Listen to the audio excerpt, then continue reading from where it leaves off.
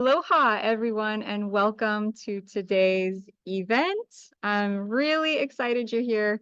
If you are at home and watching this, please feel free to add comments in the chat. I love hearing what everyone has to share, and this is a really powerful, powerful time.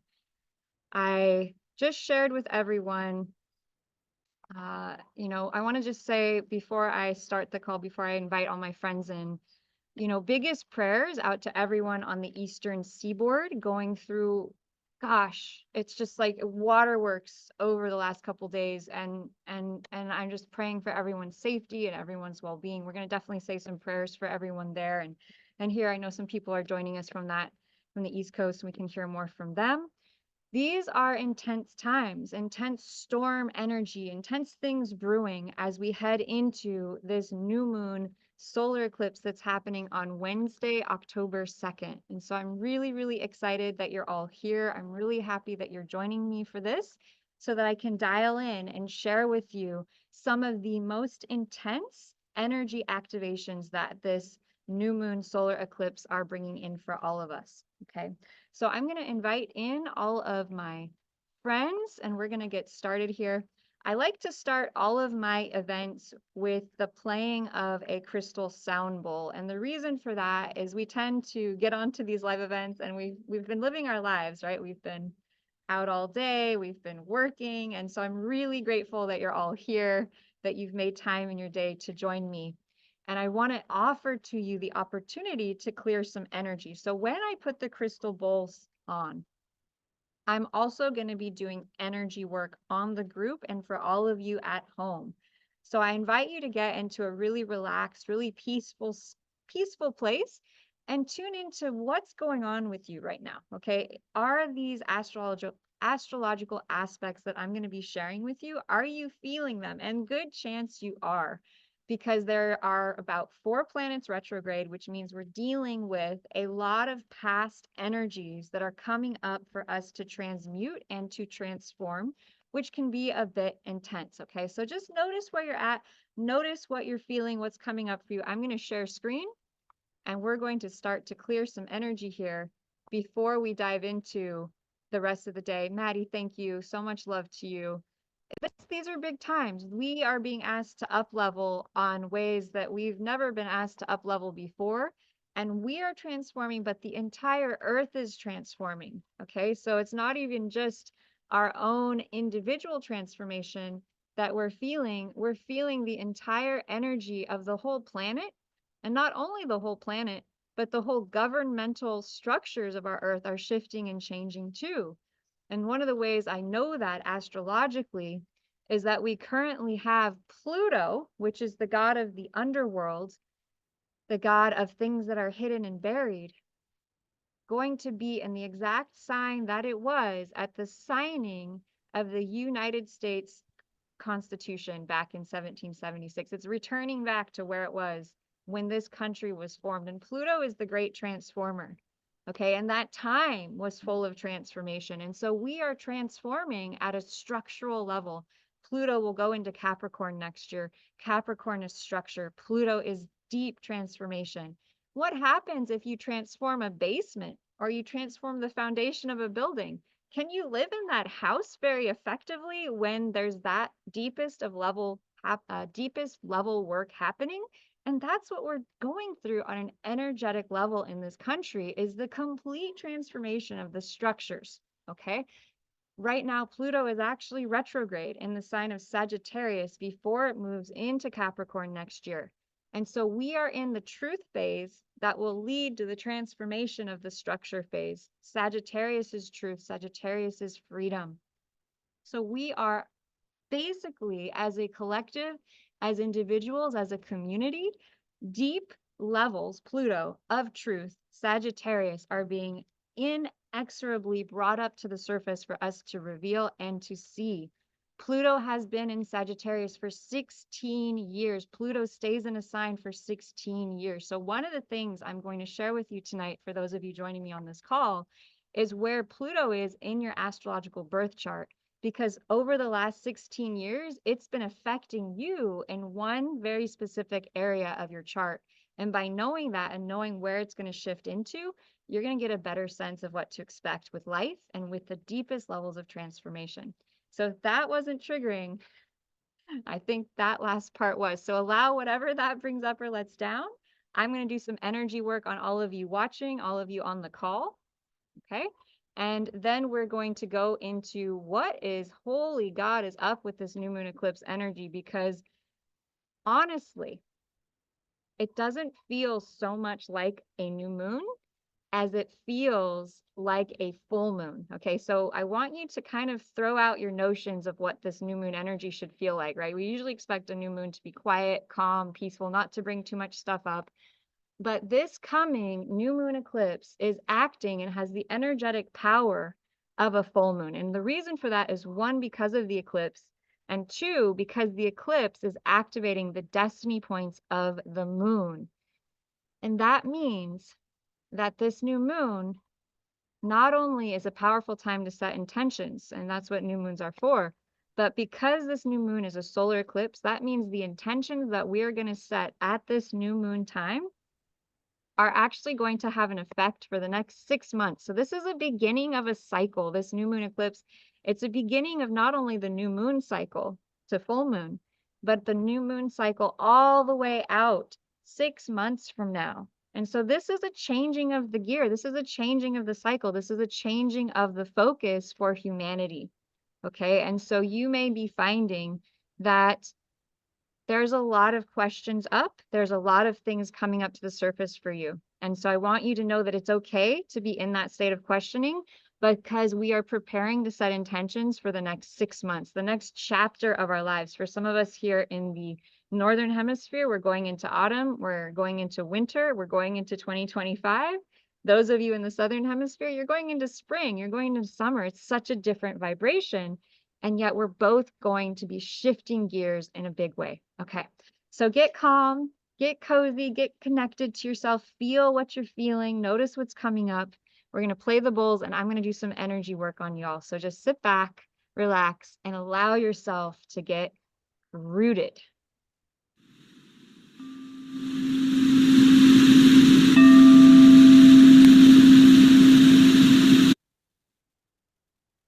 Okay, perfect.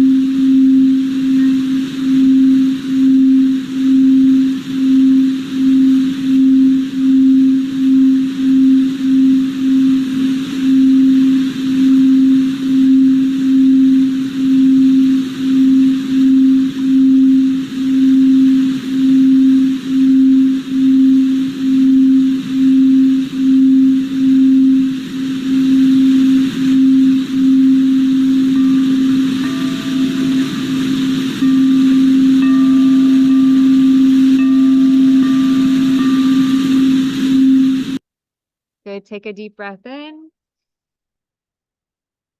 Take a deep breath out. Beautiful. And welcome everyone to this new moon solar eclipse astrological activation. I choose to do a new moon event every single moon because my mom shared with me that there is a Hopi prophecy that when women keep the new moon time, that peace will come to our earth. And so whether you're in a woman body or a man body and you've joined me today, I'm here to keep that intention that when we keep the time of the new moon, we will bring peace to the earth. And why is this? Why is it so powerful for us to come together on the new moon time?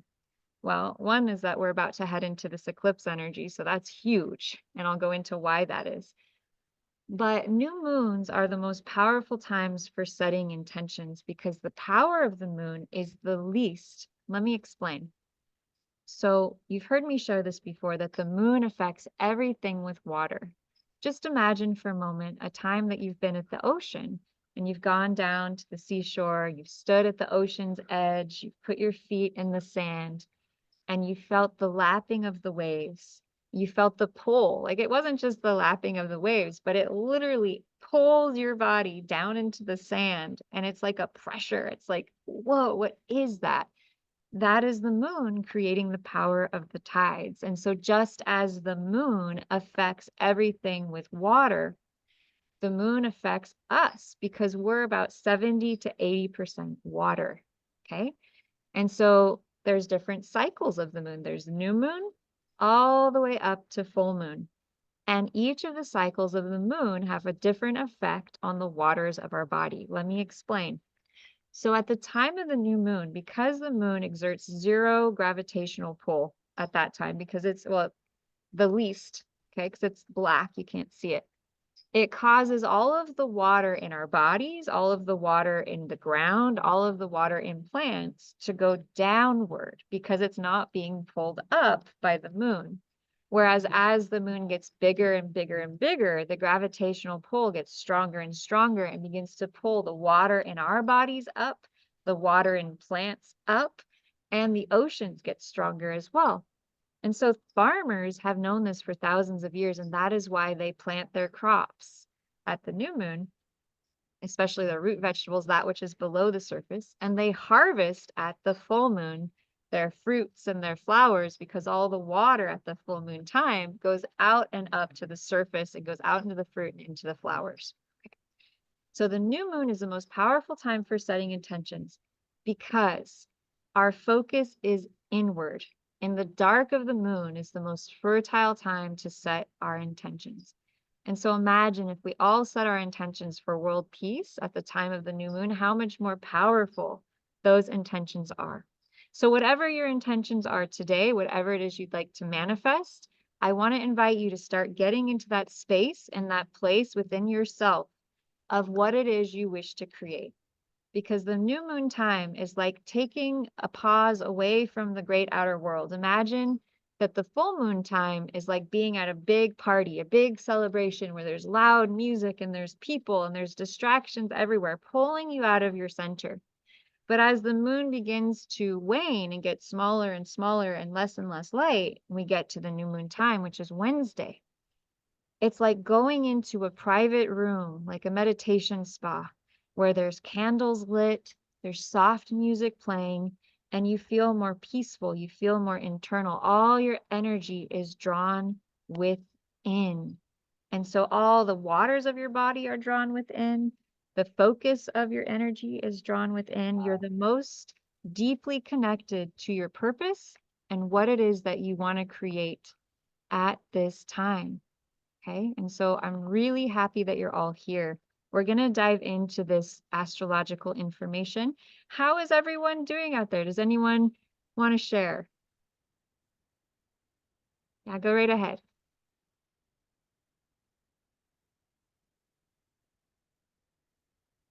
Hey, Hey, hello, Anthony. hello Hi. everyone. Welcome.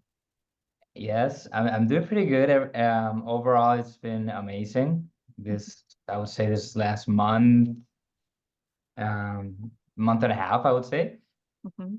Right now, I went for a walk outside and I just came back and I'm gonna make myself a little coffee here. I'm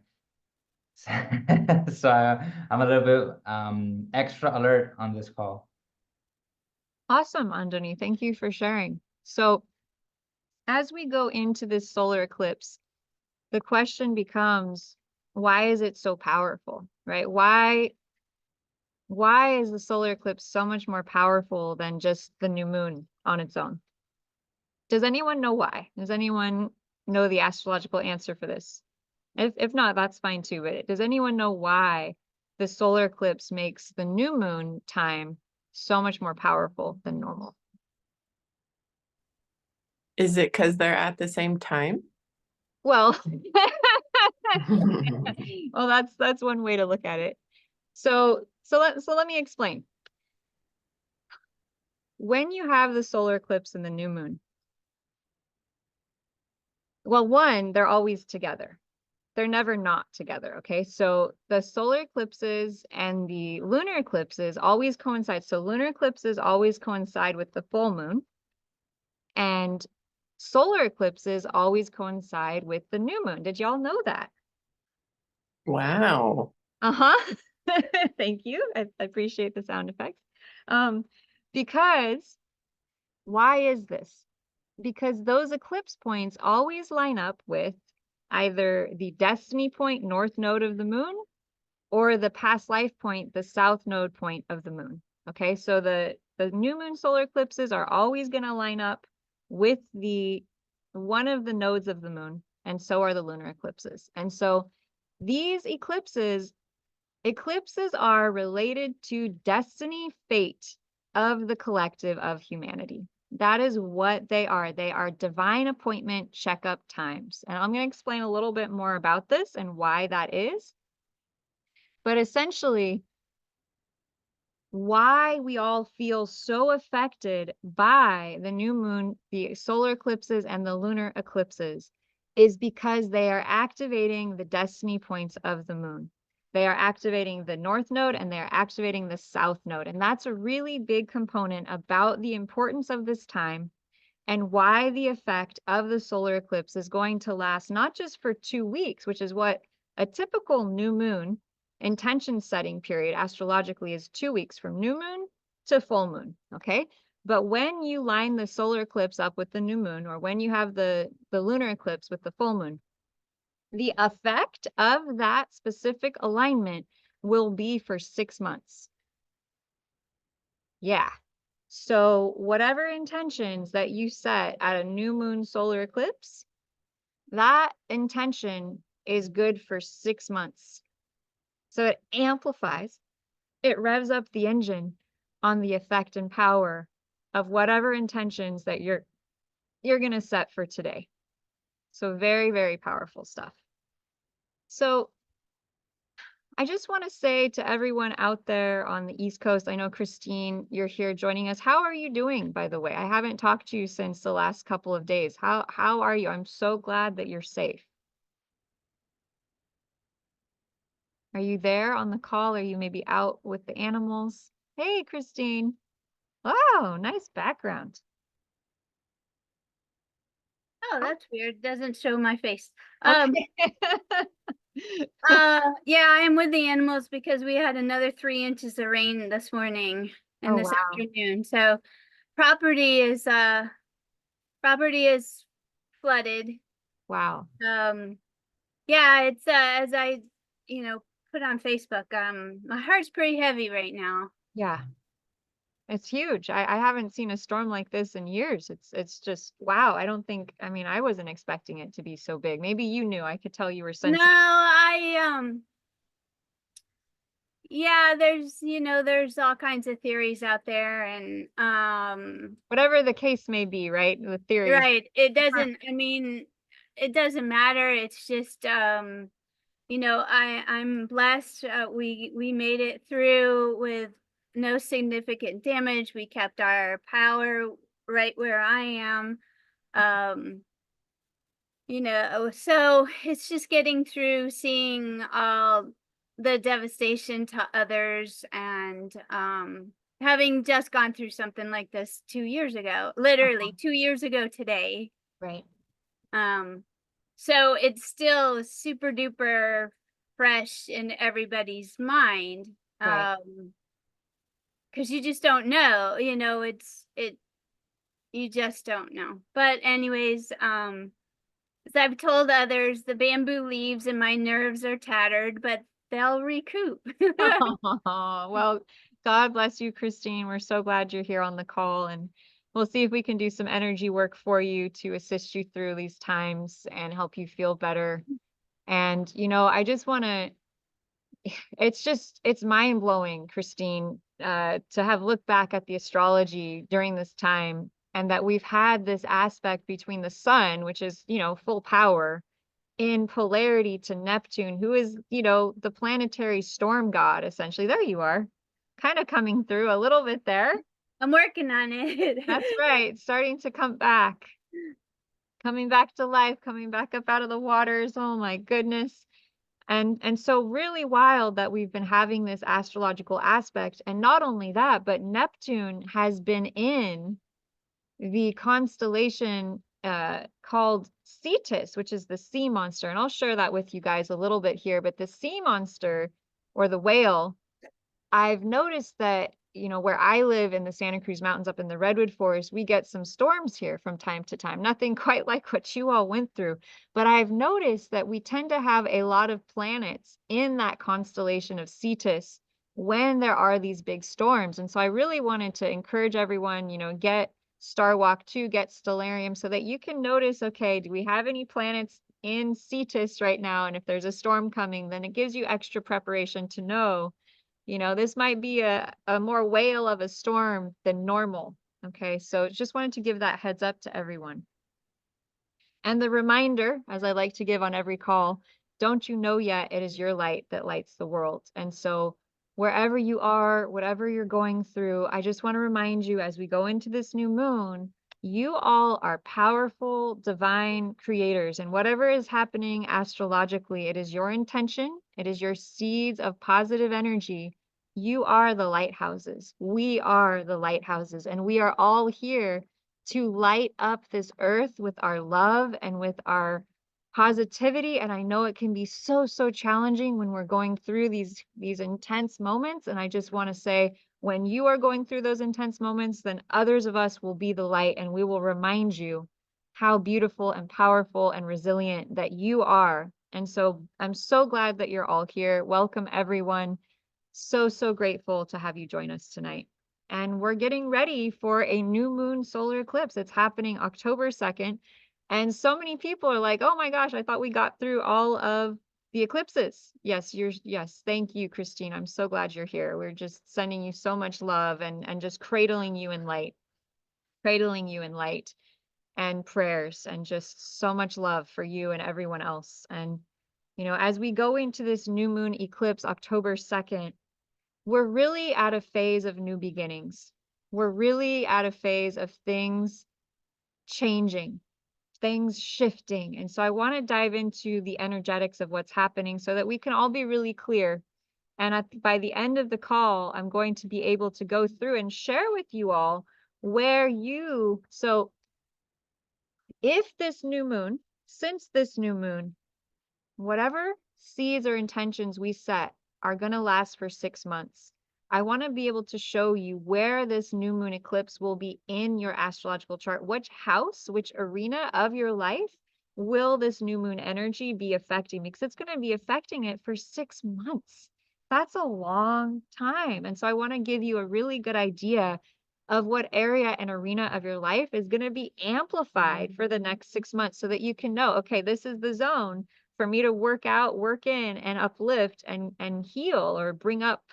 This is the area of my life. Is it going to be in the arena of the self? Is it going to be in the arena of wealth? Is it going to be in the arena of communication, family, joy and love and romance? Is it going to be in health and fitness and work? Is it going to be in the house of relationship, or in the 8th house, sexual transmutation? Might you get a really great romantic partner during this time? 9th house, travel. higher knowledge, going to get a training of some kind. Maybe this next 6 months is about you delving into your scholarship and learning. Or the 10th house, is it going to be all about your career? Is this going to be this next 6 months of time where the career, your career house is going to be amplified because the new moon and Mercury and the South Node are all going to be there at the new moon time? Okay, so I'm really excited to get to share that with you all. I love doing astrology. It is such a gift. That's why I'm here. That's why I do all of these live events, because I get to see real world, firsthand experience with all of you, sharing how impactful, sharing how on point, sharing how true these aspects are. And I do a different type of astrology. You are very familiar with that. I do True the Stars sidereal astrology. It is based on the actual stars in the sky. I was taught this method by my beautiful mama. This is my mom here, who is like the quintessential OG hippie from the 1960s and 70s. She was a Kundalini yoga instructor. She lived in an ashram for over 10 years doing Kundalini yoga every day at 3 a.m. She is tapped in and turned on and tuned in to something very profound, very beautiful. And she is the one who taught me True the Stars sidereal astrology. She's the one who taught me that Western astrology, the kind you read about in the newspapers, is actually based on where the stars were 2,000 years ago. And so if you want to have the actual star information from the real stars, where the planets actually are, then following True the Stars astrology is the way to get there. And so I'm so, so grateful for my mom for being the catalyst for teaching this to me. That means I started reading charts when I was about 15 years old. I'm almost 40, got a couple more years. And so I've been doing this for a really long time. And so here's a really great, I love this. This is Bija. This was actually one of my first clients. I was about, I was like maybe 20 years old. And my mom and my mom was living next door to this young couple, and they had a little baby Bija. And Bija was the cutest little girl. And so we went in and we gave their parents an astrology reading for their baby girl. And that's one of the coolest things ever, is doing readings for babies. And I just love what they said here, that after having our daughter, after giving the reading, many things that Elizabeth and my mom's name is Elizabeth, mentioned in the reading came to fruition. Their insight and intuition have been spot on, and it's been miraculous to witness firsthand as our daughter blossoms. How interesting. Sidereal astrology truly follows the rhythms of the moon calendar rather than the Gregorian, and that slight shift seems to hold much gravity and truth. And so thank you so much to this beautiful family for sharing this. It was such an amazing experience to give this reading. Maddie says you know her and her mama. Yeah, say hi for us. They were our neighbors many years back. Yeah. So it's such a small world, right? And so this was one of my first astrological clients, was little baby Bija. And we got to go sit down and give this reading for her parents. And it was so spot on and so accurate.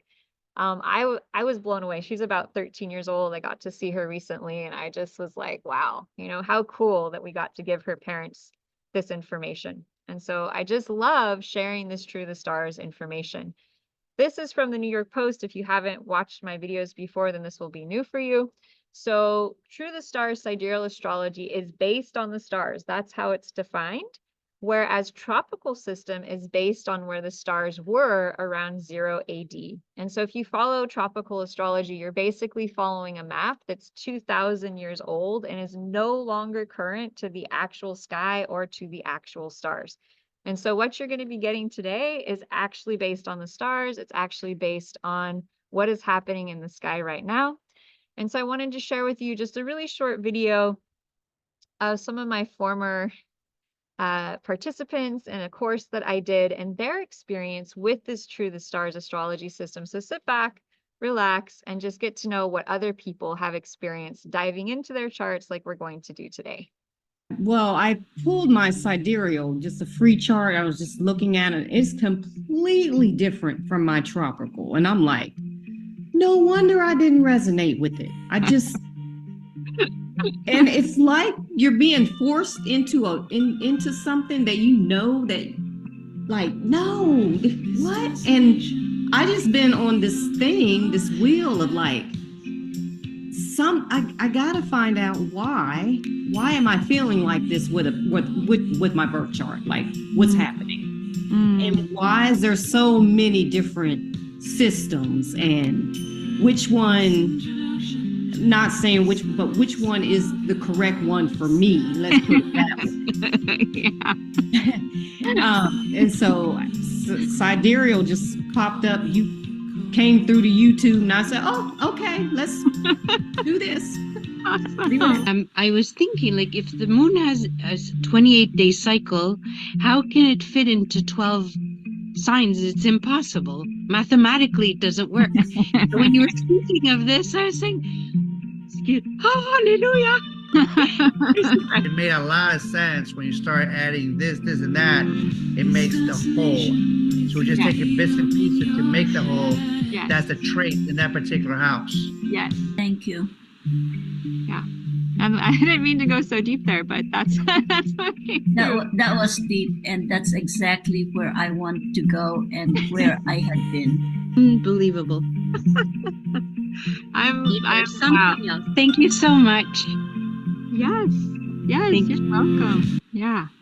Oh, I get chills and goosebumps every time I work with someone. So thank you. I'm honored. Honored. Okay. I had the same. Right. Yeah. So cool. Okay. Oh, thank you for confirming all that, because I'm doing it anyways. It's like you throw yourself, into the abyss. But You I have just wings. You have right. Anna. You have wings like unicorn. Okay, like a Pegasus. You're just going to fly. You're going to I just can't see it any other way, so I'm just gonna do it. Because You it's have- one, yeah. if I don't do it now, then no, I need to really do my passion. So Yeah. thank you very much. It's really, I'm very grateful. Thank you. Well, that's incredible. As you're talking, I'm thinking about just my life and some experiences, and yeah, you're dead on. Definitely in a lot of aspects of it. That makes sense. That's why I feel so. That's why I said in our club that we're on, I feel home. I feel like part of the family, and I have that wanting to help people as much as I can and anything I can. That's right. That's just crazy. Yeah. Where were you 33 years ago? So this is a former participant, one of my 5-day challenges, Christine. This class was beyond amazing. What an honor it was to participate. So many takeaways. Wow. Wow. And I loved what she said here. She said, she lit a fire in me. So grateful and thankful. And that's what I hope to do today. I hope to light a fire in all of you of excitement about what you are going to focus on, what you're going to put your intention towards for the next 6 moons, and to give you some clarity, to give you some takeaways so that you can be excited about your direction, about your purpose, about where you're headed. You can have more clarity, you can have more decisiveness about where you're going and what it is that you want to do. So really, really happy that you're all here. Welcome, Odalie.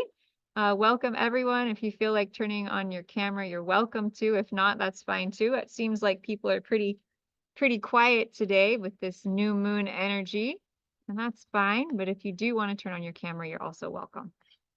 Okay. So what are we looking at when we look at a true the star system? We're looking at the actual location of the stars. So this is the inner map here that shows what tropical astrology looks at. They look at where the stars were 2,000 years ago. So March 21st, when they say is Aries, if you were to look up in the sky with a telescope, this is the sidereal zodiac, the true the stars zodiac, you would actually see the constellation of Pisces. And so mainstream tropical astrology is literally about one sign ahead of where the stars actually are. Also, there's a 13th sign, many of you don't know, called Ophiuchus that was added by NASA about 8 years ago. And so when you add in the 13th sign, you add in the actual location of the stars, and then you add in the actual sizes of the constellations. Woof, we get the full enchilada. We get what is basically the most accurate astrological system to the actual sky at the moment that we were born of anywhere on the planet. This is it, my friends. This is the most accurate system I've ever discovered. When I started using this system full time and started my business Blossom with Lotus 2022, I went from maybe an 80% accuracy rating. So I wasn't including the actual sizes of the constellations at that time. I still used a 30-degree sector chart, which says that each constellational sign takes 30 days for the sun to move through. And in 2022, I found out that's not how it works at all. The sun takes a different amount of time to move through each constellation. So Virgo is actually 47 days long. Can you believe that? And so most people think that Virgo ended, right? It ended back in September, right? Are we still in September? And yet, actually, Virgo is so big, you can see she's actually kind of looks a little bit pregnant here. And Virgo takes about 47 days for the sun to move through, which would make sense since Virgo represents the birth mother. It represents birth mama. It represents the original mama, the quintessential earth mama. A lot of people think Taurus is the earth mama, but Virgo, as you can see here, actually looks like she's pregnant. And one of the reasons this is so important to talk about right now is that this upcoming new moon solar eclipse is going to be happening in Virgo. Did everyone know that? So most people in the mainstream astrological system are going to be saying that this new moon solar eclipse is happening in Libra. But the sun and the moon are nowhere near the constellation of Libra. They don't get there until November 1st. So our new moon solar eclipse is happening in Virgo. And so I put a picture of Isis on the cover for this event. And the reason that I did that, Isis is kind of the original OG goddess in ancient Egypt. She's like the quintessential fertility goddess. She's the goddess of the hearth and the harvest, the goddess of women, the mother. And she is associated with the constellation of Virgo. Okay, and so this is the time of Isis. This is the time of the goddess. This is the time of the earth mother. This is the time for everything that we nourish, nurture, and care for on the earth. I often call Virgo the handmaiden to the earth. If you imagine the earth as a mother who gives us food, gives us wood to build our home. She gives us everything we need to take care of and provide for ourselves, but she doesn't have hands and arms. And so Virgo is the quintessential servant or supporter or helper of Mother Earth. And so Virgo people tend to be very good with plants, very good with animals, very good with children, very good with caring for people, being of service, being that guide for supporting the well-being of the community. If you think about the role of the matriarch, the role of the woman in a community, she, for thousands of years, has often been the helper, right? Helping everyone to make sure that they're fed, that they have shelter, that they're cared for. And so the energy of Virgo really relates to our nourishment, our self-care, our connection to what it takes to live a healthy, happy life, right? As well as our daily self-care practices like our diet, our health, our exercise, our sleep. What does it take for us to really care for, provide, and nurture and nourish ourselves? So does anyone want to share? Have you ever studied Virgo before? Is this new information for you? Did you know that this upcoming eclipse was going to be in Virgo? Anyone want to share and just have a little conversation about this upcoming Virgo new moon? Anyone familiar with the energy of Virgo? Yeah, go for it. Feel free to unmute and share.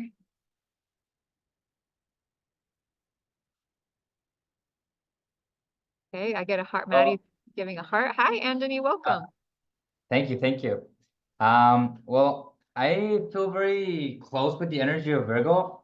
I related with the whole healing aspect, yoga and massage, and even with music, sort of playing guitar. So those are things that I've always been very close with. into my heart, like very emotionally close with. Yeah. And I think I have the full moon eclipse in Virgo actually. I mean in my 7th house. Right. Right. Because everyone has it in Virgo, right? Is that it? Right. Yeah. Well, the Okay. sun, yeah, the way it works, right, is that the sun is going to be in Virgo and the moon is going to be in Virgo. They're always together in the same sign at the new moon time. And so it just happens that the eclipse lines up with that new moon perfectly. And so the new moon eclipse is happening Virgo with actually Mercury in Virgo, as well as some other things that I'll share with you in just a moment. So yeah, it's a huge amount of energy. And you said it's landing in your 7th house. Yes, it's in my 7th or 8th house. Okay. Okay, we can clarify that for you. And so for everyone at home who is not familiar with what the 7th house is, the 7th house in astrology relates to relationships, right? Building relationships. It relates to contracts. It can also relate to the law. It can relate to legal matters. And the type of relationships it typically relates to are contractual ones, like so typically like the marriage partner, for instance, or like a long-term relationship. So let's say you don't get officially married or have the contract, but if it is a long-term connection, it does feel a bit like a contract, doesn't it? Like there's a sense of commitment, there's a sense of like long lastingness. And so that is really what the 7th house relates to. Yeah. Have you noticed this? It looked like you were going to share something about that. So feel free to share what you're noticing. Yes, thank you. Today I went as I said earlier, on a daily walk, and I just sat down and meditated a bit. And because I had this new moon eclipse present in my mind, so I just kind of went on in my mind through a rundown, I think it's called. Like just saw. I like to take something from Feng Shui, that is Feng Shui, that is a chart, the Bagua chart, that it has finances, recognition, relationships, community, balance. So it has 9 aspects. So I went through all of them, and I was just being thankful because everything's been going super well and aligning.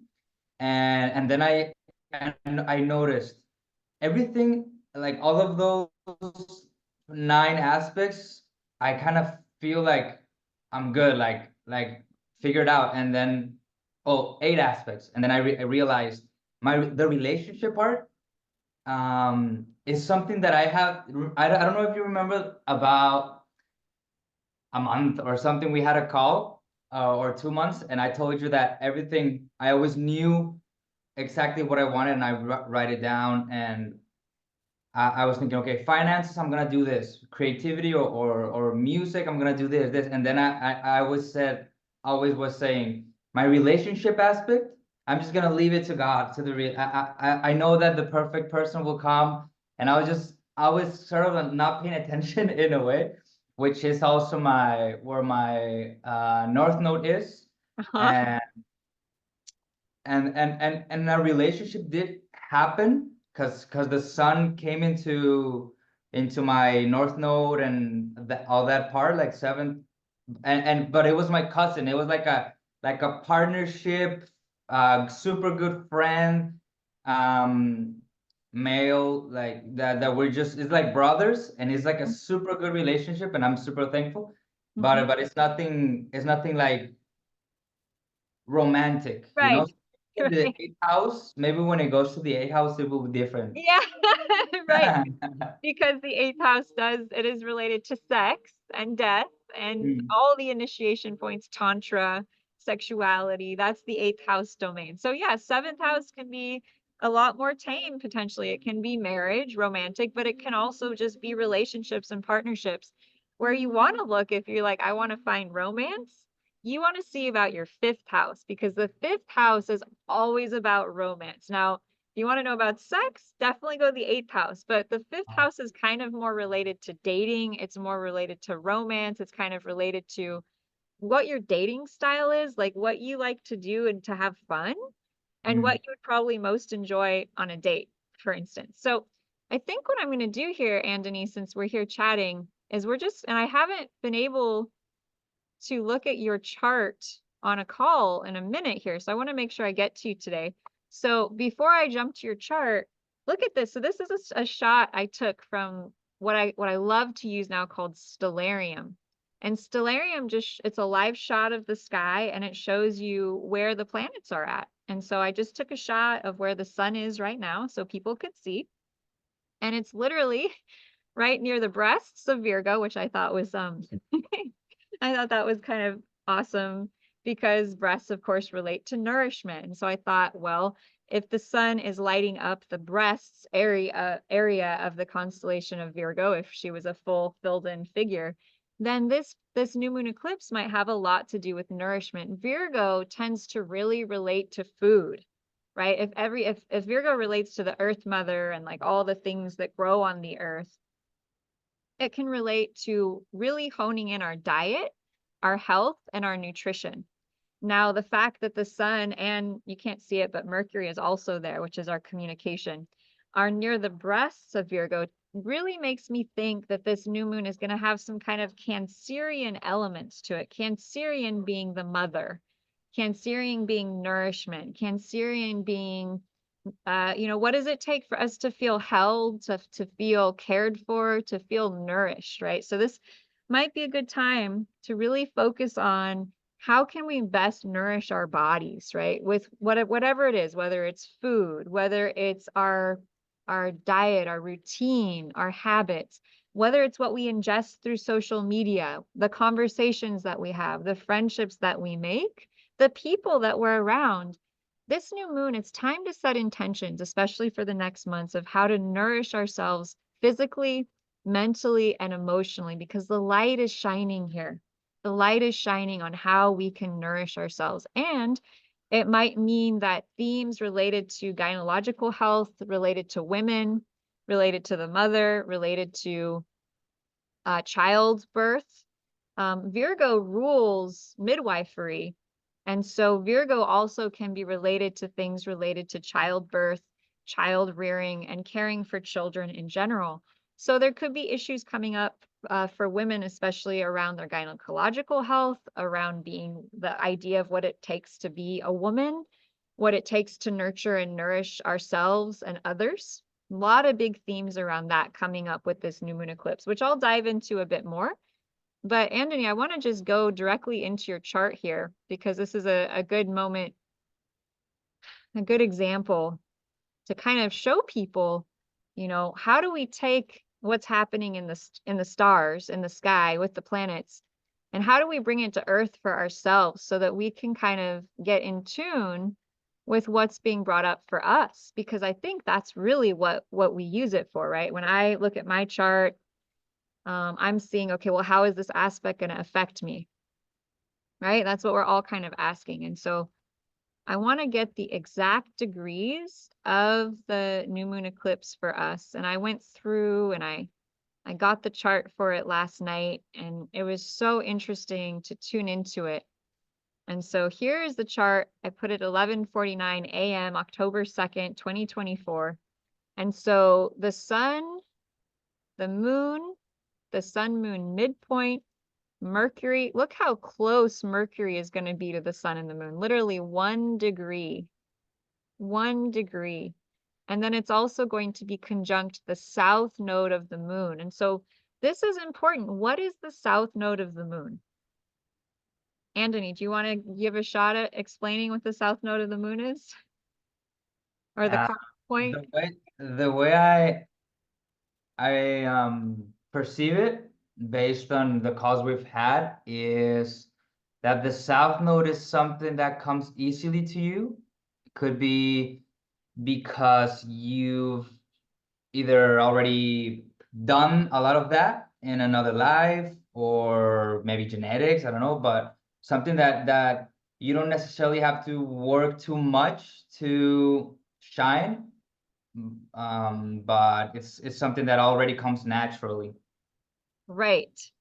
Yeah. And so the issue with that is this south node point is like an overdeveloped muscle. And we tend to rely on it. We tend to just do that. And it's our past life skill set. So wherever we see the south node or the karmic point, this relates to our past life karma. It relates to what we were good at in past lives. What were we good at? Okay. Whereas there's the opposite point over here, the future point, what we're growing into, which is like our weakest muscle. We're not very good at it, but it's what we're going towards. It's what we're here to learn. And so which one do you think, Andoni, is most beneficial for our soul growth to follow? Well, I like to use the analogy of going to the gym. It's definitely way easier and more natural to just sit at home and not do the reps. However, if you wake up early and eat healthy and go and do the reps, you get more benefit. So it's probably more beneficial to do whatever's in your north node. Right. We get the most benefit in the long-term process, the most spiritual fulfillment, the greatest satisfaction when we have to work on that weak spot, when we go towards our north node. And so knowing where our north node is, that's our soul point. It's what we're here to learn. And when we go towards it, we're growing.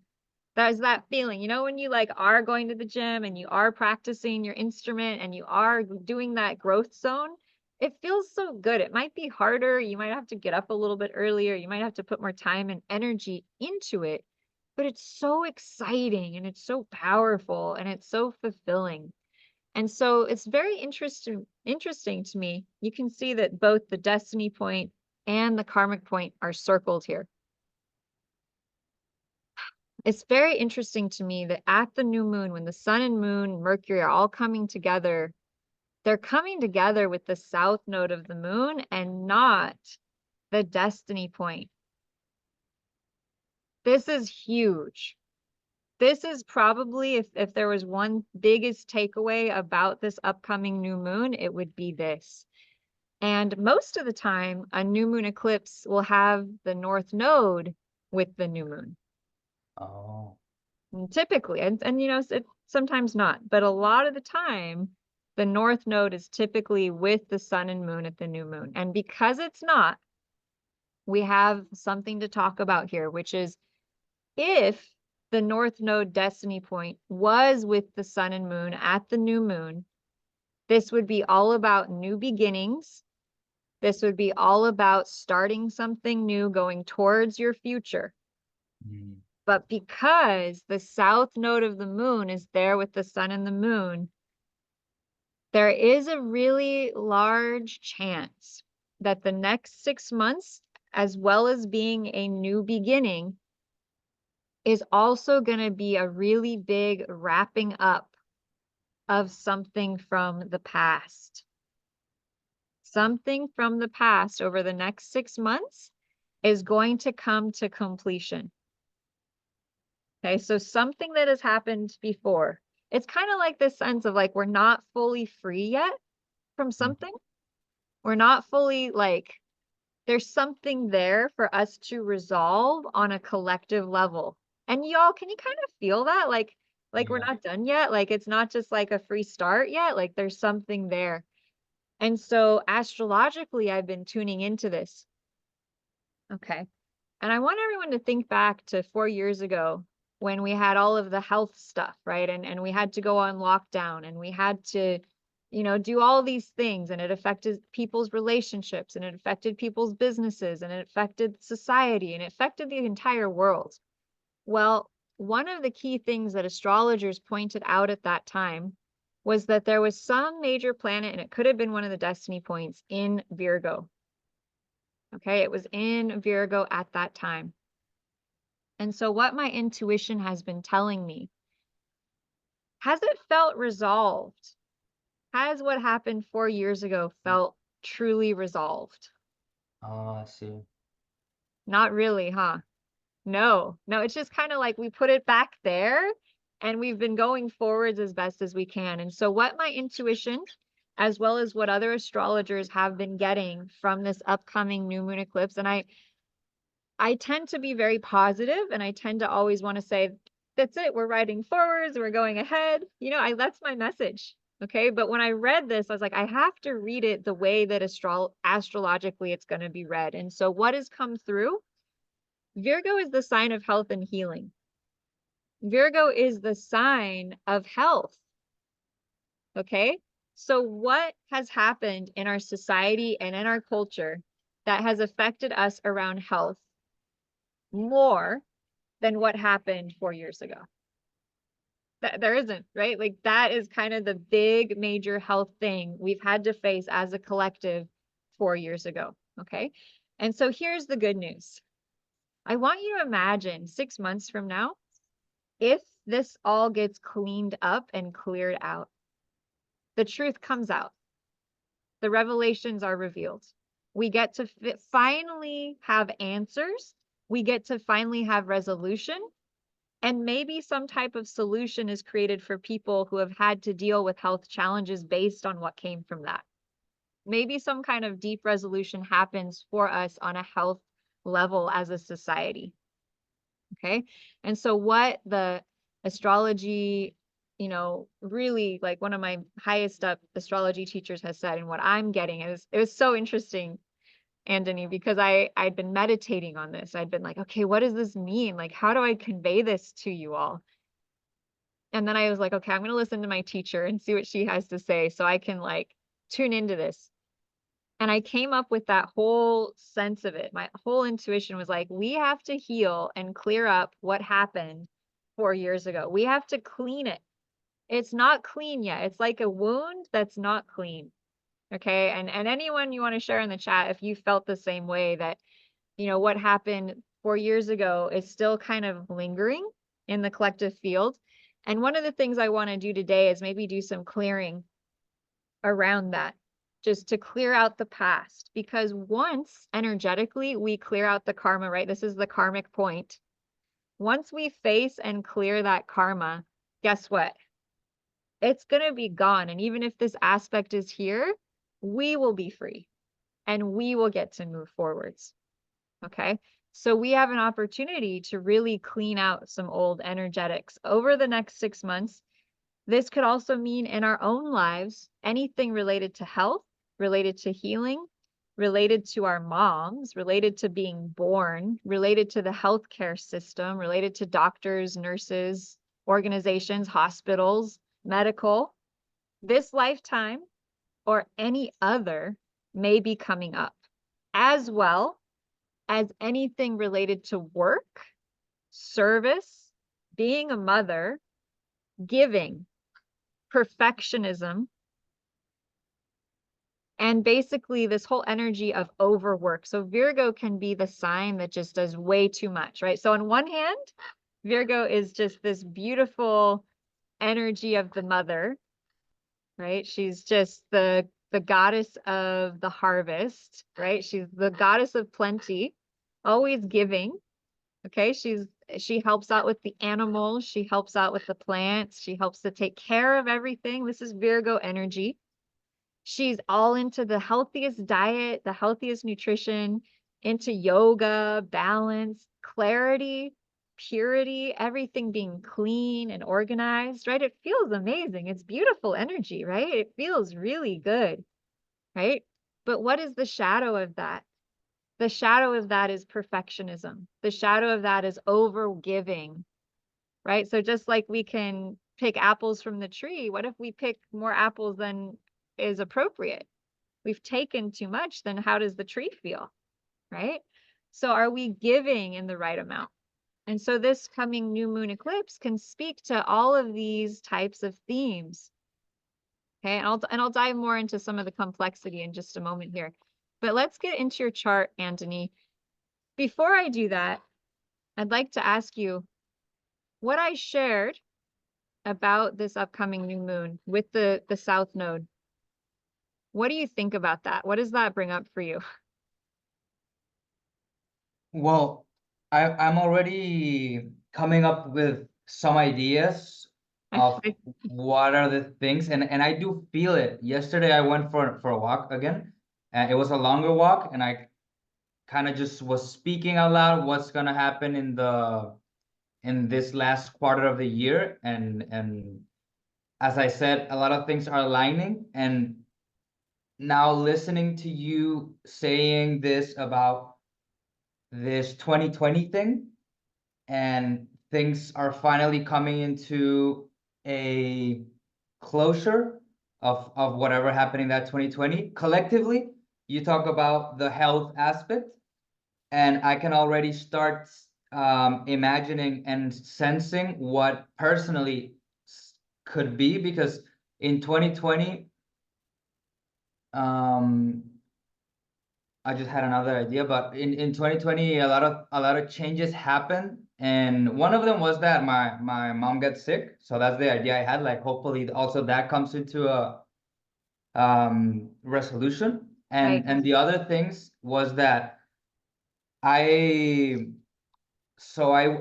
went on a travel, and I started changing a lot. I started learning about got more deeply into yoga, got more deeply into meditation, and then I went to Canada and started learning about mindset and manifesting and all of this, and I changed a lot consciously. So what happened, that I wasn't expecting to happen, was that all of my friends, well, most of my friends, like 90%, just kind of like got ripped up, like got taken. They just took a different direction. For Right. me, it seemed like they turned their back on me at the moment. It was very painful. It was just like, oh, all my friends, I'm trying to show them all these stuff, you know. Yeah. And everyone's just like turning their back on me. Even I could sense like speaking about me and stuff. Like I was just hurt. I was just felt like backstab and stuff. So and also it was the year where when I started to just really having this burning desire for getting money for myself, and basically to help my family and stuff like that. Mhm. And what I was speaking about on this walk yesterday was regarding this stuff, about it's finally finances are already aligned, and this I'm feeling how I don't care too much now about the friendships that were there. I'm finally starting to like, okay, they're just on their path, I'm on my path, so I can sense all of these stuff coming to a resolution. Yes. Yes. Thank you so much, Anthony, for sharing that. And I think that's, yes, we might feel like, oh, well, I just want the North Node to be there. So it's all new beginnings and it's the growth zone and it's growing forwards. But if we haven't completed what has already happened, we can't go forwards fully, right? And so I really get this sense of like cleaning, right? Virgo is about cleaning. It's about purity. It's about cleanliness. Virgo people tend to clean everything really thoroughly, like get into every nook, every cranny, every crevice, every detail, right? Virgos are highly detail oriented. So this coming new moon solar eclipse, I get the sense with the South Node being there with the sun and the moon is going to be about a deep clean around health and around healing and around what happened around 2020. And so the next 6 months, we're going to be cleaning out gnarly energy to get us to a really clear place. And so instead of focusing on what we're going to have to go through and clean, I think the better, yeah, this is great. So, yes, Beth, there will be a recording. Absolutely. Okay. So I want to give an analogy to the best way to do a cleaning. Because I know a lot of people, anyone out there struggle to clean stuff? Anyone out there, like, cleaning is just not an easy thing for you? I used to have that. I used to struggle. Like, I didn't want to clean my room. I just didn't want to deal with the mess, right? And so I don't know how I got so blessed, but I came across a method for how to clean things really well, like the best way to handle when you have to clean something. And so you don't want to look at what's in front of you. You want to look at what you want, where you want to be. And so instead of looking at the mess and focusing on the mess, instead you pause. You're like, okay, that's what's there now. You pause. Then you kind of take a step back. You kind of tune in and you imagine, okay, after I clean everything, what is it going to look like? And then you imagine that space totally clean, spotless, you know, and then you imagine how good it will feel to be that clean. Yeah. And so I want to invite everyone to take what I'm saying about cleaning up what happened 4 years ago on a collective level and all of the mess that that will probably entail, the truth that has to come up, the revelations that have to be shared, with imagining instead, imagine that happens, it gets all cleaned up, what that's going to feel like on the other end. Okay, like how good will it feel to look back on 2020 and it's all resolved, it's all cleaned up, the karma's been taken care of, our healthcare system has improved, the way that we handle health issues has improved, people are feeling better, people have gotten to share the truth, people have gotten to express what they feel, things have been, the air, right? They've cleared the air. Anyone ever had a conflict with someone and it was just building and building and it was tense and it was like this and it was like that, and then you finally had an opportunity to sit down and clear the air? How good did it feel after that? Right? How friggin' fantastic and resolved do you feel? And so that would be the biggest thing I would share about this upcoming new moon solar eclipse, is that that could be part of the uneasiness that I think a lot of people are feeling. Go ahead and share in the chat if you have been feeling any uneasiness, just kind of the sense of like, I don't know what's happening or coming. Because what that very well may be is the fact that a lot of truth, a lot of things that have been suppressed or buried or not talked about is probably going to be coming forth, especially around healthcare, especially around health, especially around healing, especially around what happened in 2020, is going to come up to the surface over the next 6 months. Now, if you don't want to be involved in that and you just want to focus on your own purpose, on your own life, you have that option as well. And in fact, I encourage you to stay as focused on what you want to create as possible at this time, because what you want to create, when you feed your energy into that, it's going to have the highest positive effect on the planet and on everyone on the planet who is going through this work as well. Okay. Yeah. So does that feel a little bit better, Anthony? I know when I first shared it, it's kind of like, wow, that's a lot, right? Like that's kind of a lot to face or like confront. And I felt a little nervous about sharing it, honestly, but I have to be truthful. I have to be truthful, and I have to give you what I see as being what this chart is sharing. Okay. So bringing it back to a personal space for you, Anthony, this coming new moon eclipse is going to be landing. Oh, this is so tough to read. It's probably in your 8th house. So that's a powerful house of the shaman. That's the house of transformation. Right? That's the house of alchemy. It's the house of taking the ego and turning it into gold, right? Turning your lower self into the higher self. It's the house of the phoenix. Okay. So having the sun and moon and Mercury and all these things in the 8th house at the solar eclipse may mean that over the next 6 months, you're going to go through a major transformation at like a soul level, right? If it was down here on your 1st house or your ascendant, what you look like, I would say, well, what you look like is going to transform. Like you're going to look different, right? Or if it was in your 2nd house of finances, I would say, oh, well, your money flow is going to change. And that very well could, because it's in polarity to the money house. So it's both in your 8th house of transformation and in polarity to your 2nd house of money. So it feels to me like you're going to go through a really huge spiritual transformation. And it could also relate to health and healing as well.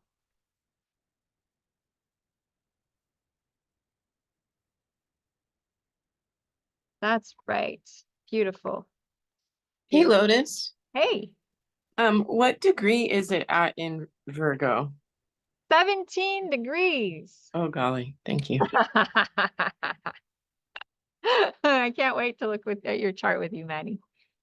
You know, don't be scared, right? Don't be fearful. This is the process of purification.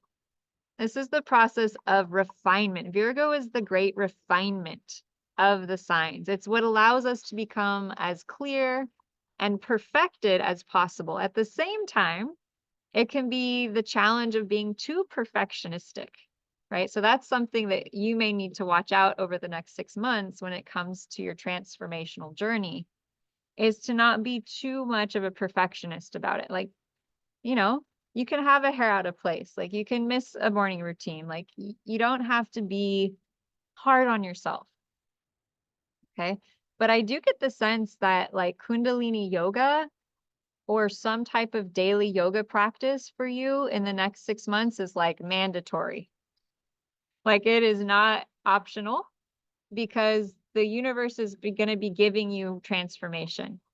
So in order for you to step up and like really own it and transform, you're going to have to up your game of awareness, which you're already on track, right? You're already doing that work. You're already sitting and meditating and tuning in. But my sense is that over the next 6 months, like you're really going to, one thing the 8th house is about, Andoni, is power. Power. And the power that comes from diving deep within yourself. Diving deep into who you really are, like at a soul level. It's like getting rid of the ego, like getting rid of the attachment to the physical reality more and more. As I'm getting chills. Yes. Yes. And so, you know, I want to really encourage you that over the next 6 months, if you're like, oh man, this is like a lot, to really keep coming back to what you want to create. Right? Like keep coming back to like, what is my spiritual purpose? Like, what am I here to create? And letting the transmutational process that you're going through be a gift, be a healing, be a healing. And I would also pay a lot of attention to your mom and dad at this time around their health, because the 8th house, you know, Virgo in the 8th house, it could be a time where they might need extra support. Like maybe you want to help teach them about herbs and, you know, raw juice and yoga and, you know, helping them to heal their bodies naturally if they're open to this. I don't know if they are. And of course we can't, you know, push our awarenesses and our good ideas onto others. However, I can see it being a really powerful time for you to help bring in more awareness to them that may help and assist them with their health and with their healing, especially if you said that in 2020 there was like a bit of a health issue with mom, right? You might want to like kind of tune into her more and be like, okay, what does she need? What does she need? What does she need to heal? And that might be the next 6 months that you do find an opportunity or a solution for her. The 8th house, of course, relating to transformation. And it could be a time that you manifest, like you were saying, some type of, you know, romantic connection, right? Some type of romantic partner where you could, maybe you learn about Tantra, maybe you learn about energy and alchemy and sexual transmutation, right? Because Tantra falls into the category of the 8th house, and sex can actually be very healing if people learn how to alchemize the sexual energy, so that instead of just having sex and releasing, you actually maintain the energy and you actually learn how to draw it upward and nourish the body. And so you don't lose energy, but you learn how to basically contain the energy and recycle it back into your system. And this is something that Montauk Chia, who is in Thailand, teaches. This is something that the Taoist masters have taught. This is not an easy level, but this is a mastery level of work that for men and women to learn if they want to learn to take back the power around their sexuality, around harnessing it. And so when the 8th house gets activated like that, this becomes one of those areas and arenas of study that would be highlighted for you. It would be something powerful for you to study because it's very deep. And I have a story. So there was an astrologer who had an aspect with the eighth house, right? He had some major amount of planets go into the eighth house. All of a sudden, he gets a client who is a mafioso agent, right? He's from the mob. And so he's coming home, and the mob guy is outside his house with all his guys and his guns. And the guy comes like, how can I help you? He's like, my girlfriend left me. I'm so sad, man. You must help me. And the guy is terrified because here's the mafioso agent outside of his door. And he's just like, a beginning astrologer, just learning, just starting out. So he goes to his teacher and he says, what is happening? Why did I manifest this mafioso guy trying to get my services? And he's like, I'm afraid like if I say the wrong thing, like I could lose my life, right? Like another eighth house type thing, right? And so his teacher said, the eighth house relates to death, sex, birth, transformation, alchemy. It also relates to the underground. It relates to the occult. It relates to things that are hidden and buried, secrets. Okay, and so when you have a lot of planets activating this house, which you do with this upcoming, solar eclipse, what does that mean? Well, things that are of the secret, things that are secret, things that are hidden, things that are buried, especially related to health and healing, things related to sexuality, things related to death, right? Like it's coming up on Halloween, like skeletons and like Day of the Dead and like the ancestors and the spirit world. Also the occult, astrology. You might become much more interested in astrology over the next 6 months because the eighth house is the astrological house of astrology. So amazing. And so what the teacher advised the guy who he didn't really want to have this mafioso guy outside his door. That wasn't very comforting to him. As he said, look, you're going to have secret, underground, hidden, occult subjects banging on your door unless you confront the energy and you choose to do something related to it. The universe is going to keep bringing you those types of experiences. So what'd the guy do? He decided to enroll in a psychology class that was all about deep, intense subjects, the occult, mysticism, psychology, the inner world, the inner life, things that are kind of deep. The mafioso guy disappeared. He stopped having any of those kind of weird things arising in his universe because he chose to confront the situation and not try and run and hide away from the intensity. He dove into it. And so I really recommend for everyone out there, no matter what I say about your chart, that you really practice confronting and going towards what this eclipse is going to bring up for you, because that means that you get to choose more. If you're in charge, you know what area of your life this is going to be activating. It gives you more power to choose, okay, well, how am I going to do that? Right? How am I going to allow myself to study more mysticism, more occult subjects, right? How can I bring more intensity into my life in a way that I choose, as opposed to having the universe show up a mafioso agent at your door, right? Anthony, I need your help. You got to write me a song, right? Right, right. So how does that land for you? What does that bring up? So now I'm curious about this transformation coming. Definitely the mandatory practice that you talk about, that makes sense. What was it, 48? I'm doing a sadhana practice every morning and every night, and it just helped a lot in mental clarity and just presence and how I respond to daily situations. So it could be that. I'm also here on my notes from our first call, I think. I also wrote in very big letters about Kundalini yoga that you told me about. Right. So yeah, I wrote that again. And I'm going to give you a name for Kundalini teacher who's online, And this might help you because if you go study, like take one class from him, you'll know. You'll know whether like, yes, this is the sweet spot for me. I'm going to do this all the time, or like, no, this isn't quite right. I'm drawn to something else. And so his name is Jai Dev, Jaidev. And he is a powerful teacher. He is really, really talented.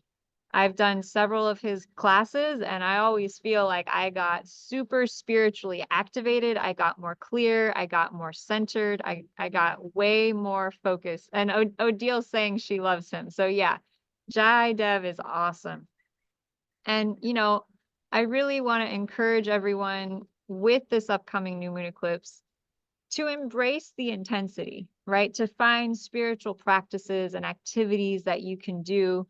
A lot of you are familiar with the tapping that myself and my partner share, you know, acknowledging, right? Doing the acknowledgement practice where you rub your tender spot, even though I'm feeling, I completely love and accept myself, even though I don't know what this new moon is going to hold for me. And Lotus is saying transformation, and it's like a little bit intimidating. I completely love and accept myself. So I just want to clarify transformation for you.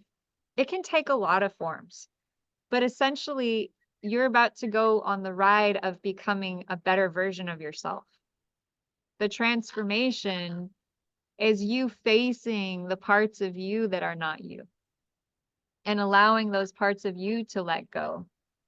Right? It's kind of like a purification of the ego so that Andony, who you are at a soul level, becomes more accentuated, more activated, more turned on, so to speak. Yeah. And so it's, you know, on the positive side, it's like 6 months from now, you're going to look back and go, wow, I have grown so much, right? Like I'm a new evolved version of myself. I have my Venus here all the time. And so what I can tell you about the 8th house is that you become a better version of yourself. No matter what, this is the trick. You have to look past what you're seeing and trust that everything is happening for you. You have to just surrender and just be like, everything is literally happening for me. And then you'll get to that place and you'll be like, oh my God, it is. It is. And you'll be so friggin' ecstatic. You'll be so happy. And you're just going to become more spiritually clear. Yes, I got also chills with that, and it reminds me of the phrase, "Your eyes and ears deceive you." Right. And to keep focusing on the how's that phrase? Hold the vision, trust the process. Yes. Yeah. So just really get into your practice, get really focused on your daily routine and your habits and your self-care, and just hug to the midline. This is what my yoga teacher would say, hug to the midline, engage your core. Even doing like a lot of core work every day, get really strong at the core level so that anything that comes your way, you're solid and you can just flow with it. You can go with the transformation. You can allow the transformational journey to unfold. It's going to be really powerful for you. And then you have Chiron, the wounded healer, in the 2nd house of money over the, you know, at this new moon time. There may be some deep healing that you're going to do. I'm hearing on like a past life ancestral level around money.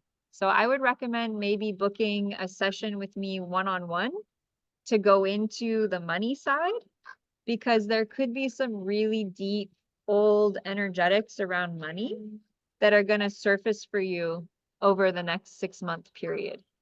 And it could be the stuff that's actually been getting in your way this whole time that just hasn't been addressed, because healing our past life and our ancestry is not something that everyone is taught.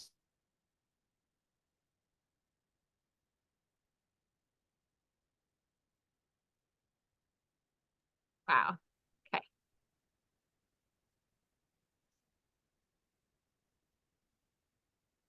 How you doing? How is this landing for you? Are you doing all right? Is this how are you doing? Yes, I'm loving the notes. I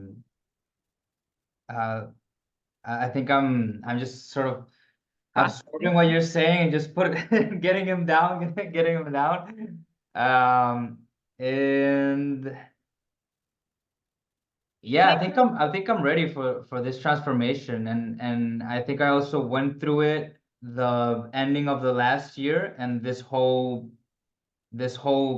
mid first half of this year, or first quarter, I would say, more Yeah. intensely. And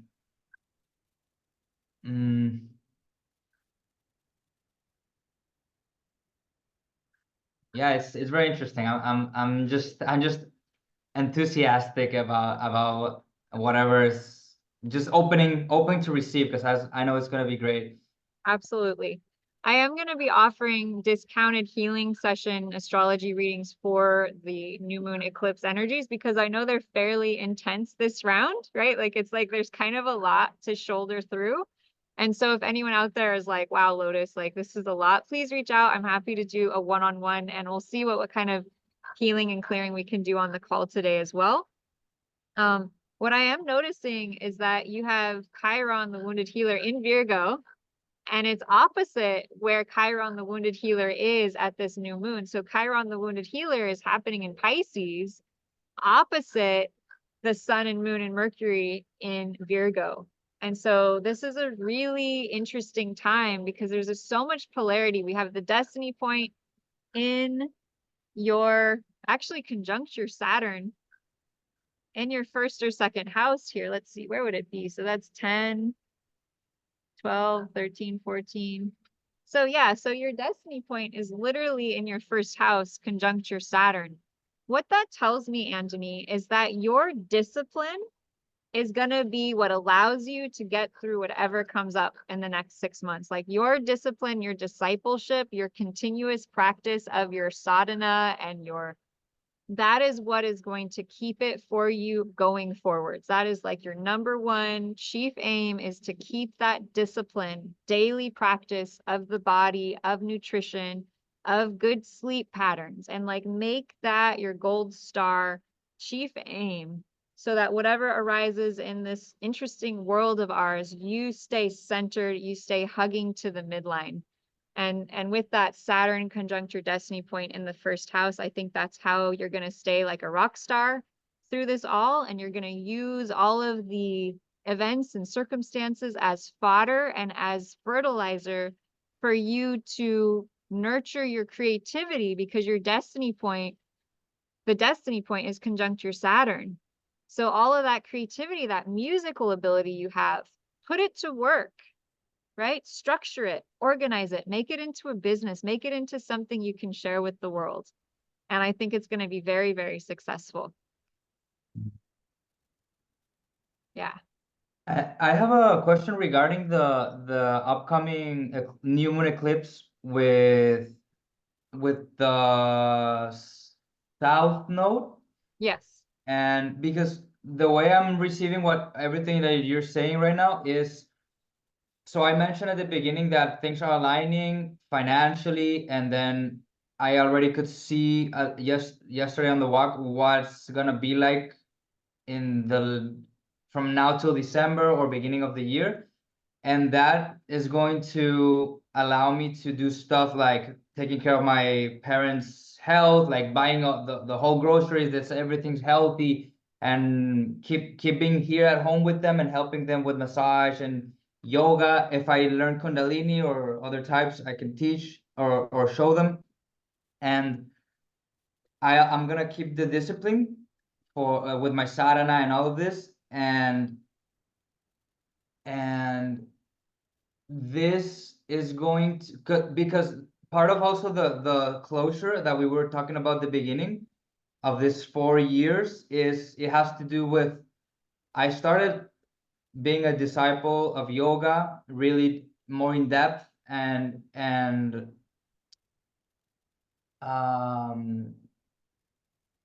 so I started manifesting all the money, and I have my financial goal, which is about to be reached.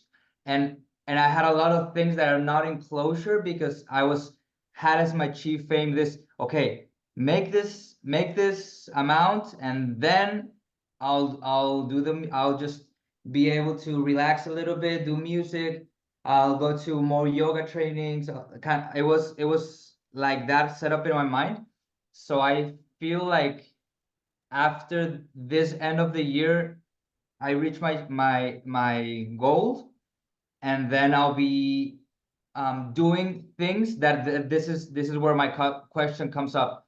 I feel like I'm gonna be doing things that are more kind of south nodey, like more music comes naturally, massage comes naturally, yoga and learning about occult stuff comes naturally. Is what I just love doing. If I wasn't paid for it, that's what I would be doing. So what do you think of this specifically about planting seeds, about South Node, and in this new moon eclipse? So what could I plant?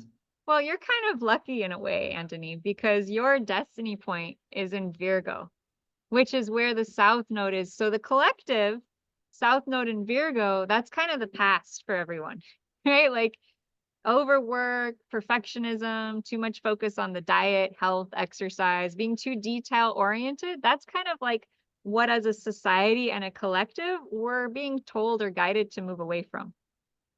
Okay. And we're being asked to move more towards your South Node, Pisces, which is spirituality, which is music, which is art, which is that flow state. That's where the collective is being guided. So you're really good at that stuff. So you could be a catalyst for really helping a lot of people with that.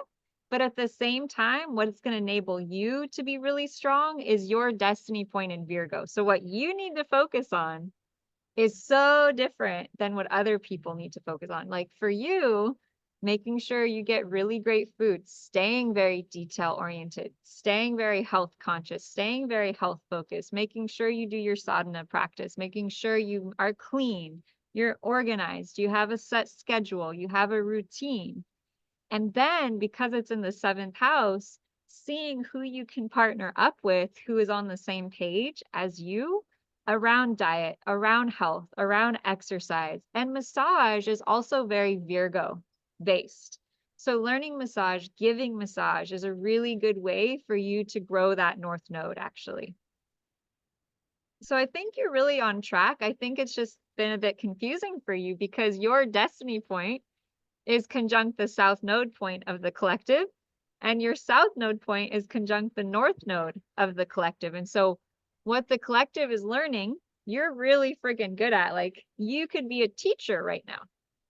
Like you'd be a really good guide. Like you could coach people who are too practical, too perfectionistic, too grounded into how to let go, into how to surrender. So like being a yoga teacher who teaches like yin yoga sometimes, where you like teach people how to rest and relax and like let go, could be really powerful for you. And at the same time, be taking an advanced course in anatomy, be taking a course in how your body works, be taking a course in diet, in nutrition, in being, you know, someone who works with others with their diet, with their nutrition, could be super beneficial. So it's like on one hand, you're like over here, like super kingly when it comes to the spiritual side and helping people flow and chill.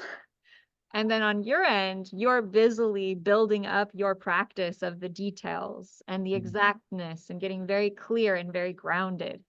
So you're having to kind of navigate this interesting juxtaposition between the polarities, right? So I can understand why you're like, wait, what do I focus on? Right? There's so many different levels here. But I think right, and Odile, she's saying he's your you're her polarity chart. Yeah, so I think Odile has her, yeah, you guys have opposite. So that's great, right? And so that's why we get drawn together, so we can learn from each other. We can help each other, right? So, and if I look at your chart for next year, at the end of December, the sun is going to be conjunct at the middle of January, Jupiter and the sun come together. So you might find yourself taking a big trip at that time. That's kind of what I see. This upcoming year? Yeah, I see in December, January, like you have all this stuff in Sagittarius. You have Venus, Mercury, Sun, all this stuff, and it's in the 11th house, which is the world. Okay, so this might be, you might be feeling a trip coming up. That's what I feel. You might be going on a bit of a journey. This is really like the ideal travel time of year for you is December. Interestingly.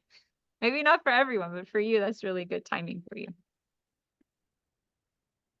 Yeah.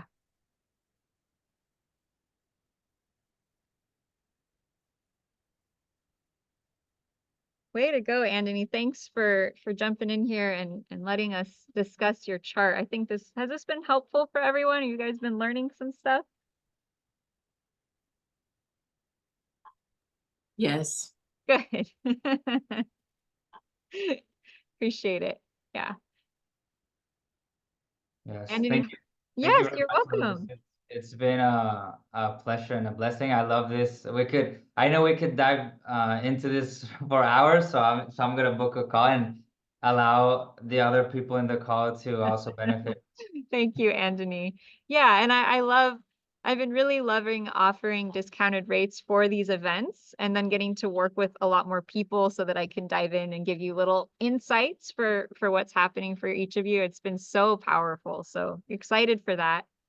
And so now we're going to just dive back into a little bit more explanation here, and then we're going to look at some more charts. Okay. So we're going to come back to the chart. We're going to talk about why do we study astrological charts? Why are they so powerful and impactful? And especially why are reading our birth charts why is it so powerful? So have you ever heard of the teacher Paramahansa Yogananda? And I know Andony's like, yes, right. He's one of my favorite teachers. A long time ago, I entered a yoga ashram in San Francisco, and there were Indian saints, Indian ascended masters, basically on the walls, just covered. And I was like, I wonder who my person I would be most drawn to is. And so I wandered around and I came to this picture. And it's this young Indian saint, Indian guru, and I was entranced. I can still remember the charge of energy as I stood in front of that photograph.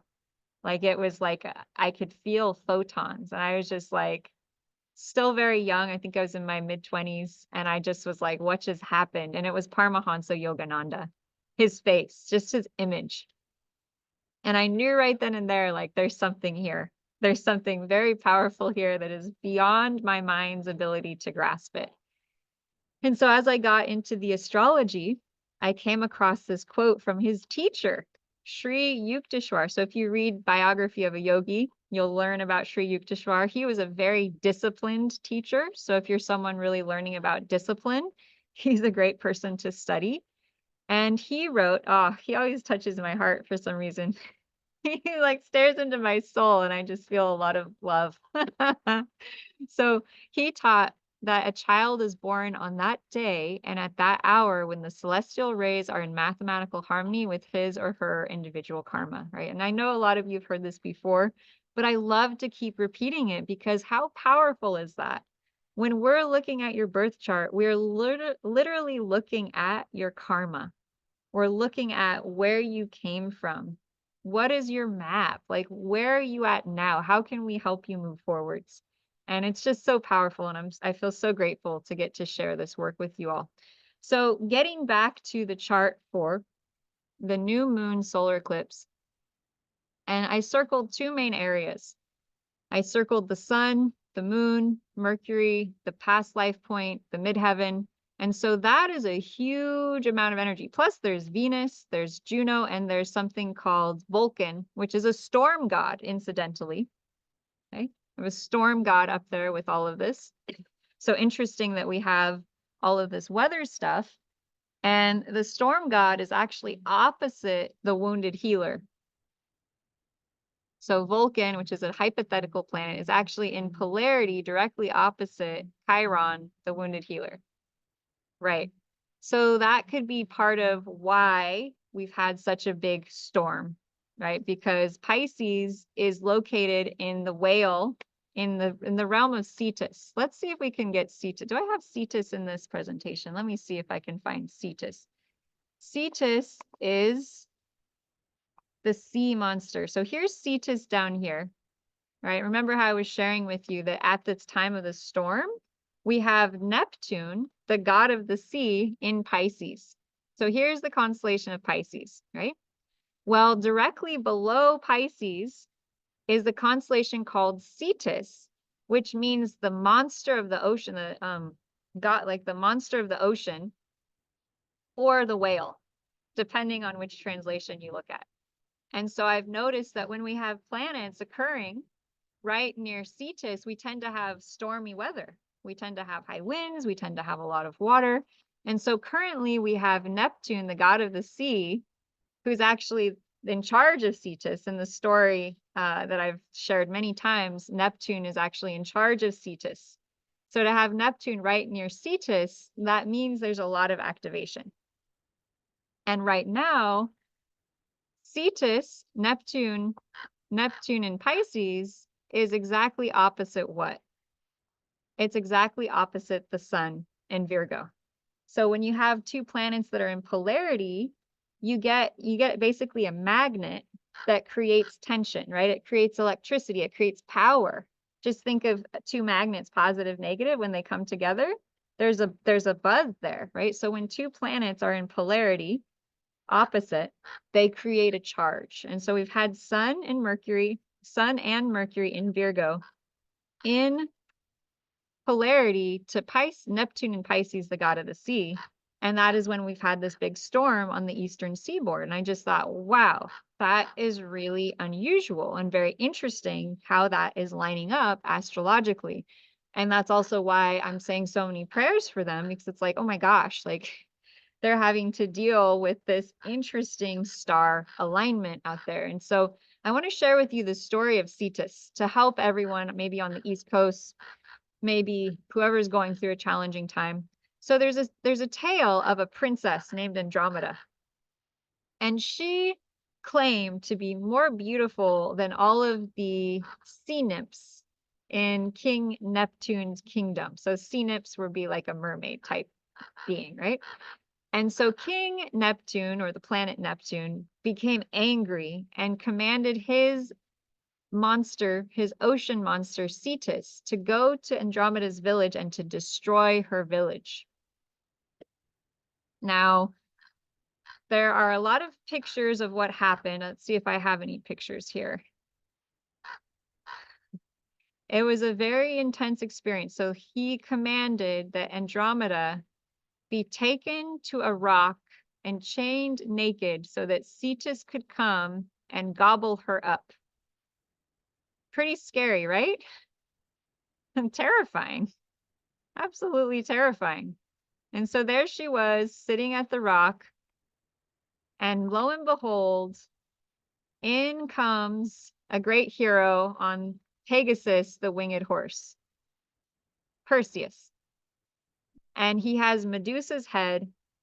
And so he takes Medusa's head, and you know, if you know the Greek mythology, you know that Medusa would turn anything that looked on it into stone. And so he looks away, he holds up Medusa's head, and Cetus turns to stone just at the last minute, just when Andromeda is about to be eaten by the sea monster. He saves the day and rescues her, puts her on the horse, the flying horse, Pegasus. And you can see how Pegasus is, the constellation of Pegasus is up here, right above Cetus, right? And takes her away to be his queen in his land. And so the moral of the story with Cetus, when Cetus gets involved, is just when things seem to be at their worst, right? It just seems to be at their worst. And you don't know if you're going to make it. You don't know if you're going to make it through. In fact, you don't really think you are. It looks like all hope has been exhausted. There is that miracle coming in. There is that light of savior. That is that light of something, someone coming in and saving the day. Whether it's a man on a horse, or it's money that you needed, or it's a friend, or it's a phone call, or it's that helping hand that you didn't expect. That's what this aspect is talking about. So anyone out there going through a challenging time, all of you on the Eastern Seaboard, as challenging as it may appear, I am praying for you and I'm expecting that you are going to have a miracle come in. I don't know how, but I know in my heart and my soul that that miracle is possible. That miracle is going to come in. And so that is the moral of that story, is to be expecting miracles. Even in the most dire of moments, be expecting that Greek champion on the horse flying in to come up, swoop you up, and carry you to victory. Not only rescue you from your situation, but literally carry you to an even more evolved, exciting, empowered place. She became a queen, right? So she went from nearly dying, losing everything, to becoming the queen of a new land. How powerful is that? Right. So is that kind of striking some chords for everyone about these times and the energetics that we're in, especially as we go into this new moon eclipse? Because what that means is that we are going to have Neptune conjunct the destiny point of the moon in polarity to the sun, the moon, and Mercury and the south node at the time of the eclipse. So what is Neptune? What is Neptune, right? That's kind of what we want to ask if we're going to have so much energy of Neptune with this new moon. Well, if Virgo is the goddess of the harvest and of material things, right? Solid things, things you can count on, things that are predictable, things that you can schedule. Then Chiron in Pisces, Neptune in Pisces is our imagination. It's fantasy. It's the spiritual nature. And above all, it's water. It's water. And so there's going to be a need to balance illusion with reality, and a need to really make sure that your thoughts, feelings, and emotions are real, and that you're not going off on some type of a tangent, excuse me, or getting lost in fantasy land. Because Neptune is the imaginative world, right? Neptune is imagination, it's fantasy, it's creativity, it's art, but it's not practicality and it is not reality. So having so many things in Virgo opposite Neptune for the next 6 months is kind of the effect of this coming new moon. We need to be really careful. What do we buy into? Is what we're thinking real? We have to get clear here. Okay, we have to get clear. And luckily for you, Andoni, that Neptune is conjunct your Saturn. So you're very strong when it comes to imagination. You know how to kind of see beyond the fantasy. You're very good at kind of creating structure out of the liminal, the musical, the intuitive realm. Yeah. So you can go there. You can create form out of what others would find to be limitless and eternal. You can find some good structure and form there. Yeah. Okay. Awesome. Awesome. Awesome. All right. So we're going to dive in here to another chart. So who would like to go next? Who would like to find out about where this new moon, this very intense new moon, how is everyone doing out there, by the way? This is a very different call than normal for me, I think. Odile, how are you doing?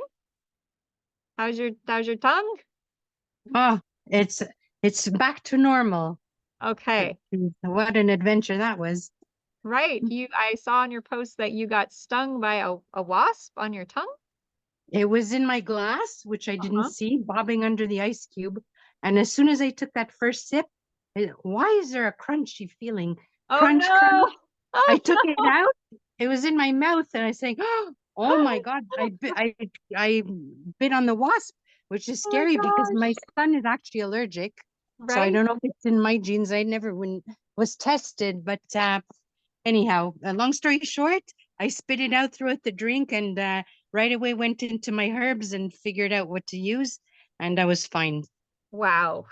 Oh my- But it gave me really like a flash to say, you know, someone was allergic, you wouldn't in that second, or had I swallowed it, maybe had it been lodged in my throat, it would have amplified, maybe it would have choked me. I don't know.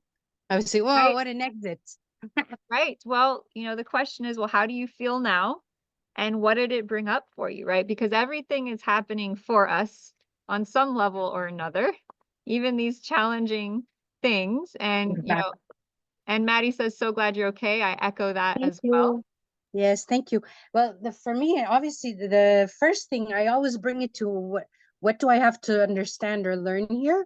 Mhm. So right away, it gave me this thing to say, be grateful you're alive and you don't know what tomorrow brings. Every day is a surprise. You could eat super healthy, have all the proper, let's say all the right life choices, and then in a blink, it can just be taken away from you. So I think we're like destined, whatever's gonna happen will. But Absolutely. like everybody is working on having that discipline and the righteous things, I think it's a win-win until you get there. Absolutely. Yeah, I'm so glad you're okay. And Thank you. so interesting that this was health related with this upcoming new moon, sun, moon, Mercury, south node in Virgo. And it's going to be landing in your 7th house. So that tells me, Miss Odile, Oh no. that relationships are going to be very highlighted for you over the next 6 months. And the health and the healing of them, or things related to health and healing in them. Okay. And so with the past life point, all cozy up in there with the sun and the moon, what do you have from your past to heal in your relationships, especially related to health and to healing? One possibility. Or what do you have within which really boils down to what is within you around health and healing with your own self that is affecting your relationship. So what past lives, what ancestral things are you carrying that have been in some way affecting the health of your relationships? And so the next 6 months, you may go through like a boot camp of healing the past stuff around your relationships. Now you can do this alone without involving anyone else in the work, or it's going to come to you. So my recommendation is to do the work. Keep, confront it. Confront that this is going to be a theme for 6 months, and sun and moon are in polarity to your sun. So I have to be honest with you, Odile. This is not a gentle like flow. This is like a work. And I've said focus on the flow, focus on just enjoyment. I've definitely said that. And that is also something that you're always going to be working on with Jupiter conjunct your destiny point in the 3rd house. You got that. Keep that. Keep that. It's good. Now on the what to work on side, I would recommend looking at all your past relationships. And it's so interesting because you have Virgo here. This is a mother. This could relate back to the mother relationship. And I know that's not an easy one. I mean, I know. Okay. You don't have to, if it's not safe, it's not healthy to be near the actual mother. You don't have to go near that actual mother.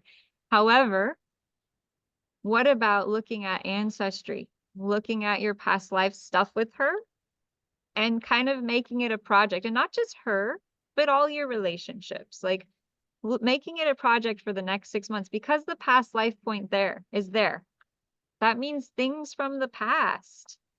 And so I really wanted to do this to kind of give you a heads up, like things from the past may be coming up. Like I have the past life point and this eclipse on my ascendant, y'all.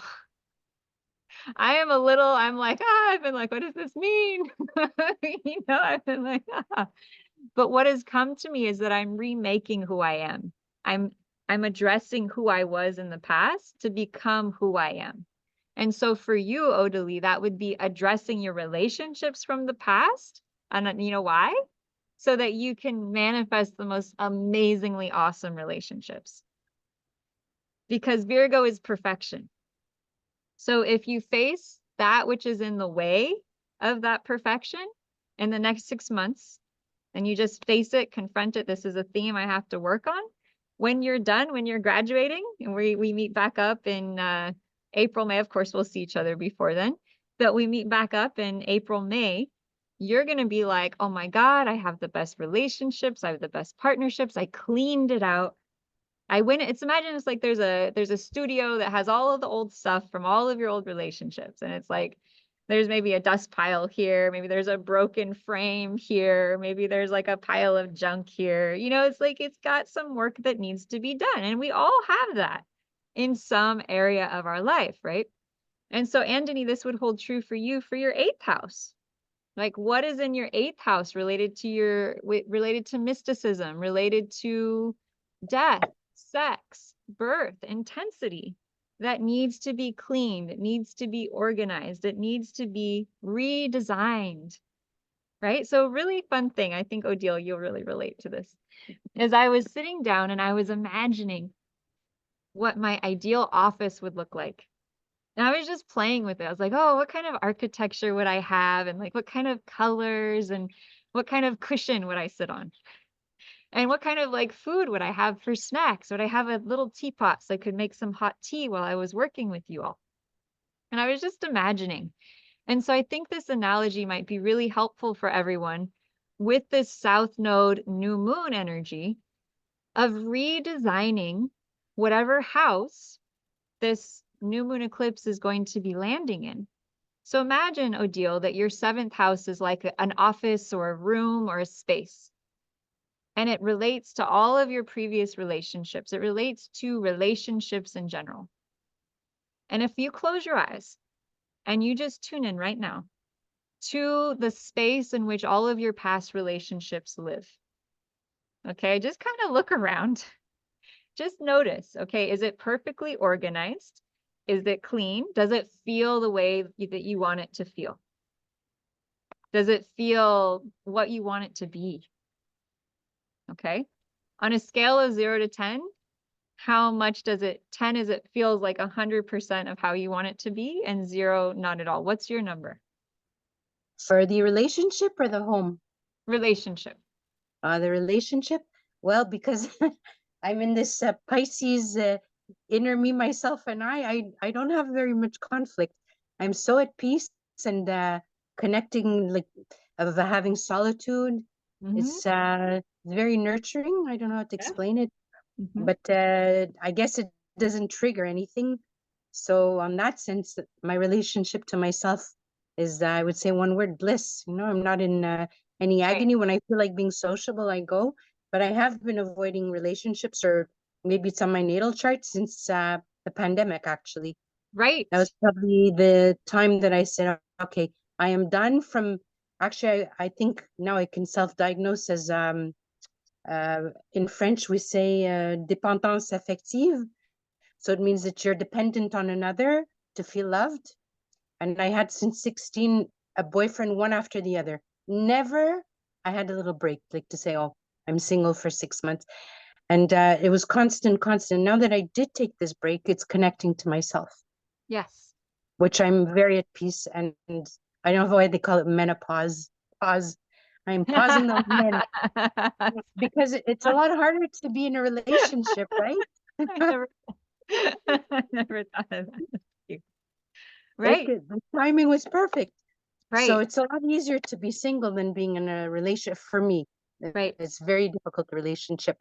And obviously, as you know, we did the healing with my mother, which brought a lot of clarity. I understand now, instead of being frustrated, I understand, like, that it goes back many, many lives.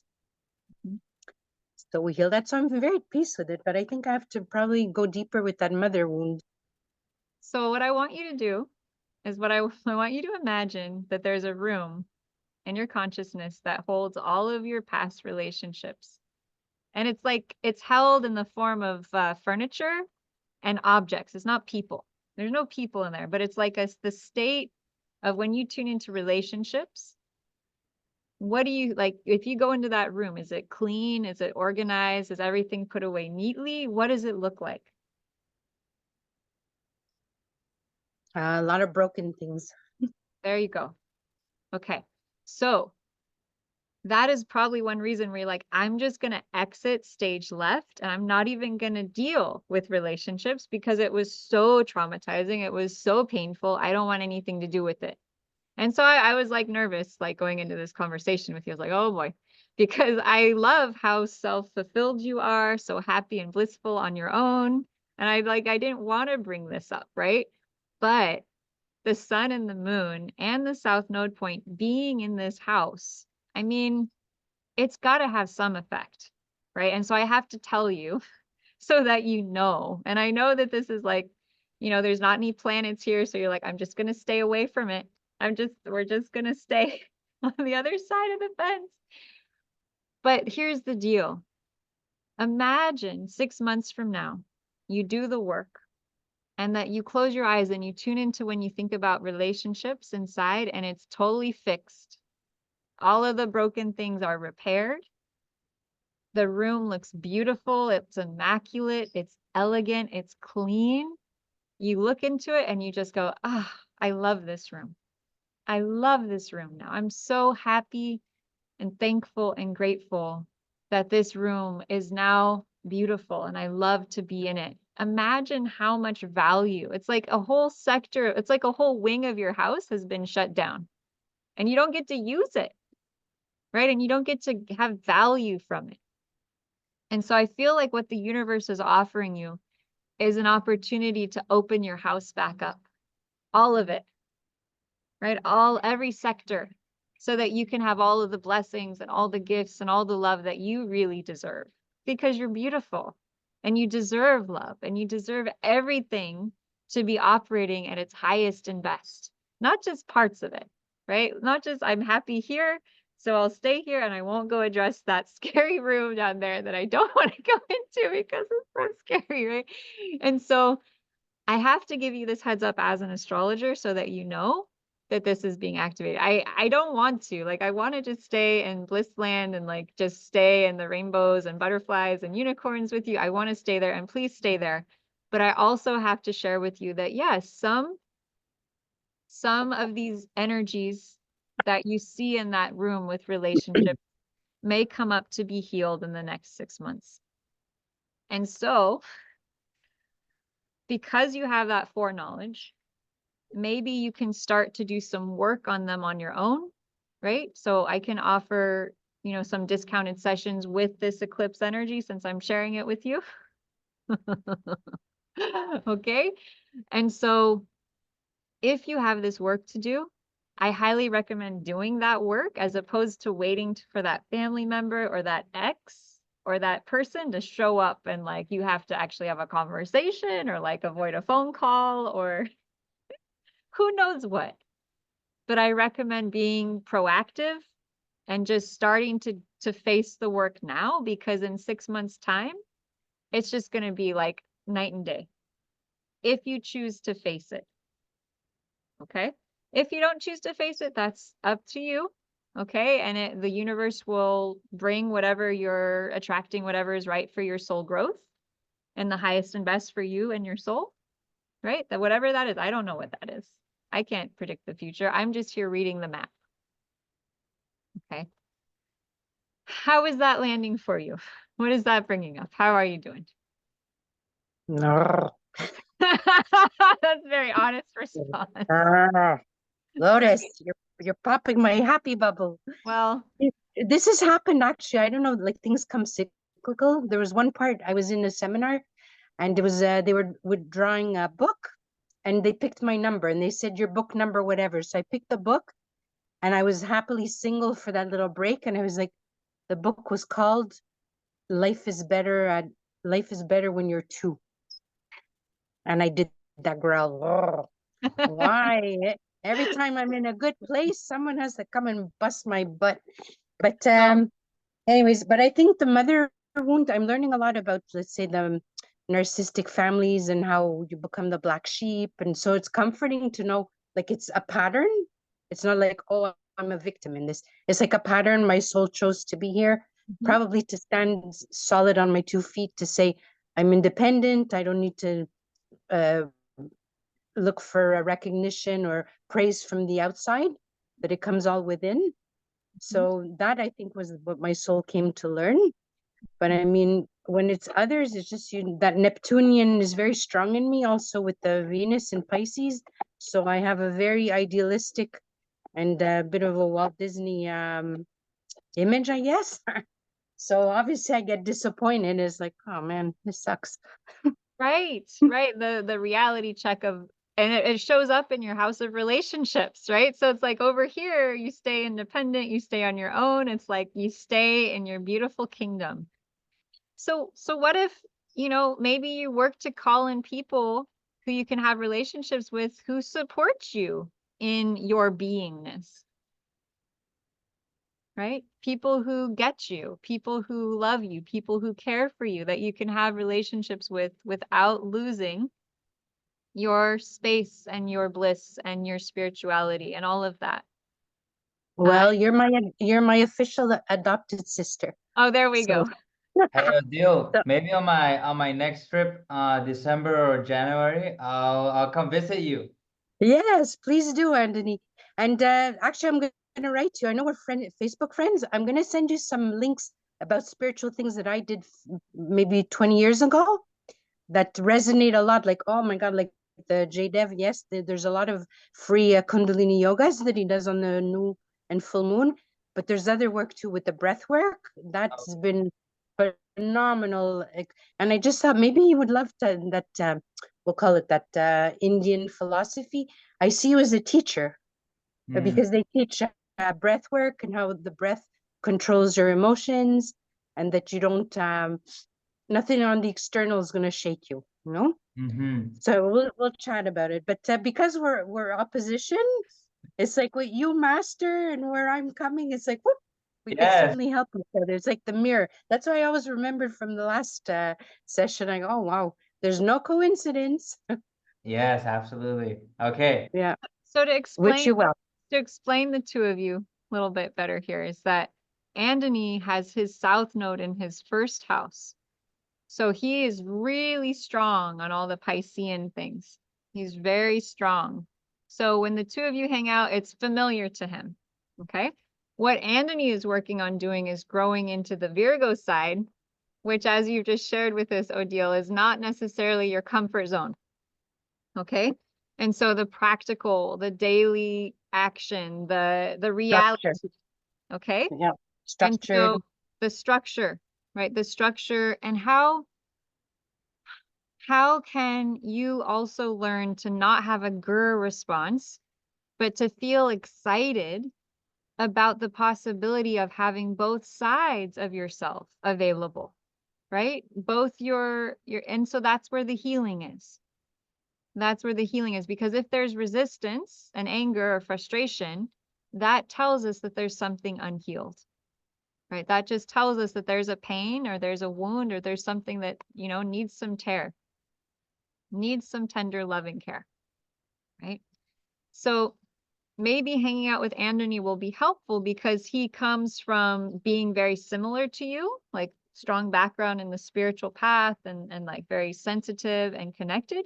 And he's growing into a lot of the Virgo energy of the practicality and the groundedness and the work ethic. And maybe he could help like show you that other people can be okay, that other people can be kind to you, that you can have sweetness from other people, that you can have kindness from other people. And so maybe this is really going to be a big healing for you over the next 6 months around your relationships, and finally starting to have more relationships with people who are maybe not exactly the same as you, but who show you the other side. But this time it feels good, right? This time it's pleasant. This time it's careful.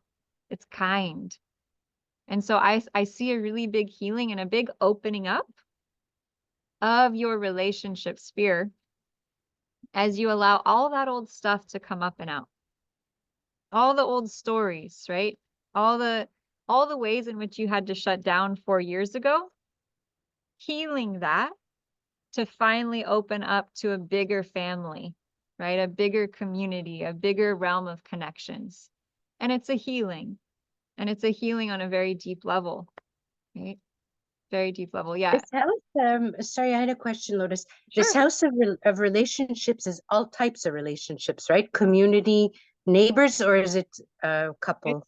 It's more specifically partnerships, not just relationships, but like you and another person teaming up. So like if you think about marriage, for instance, there's a shared goal.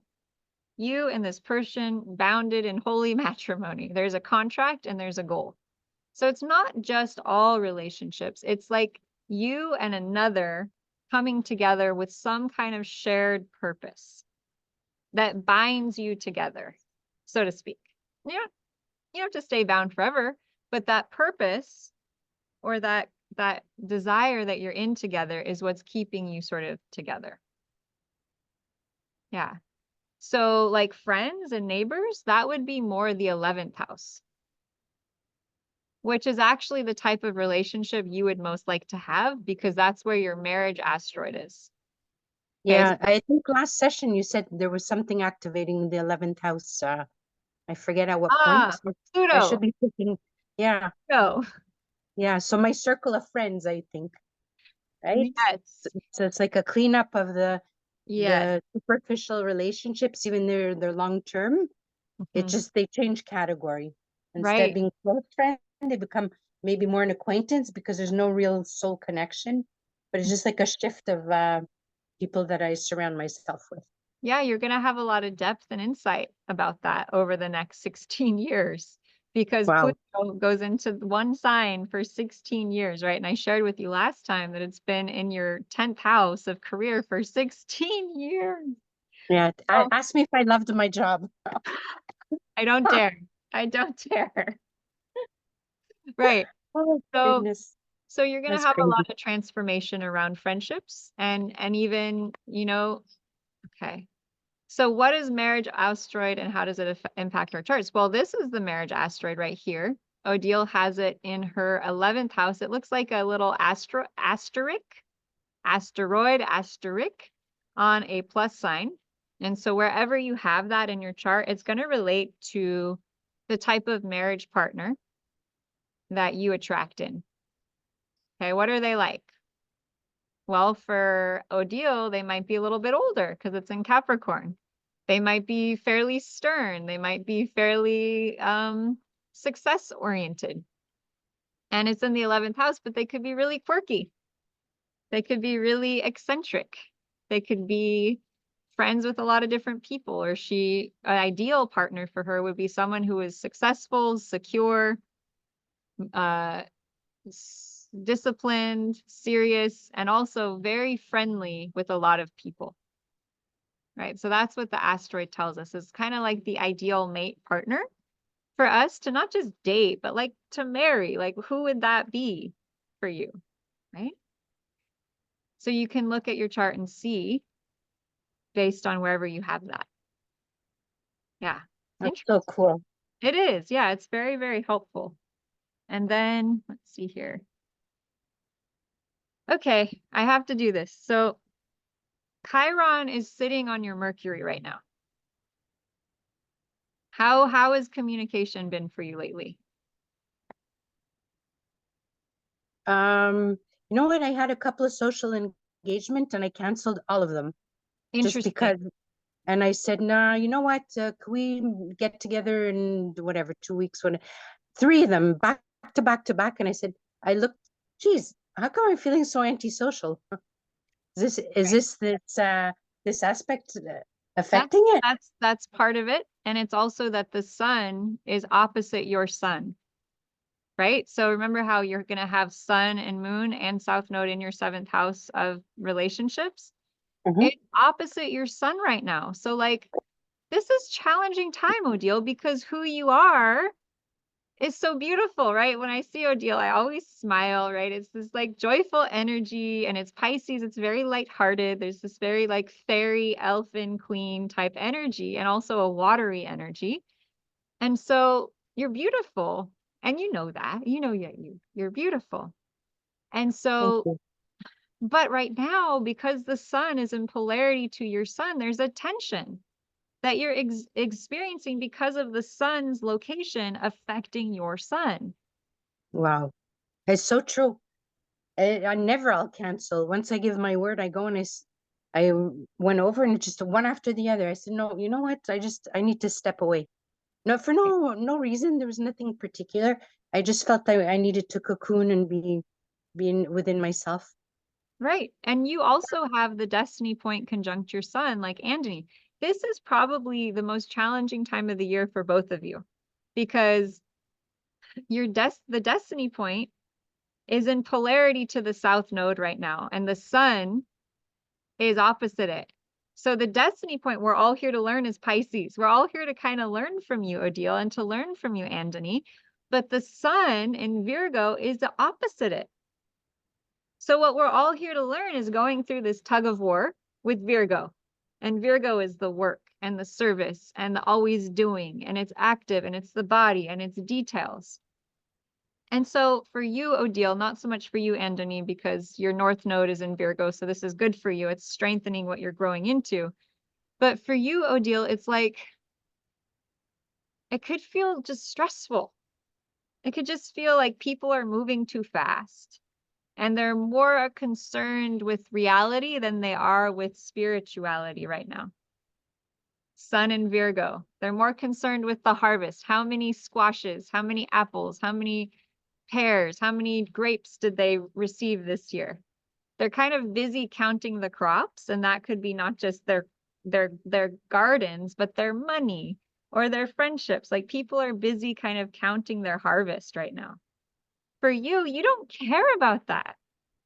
It's not about the harvest for you, Sun in Pisces. It's about the spiritual connection. It's about your connection to God. It's about your connection to source. It's about your connection to spirit. Do we connect spiritually? Can we connect on the higher levels? And so what the focus is happening in the collective and your innate energy is the little bit of tension.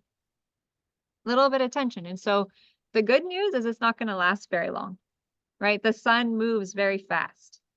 So the sun is going to move out of Virgo. Let's see. Let's figure this out. So if the new moon is at 17 degrees of Virgo, and your sun is at 11 degrees of Pisces, 18. So we want to get at over 10 degrees away from your sun. So right now, the sun opposite your sun is about 8 degrees difference. Let's give it more like a 20-degree orb. So in about 10 to 15 days, it should be way better. It should be way better. However, the effects of this are for 6 months. And so the question I want to ask you is, where do you allow people's perspectives and points of view that are different than yours to trigger you? If someone came up to you and said you were wrong and said bad things to you, would it trigger and upset you? Or could you, like a swan or a duck, let it roll off your back and sail on the other way? And the reason I ask this is, if sun is opposite sun, that can be conflict. That can be conflict between your point of view and perspective and someone else's point of view and perspective. I bring this up because I had a phone call today with someone who said actually really mean things to me. A family member, we had different points of view, and I agreed to have a conversation. And it turned into something very different, very fast. And Odile, you know what I did? I finally, for the first time in my life, said, I appreciate your point of view. However, I feel like there's a great deal of projection going on, and whatever you're projecting onto me is actually what is happening within yourself. I send you blessings, and I send you on your way. But it was the first time that I did not take it personally. I did not take it personally, and I saw the truth.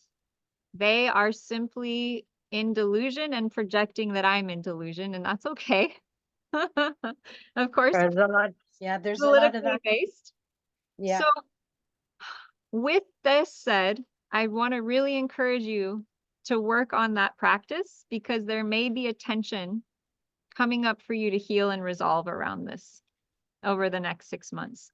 Anyone that you were on the outs with, anyone that you just cut off from, to kind of look at what were they triggering in you that you have yet to heal, so that if they were to come up to you again today, if you were to go through the same scenario or situation again, how would you react this time? Could you be at a place and a space where you no longer reacted? Could you be in a state where no matter what they said, you were just flying on your blissful cloud, rainbows and unicorns? Bye-bye, right?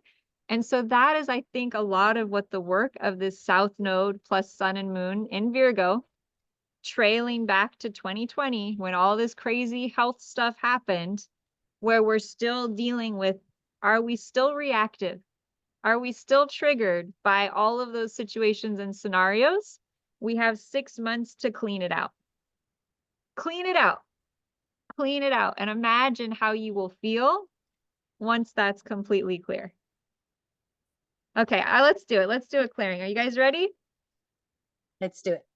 Okay, so I would like everyone to write in the chat, when you think back to 2020 and all the craziness that happened, all of the stuff with other people, family members, your own health, just the whole thing, if we were to put it into a bucket, the whole 2020 bucket, all this stuff, okay?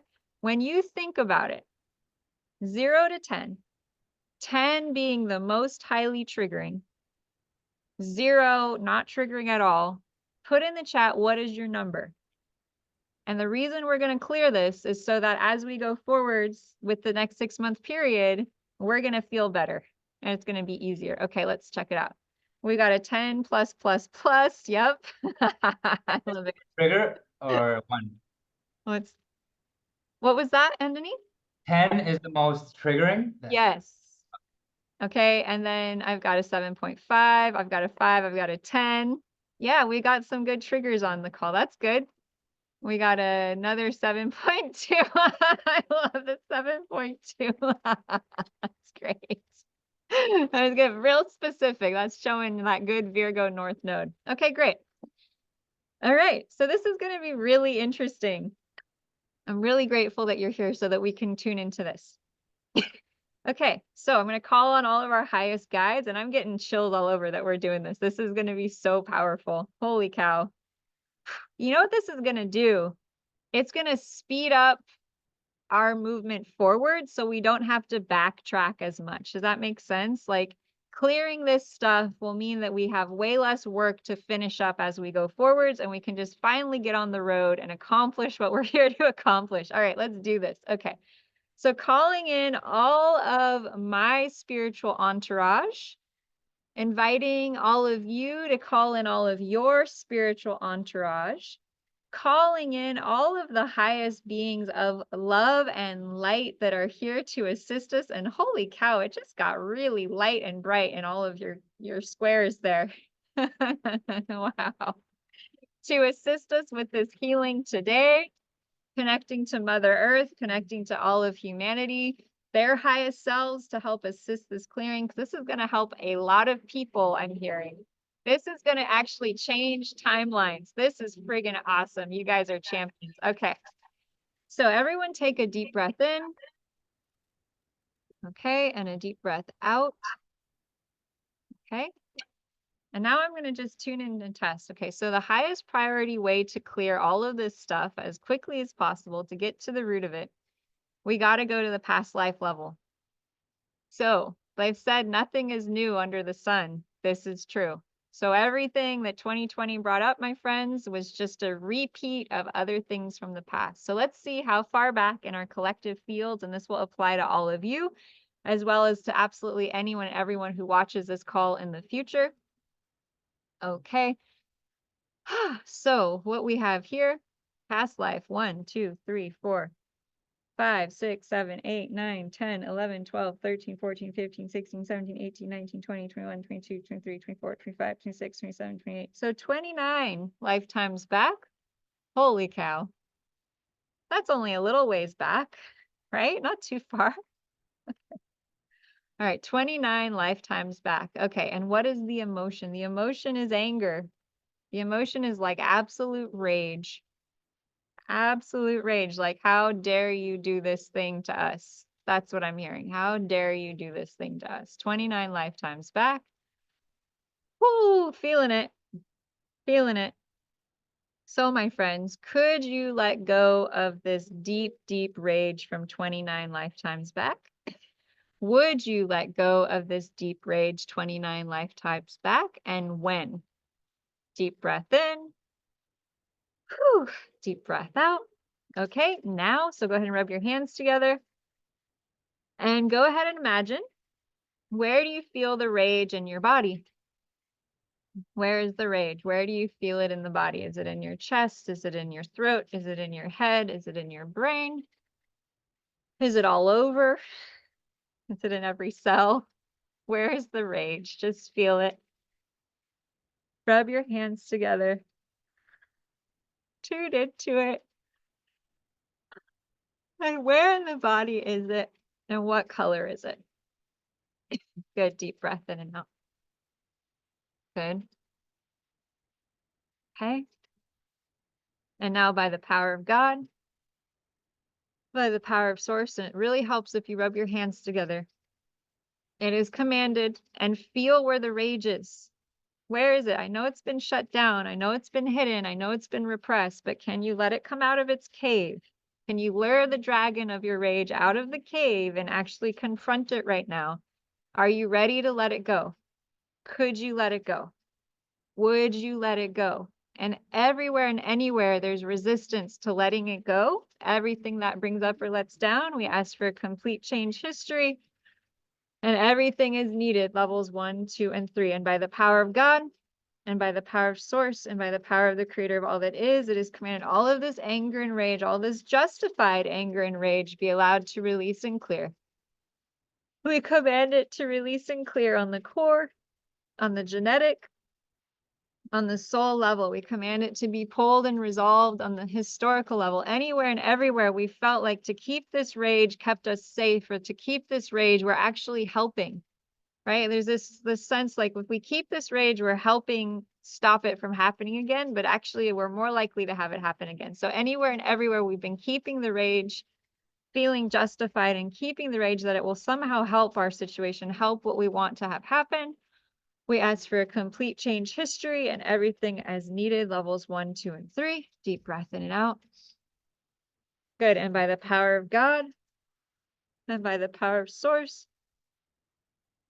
and by the power of the creator of all that is, it is commanded that all of this rage be allowed to release and clear. We command it to release and clear on the core, on the genetic, on the soul level. We command it to be pulled and resolved on the historical level.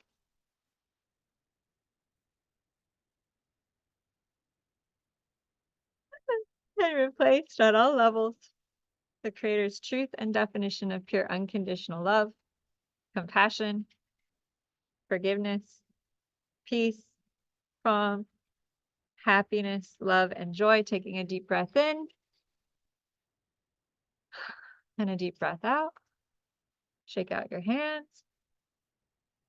And I'm going to see what kind of blocks this created. So this created a block to source. This created a block to God, right? The rage was so bad. It's so strong. We got blocked from God.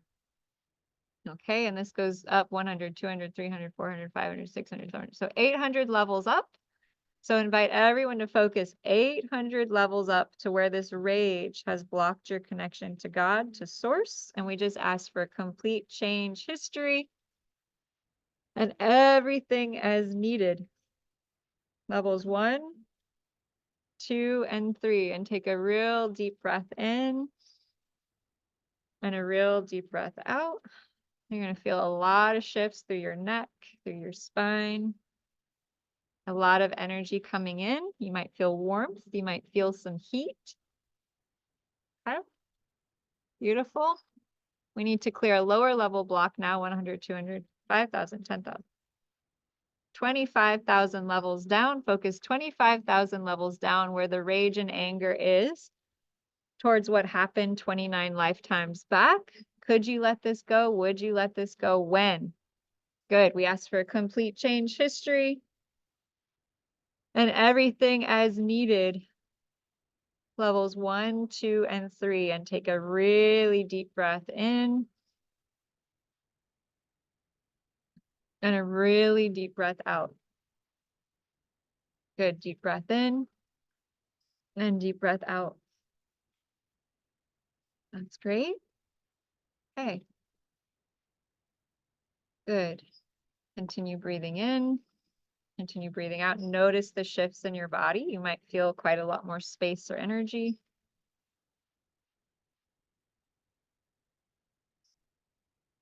Focus 36 lifetimes back, same anger and rage, and we asked for a complete change history.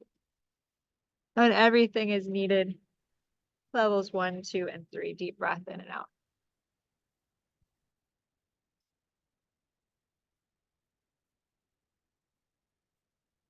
$50,000. Focus 50,000 levels down on the rage and the anger. Very deep rage and anger, 50,000 levels down. I'm seeing some entities here who got attracted to that rage and anger. Are you ready to let this go? Could you let this go? When? We asked for a complete change history. Deep breath in and everything as needed. Levels 1, 2, and 3. Taking a deep breath in and a deep breath out. Good. Deep breath in. Deep breath out.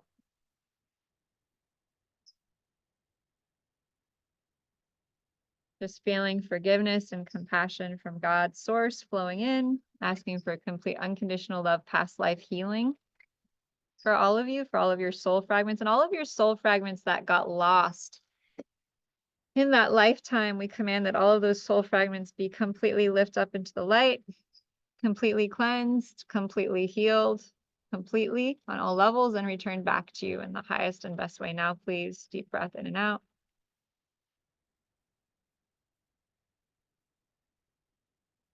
Good. Deep breath in.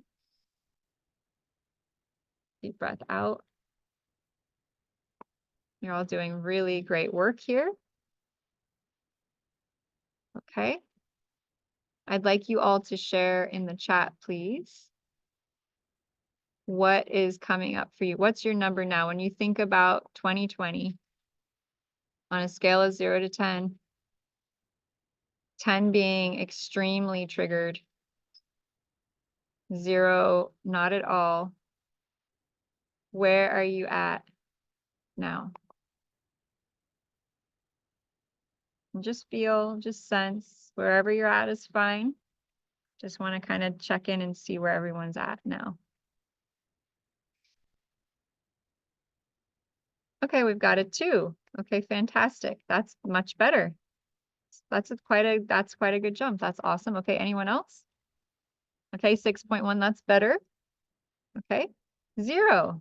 Holy cow, Odile, wow. Yes. Good. Good, yeah, wow, that's a big jump. So we went from 10 to 0. That's fantastic. Absolutely. How about everyone else? Where's everyone else at? It doesn't matter where you're at.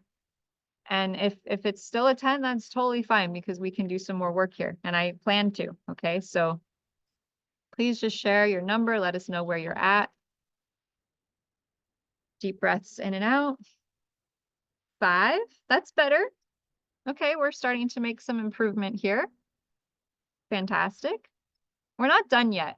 And I didn't plan on this to be done. I just having trouble. It's a big one, Alicia. It's a big one. This is huge. We're tackling like an elephant.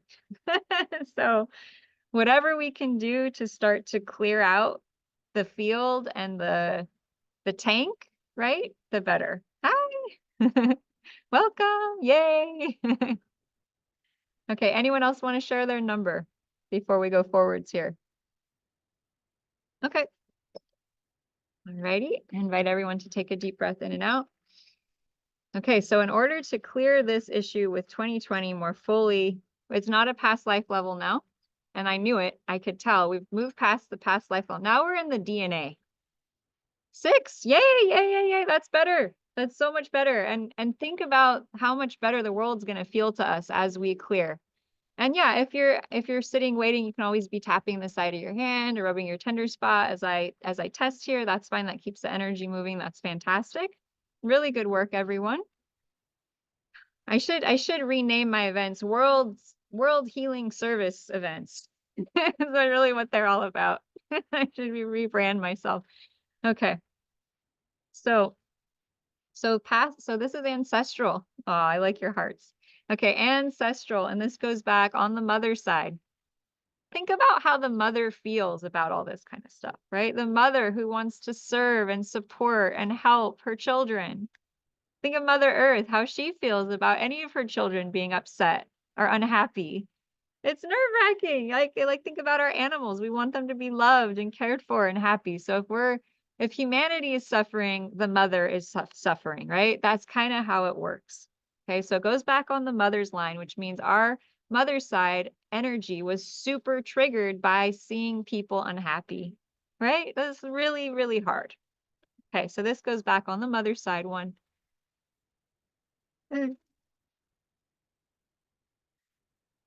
20 generations back. And it's anger.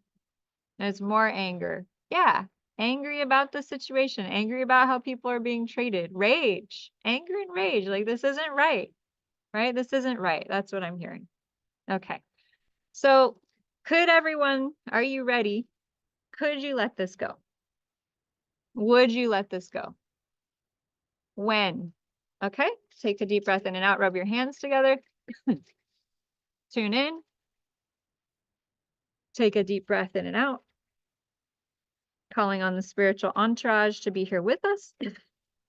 And by the pure power of God, by the power of Source, by the power of the Creator of all that is, it is commanded that all of this deep trapped rage in the ancestry of our mother's lineage going back 20 plus generations, all this anger and rage, it's not right, this shouldn't be happening.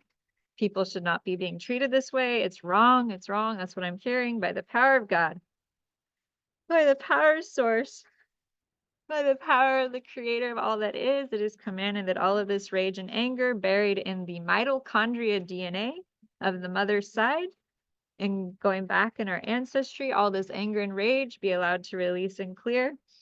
We command it to release and clear on the core, on the genetic, on the soul level. We command it to be pulled and resolved on the historical level.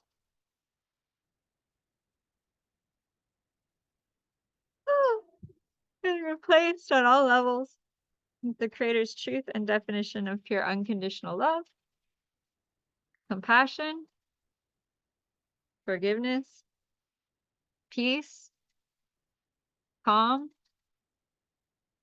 happiness, love, and joy. Taking a deep breath in,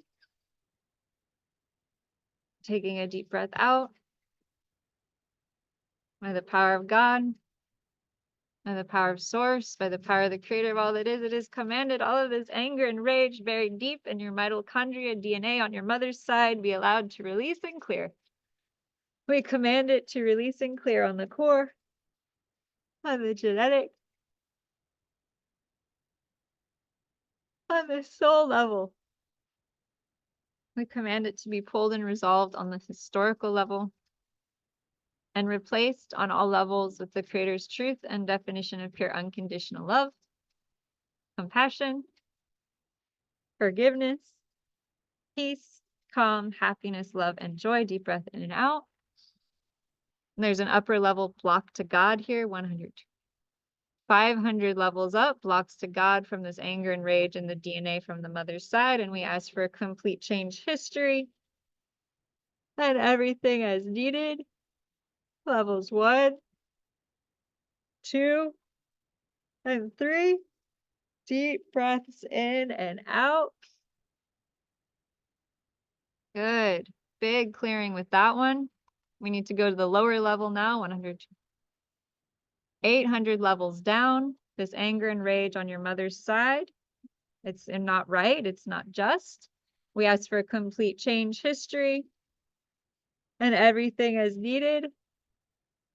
Levels 1, 2, and 3. Deep breath in and out. That's it. Good. And we ask for complete unconditional love, ancestral healing, going back 20 generations on your mother's side.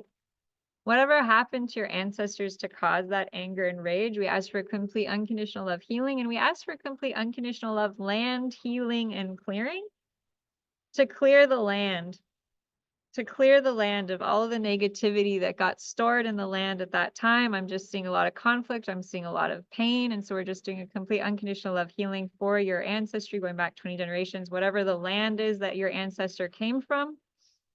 We ask for complete unconditional love healing, doing a Christed grid and just clearing and pulling any darkness out of the land, sending it to the light. And we just ask for complete unconditional love healing for the DNA, for the land, for your ancestry, going back 20 generations on your mom's side. A complete unconditional love DNA healing through all directions of time and space. Deep breath in. Deep breath out. Asking for complete unconditional love DNA healing around this occurrence in time and space and history.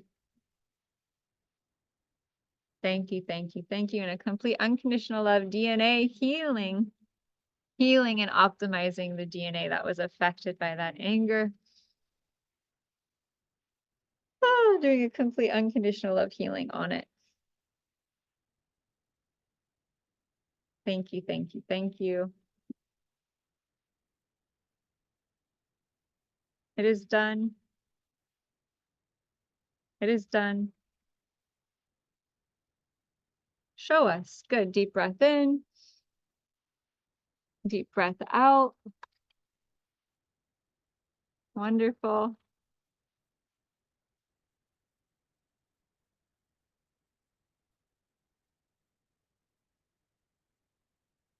Deep breath in. Deep breath out.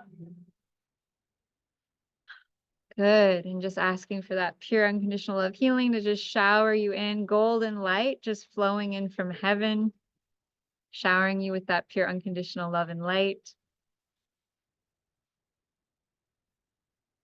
Deep breath in. Deep breath out. Okay, great. I want everyone to tune in now to the year 2020 and all this stuff, all the triggering stuff. And on a scale of 0 to 10, 10 is your most high, super triggered. And 0 is like, you just don't have a trigger anymore. Like it's just gone, right? It is what it is. Like bad things might have been challenging, but when you think about it, when you feel into it, it's like, it's just not there. So please share in the chat, where are you at now? Yay, we've got 1 0 showing up. That's awesome. Way to go. Way to go. And if not, that's fine too, right? We're all at different places on the scale. Don't try and fit in. Just share what's real and true for you. So I know where we're at. 0.01. I like that. Just like a little left, right? Just like, I'm not quite ready to be fully done with that. That's okay. Yeah, I don't blame you. I felt the same. I'm like, I don't know. Like, I'm feeling better, but like 3, that's much better. Yeah, it's like, do you feel like, Alicia Law, do you feel like your head has a little more space? Yeah. Yeah, what do you notice? I think my mind is just very busy right now. So I don't know if it's just I'm having a harder time being embodied. Yeah. Here, try this with me for a minute. Here, tap the side of your hand. There we go. Yeah, so if you find that you're having a harder time focusing or being embodied, because the energy work I do is fairly energetic in nature, it's less physical, right? I'm saying commands and you're visualizing it and it's happening. Depending on how grounded you are coming into that healing environment will determine how grounded or ungrounded you feel by it. So if that happens, if you notice like we're doing some healing and you're just like, I don't know, I'm like in my head, just tap the side of your hands and then come to the tender spot and just kind of feel, without even having to say anything, just kind of feel what you're feeling. Because there could be body responses, stuff in your body that's like still coming up that could be throwing you off a little bit. Definitely better. Brought up other tangents. Yeah, so I feel like there's a lot of treasure from 2020, actually. Like we all went through so much rapid growth and like we learned so much, and it was such a surprising time that I feel that this new moon eclipse is a good opportunity to look back on that time and ask yourself, what were the gifts and blessings that came through for me that maybe I forgot to acknowledge? Okay, and also clear any negativity that's still there so that you can be free and clear for the next round of goodness, which is coming, my friends. And it's probably going to really activate around the new moon solar eclipse in April, May. That's going to be that kind of next round of moving forwards. I feel it coming. It's going to be really powerful. Yeah, good. Lishala, how you doing now? Better, thanks. Yeah. Okay. So anyone want to share when you think about 2020 and all that stuff, how you feel now? Like, has there been a big shift? I saw a lot of you, your numbers went from like 10 down to 0. Anyone want to share what that was like for you? Yeah, go ahead. Moi? Yeah, sure. Yes, okay. For me, I let go of what other people think. It's not my business what they believe. So when I say everybody's in their own journey, and when will come the time to see the light, well, some of us were just a couple of steps ahead. But Right. everyone will catch up. So That's right. it's a matter of time. So you kind of let go of saying, how can they not see, or how could they not understand? And I lost many friends and family. Mhm. And I said, you know what? I can't play God. It's going to come out anyways. So when Right. you let that go, it does Mhm. not belong to us. That's right. So how were you before we did the clearing? When you thought that you said you were at like a 10 when I mentioned 2020. Yeah, when it was 2020, I was very triggered. I was angry. I couldn't sleep. Right. There No, was so hold on. rage, all kinds of stuff. Yeah. So today, Odile, when I asked you about 2020, you said it was like a 10 trigger, right? So Yeah. after you did the clearing, what are you noticing has shifted for you? How is it different? Okay, well, I was responding more in the sense of what I was feeling when it was 2020. Right. I've come a long way since. So when we started tonight, no, I have no more triggers because I understood that every soul had their role to play. So I'm just So curious. I'm curious why you put a 10 in the chat box, because you I said misunderstood. a 10. I misunderstood the Okay. question. I thought in 2020. At Okay. 2020, I was very triggered. I've done a lot of work since, and think we're vindicated. Is that the word? Okay, so when you think about 2020 now, on a scale of 0 to 10, 10 being super triggered and not at all, what's your number now? No, I'm not. Awesome. That's No triggers. fantastic. I can just tell. I can feel maybe almost like the one side of me is like giggly inside to say I knew it. There you go. Like you want to feel right, and it's a bit of the ego, but that's not a good game to play because it helps nobody. Awesome. Awesome. Right? Well, just let it be. So would anyone like to share? I think some of you had some kind of major shifts today about 2020. Like I know for myself, when I thought about 2020 before we started the clearing, my head felt really tight and really constricted. Like I felt like a lot of pressure around my body. And then after we did the clearings, I felt a lot more space in my mind. I felt a lot more like expansiveness in my body. So I just wanted to know, did anyone else have a similar experience, and what was your experience like? Yeah.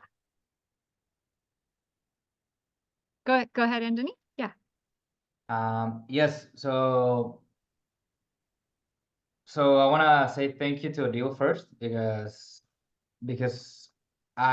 where you are right now, Adil, is where I'm moving towards, I feel, with the 2020, because a lot of what you mentioned also happened about relationships and I'm sort of, I know that it's gonna get better and it's gonna not be only at a 0, but like a -10. It's gonna be a good something positive. And I was also thinking of projecting myself in the future of, I can't wait for this moment where I'm like, yes, I like everyone who, yeah, like you see, I was right or whatever. So hearing to you is kind of saving me some steps and just adding compassion to the formula. I think it helps. And what was the question, Lotus? Excuse me. So I was saying, you know, I asked everyone in the chat how triggered you were about 2020, and everyone put like pretty high numbers. Mm. And then we did the clearing, and then everyone's down to a 0. So I wanted to ask you, what was that experience like for you? Like when we first started the clearing, where were you at? Like, did you feel anything constricted in your body? And Oh, yes. where do you feel now? Like, do you feel more clear? Do you feel more spacious? Yes. So when you asked, I could it was actually similar to Alicia. It was a bit challenging to tuning into the body aspect when you asked us where in the body do I feel this anger and rage? And because I felt like there were lots of places. I was like I was everywhere. yeah, it was I was everywhere. everywhere. I could feel it in my ankles. I could feel it in, but mainly it was sort of starting in the chest and visually, because I was closing my eyes, visually it was as if in the middle of my chest there was a deer or an antelope, and then towards my shoulders it was all this was the core feeling, and then it goes towards my shoulders, and that sort of thing was blocking in some sense the neck and the mental aspect. So Right. with It's this clearing, contracting. it resonates what you said, that it cleared out. So I still sort of feel a little bit here because it might be something bigger or something that needs a little bit more work, but it definitely cleared the whole mental aspect. It allowed me to have more space in here and just see the situation as it is and not be affected by it. Yeah, like feels more spacious, right? Like I noticed when I think back to 2020, before we did this clearing, I just felt this like this feeling. I guess you could say like like a lot of intensity. And then when we finished, I was just sitting here in my chair. Yes. I was like, oh, 2020, you know, kind of like, oh, like the weather. Like it wasn't like this issue. At least for me, that was my experience. So I just wanted to see if other people had had a similar response, because how powerful is it that we can start to clear this crazy amount of stuff? I mean, that's a really big thing for us to tackle. And so I just want to make sure everyone's doing good out there, feeling good, and that you guys had similar responses. Odile, feel calmer for sure. Yes, Odile, you look different. You watch the recording, because before we did the clearing, I saw a lot of contracted energy. And now you just look light, you look fluffy, you look like a Christmas, you know, like a happy Christmas ornament. I don't know why I'm saying a Christmas ornament. I don't know where that's coming from, but like an angel on a Christmas tree, right? There you go. That's where I'm coming from. There you go. So Alicia, how about you? How are you doing now? Yeah, no, I'm doing good. I think that I just am maybe still processing or integrating and just, yeah, not as a little more reflective with it. But I yeah, think no, because I'm there's doing good. another level to clear for you here. I think Yeah. that's what's going on. Do you mind if I jump in and just focus on this for you real quick? Because I want to get us all to a good place before we move on, if that's okay. Sure. Yeah, if you want to, yeah. Sure. This will help everyone. So the level for you that I'm sensing is still stuck is a past life level. Okay. And so it's more than 29. It's more than 36. So it's around 40 lifetimes. Okay, and the yawn means that we found it. That's always, that's like goalposts. We found it. If we yawn when we get the number, that's like the goalpost. Okay, so 40 lifetimes back. And you're actually on a different emotion. We didn't focus on this emotion. So you're in it's in the grief land. So it's like very deep grief from this past life, 40 lifetimes back. we're going to also get the lower level that's attached to it. So it's 10,000, 20,000, 30, 40, 50, 60. So this one's really far down, everyone. So don't freak out. It's really far. Are you ready? Mm-hmm. Okay, so it's 40 lifetimes back and it's literally 80,000 levels down. Yeah. So this is like, I'm talking like oceans of grief. Okay. And yeah, that's what it would create. What we went through could create that. Okay. So I want everyone to kind of focus as best you can, 80,000 levels down below the feet, down deep into the earth, 40 lifetimes back. Everyone take a deep breath in and out. And we ask for a complete change history and everything is needed, levels 1, 2, and 3, anywhere and everywhere. We're carrying that deep grief from a past life level around what has happened in society, what has happened to people, how it has affected us. We ask for a complete change history and everything is needed, levels 1, 2, and 3. Deep breath in and out. You might want to stretch and yawn. By the power of God, by the power of source, it is commanded that this deep trapped grief be allowed to release and clear. We command it release and clear on the core, on the genetic, on the soul level. We command it to be pulled and resolved on the historical level and replaced on all levels with the Creator's truth and definition of pure unconditional love, compassion, excuse the burping, forgiveness, peace and calm, happiness, love and joy. Sometimes that's a part of the work description for us clearing folks. Okay. So focus 80,000 levels down, 40 lifetimes back, so much deep, deep grief. We ask for a complete change history and everything is needed, levels 1, 2, and 3, 40 lifetimes back, 80,000 levels down, a very deep grief. We ask for a complete change history. Woo, and everything is needed, levels 1, 2, and 3. Deep breath in and out. Okay, tap the side of your hands together. That was a lot. We ask for complete unconditional love healing for that past life self, 40 lifetimes back. And we command that all of the soul fragments that got lost in that lifetime be lifted up into the light, completely cleansed, completely purified, and returned back to you now in the highest and best way. Thank you, thank you, thank you. It is done, it is done, it is done. Show us. Deep breath in. Deep breath out.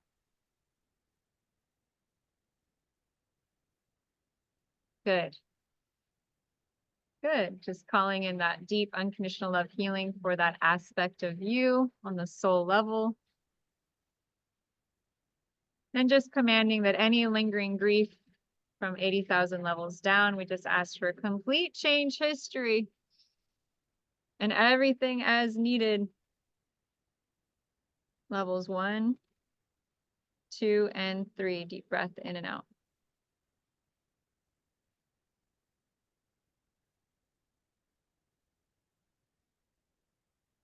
Good. You can tap the side of your hands. Let that energy move through you and anything in the way of that completely clearing out. We just ask for a complete change history. And everything is needed, levels 1, 2, and 3. Deep breath in and out. Rub your tender spot. Just feel what you're feeling. Just allow yourself to feel whatever it is. Deep breath in and out.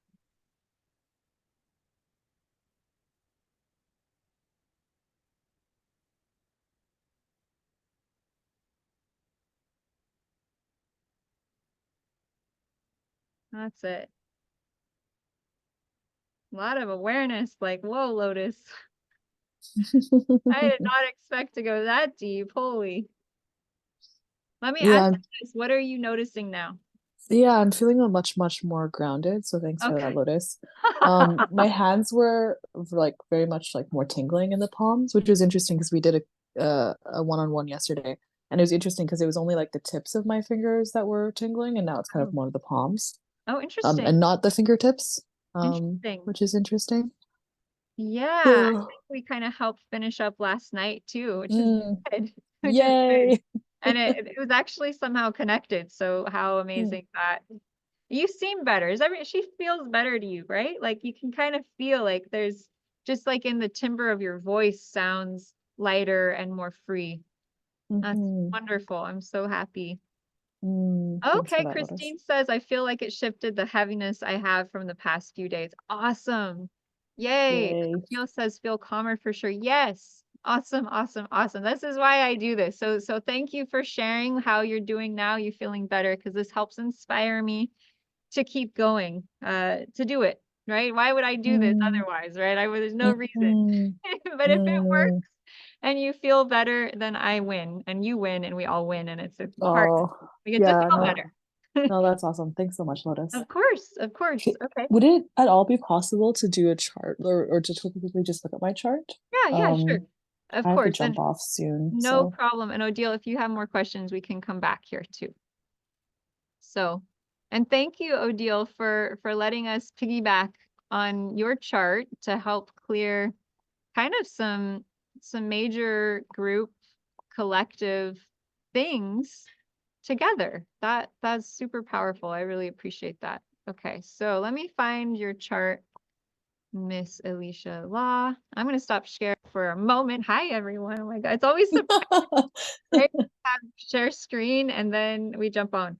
Eventually, I want to get OBS, and then I'll be able to have you all up on the screen and be able to see you all, and it will be much easier presentation, but we do what we can.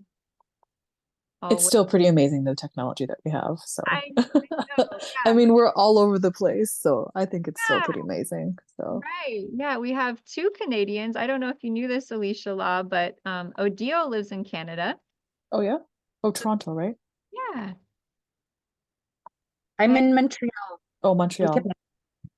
Montreal is very nice. You guys have such a huge country. Like, you guys are Too like big. all, like, it's hard for me to take in. Like, you're all over the place. Like, I just thought Canada, right? As a United States girl, I'm like, oh, it's in Canada. And then you're like, no, I'm like way over here, and there's not like right next door. It's actually like a whole different. Yeah. So, We have 6 time zones. what? That's so many. That's like, that'd be kind of fun to drive across them all, right? Get snacks in each area. Yeah. My kind of thing. Ooh. And then Anthony, you're in Mexico. I know that Maddie, you're in Hawaii. And let's see, I think and Christine, you're in Florida. So we're kind of straddling the US today. We're kind of getting everything covered. And you know what? My guides and my intuition and my energy radar are going off like crazy right now. And they're telling me we are making a huge impact on the planet today. So I just wanted to give you all a heads up, like what you're doing, the work we're doing, it's getting lighter on the earth. So thank you. Thank you so much. Appreciate it. Okay. Thank you, Lotus. So of course, this is my wheelhouse. I love this. So Your jam. my jam. Yeah. So you got the 12th house. So that means this coming new moon solar eclipse is going to be activating your 12th house. And the 12th house is a really interesting house. It's the house of meditation. It's the house of the intuition. It's the house of the inner life, the inner world. So having the sun, moon, and Mercury and the past life point all in your 12th house tells me that the next 6 months is going to be a really powerful time for you to get in touch with your inner world. So making sure every day that you go within, that you tune in to your inner self, that you build a practice of, there's something I started doing recently that I found really, really amazing, because I always struggled with meditation and just like, besides being out in nature, I can sit forever, but like just in the house, I have a harder time. So there's this really great practice where when you first wake up, you go to the bathroom, you get a drink of water, and you come and sit down, and then you count backwards from 100. You just count 100 to 0. And it's amazing what can happen in that time. It's amazing. Like your mind can go from so busy, like the start of the day, and like realize how like disconnected from our presence we are. Like, wow, my mind is like jumping from here to Peru, like, and back again, just waking up. And so I started doing this, and I found it to be really, really helpful. So I wanted to share that with you as something that you might want to incorporate in over the next 6 month period, which is just spending more time with your inner state. Getting to a place in the next 6 months where you can sit quietly and you can be with yourself and not feel anxious, not feel uncomfortable, not feel the busyness, not feel like I have to get up and go do something else, but like to get to a place where you're in a state of peace and calm within yourself, within your mind. So that's one suggestion. The other is that the theme of work and service, which is the 6th house, and retreat and meditation. So work versus self-care, doing versus being. This is kind of the big theme for you over the next 6 months. And the challenge will be to find that inner balance between giving service, doing work, and also finding a lot of peace and calm within yourself. So as much as you work, I might recommend scheduling some retreats, right? Scheduling some times to work on your health, right? Because it's going to be in Virgo, which is health. So the physical body might be something to dial in as well as meditation. So the balance between your diet, your routine, your exercise, and then meditation and spirituality. Like those 2 things are like super up for you over the next 6 months. Yeah. Really, really key for you. And it's going to be conjunct your Mercury, which is communication. And Mercury is conjunct your Mercury right now. So are there people from your past that you need to communicate to? Are there things that you haven't fully communicated yet? And even if you don't ever talk to them, are there unresolved communications? You know what I mean? Like you maybe didn't get in that final thing you wanted to share, or like you didn't fully say what was in your heart. That might be something that over the next 6 months wants to come out to be healed. That kind of thing. Yeah. How is that landing so far? No good. I mean, No good. when you were mentioning about I don't know, going more inwards, and just to be able to be with myself without and just being calm with that, I'm like, oh my God. I have a very busy mind, so I think that'll definitely be a practice to be at home, because I do tend to get very restless and then just wanting to do things. But I do find that things like breath work are a much better way to be inwards, because it's a more active form of meditation. Absolutely. And then I've actually been playing my guzheng more. Earlier on the call, I was actually I was listening, but then I was also like playing my guzheng just because I was feeling like playing it. Yes. So and I was feeling really happy. So I think, yeah, I'm definitely doing more musical expressions, artistic expressions. But trying to find the balance between the doing versus the being is definitely something that's been on my radar a lot. And I think Anthony and I are still thinking about whether or not we're having children. And one of the tension points that we have around that is also just the amount of work that is. And I think the tendency to do a lot of that on my own and to not get support with that is like one of my primary concerns. Right. Yeah. So the fact that you have so much Virgo in the 12th house means that you have the busiest mind on the planet. and in order for you to meditate, because Virgo is just, it's like the detail queen. And think, I want you to think about this for a moment. Where does that come from with Virgo? Virgo was the harvest goddess. She is the original OG Earth Mama. So I want you to imagine the harvest time. What's happening? Well, you're going out and you're picking all of the apples, you're picking all the grapes, you're picking all of the sheaves of wheat. Well, then what happens when you get all that stuff back home? You have to sort, sift, and separate it.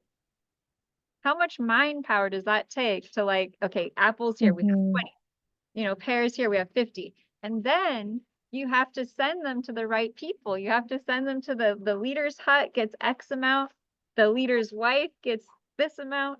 the children get this Mhm. amount, this community gets this amount. Think about how much mental power the early women had to use to make sure everyone got fed. Holy cow, it's insane. So that same mental power that women have had to use for thousands of years to make sure everyone's taken care of and get fed is what you have going on in your 12th house of retreat, rest, and relaxation. You're still Mm. trying to take care of the village and make sure everyone Mhm. gets fed, everyone's warm enough, right? All the details of life are taken care of. So for you to rest and relax, make sure, you know, and Odile said that she has a meditation app that really helps with meditation. Get support with that, right? Don't feel like you have to just sit quietly. Mhm. I finally gave up on that. I'm like, I'm not so great at this. What can I do that helps me go into a Zen state, Mhm. right? I can meditate by sitting out in nature. I can calm down. I can slow down. I can do like you were playing your instrument, Mhm. right? You were playing your instrument. So the best way for you to handle this, right, is for you to find what works for you. To not Mhm. feel like you have to do it any sort of set way, but that what do you need to feel peaceful and calm, Mhm. right? For me, sometimes it's just watching a movie because that puts Mm. my mind, takes care of that active mind. I get to lay down, I get to rest, and usually I'll pick something very soothing, like a romantic comedy or something that is not agitating, right? Or I'll find a book that's like very spiritual, right? So it doesn't have to be that you stop all activity, but it's more how can you rest and relax first and Mhm. then start to do the practice. Odile, you Mhm. were about to jump out of your chair. What did you want to share with Alicia Law? Yes, because I also had a hard time with the meditation, and I thought my injury was caused to get me to sit down because I'm always running around. So I came across this well, just I cut it to today. It's been 4 years I've been working with this guy online, and he has a free app. You have a premium version if you need, but the free works wonderful. It's called Radiate, RAYD as in letter D and 8. It's the free version. So it's a white light with the bars, and he explains what they does. And they just added a small icon meditation. It's maybe 15, 20 minutes. So you'll say, open your eyes, look at the light. Imagine the light, you're getting the Fibonacci codes. So it stimulates your mental, but you're Mm. so zoned on what he's saying that you feel, and you truly feel a shift after those 15, 20 minutes. And the Mm. light is actually healing to your body, to your mental state. He explains it connects you to the vibration of the earth, light codes, galactic center. I don't know. Anyway, this guy's phenomenal. He has a website also online, but I highly Mm. recommend the free app. So you just download on App Store or Google Store, Mhm. free app, and then you say download the free version and just small icon meditate. I've been doing it for Mhm. about a week. I see a difference. I feel a Awesome. difference. I'll Radiate. So go. it's RAYD8. So it's a play on words. So it's like a ray of light. Od, would you write it in the Yeah, I'll chat write for it. everyone? Yeah, Okay, yeah, I'll awesome. write it in. I'll write it in. Awesome. So it's a free. It just came across because I was saying, oh, I've been there. Not that it's still not easy to meditate because I'm thinking Mhm. always, oh, I have to do this, I have to go there, I have to call that. But when I'm doing this one, I'm really in the moment. You have no choice because you're following the instructions, you know? Mhm. So Yeah, thanks for I that. hope it can help somebody. There you go. There you go. See, Try it out.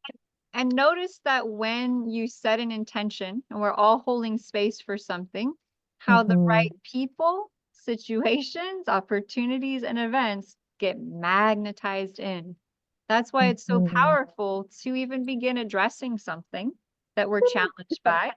Because by the time we start addressing it, we start to pull in what we need to resolve it.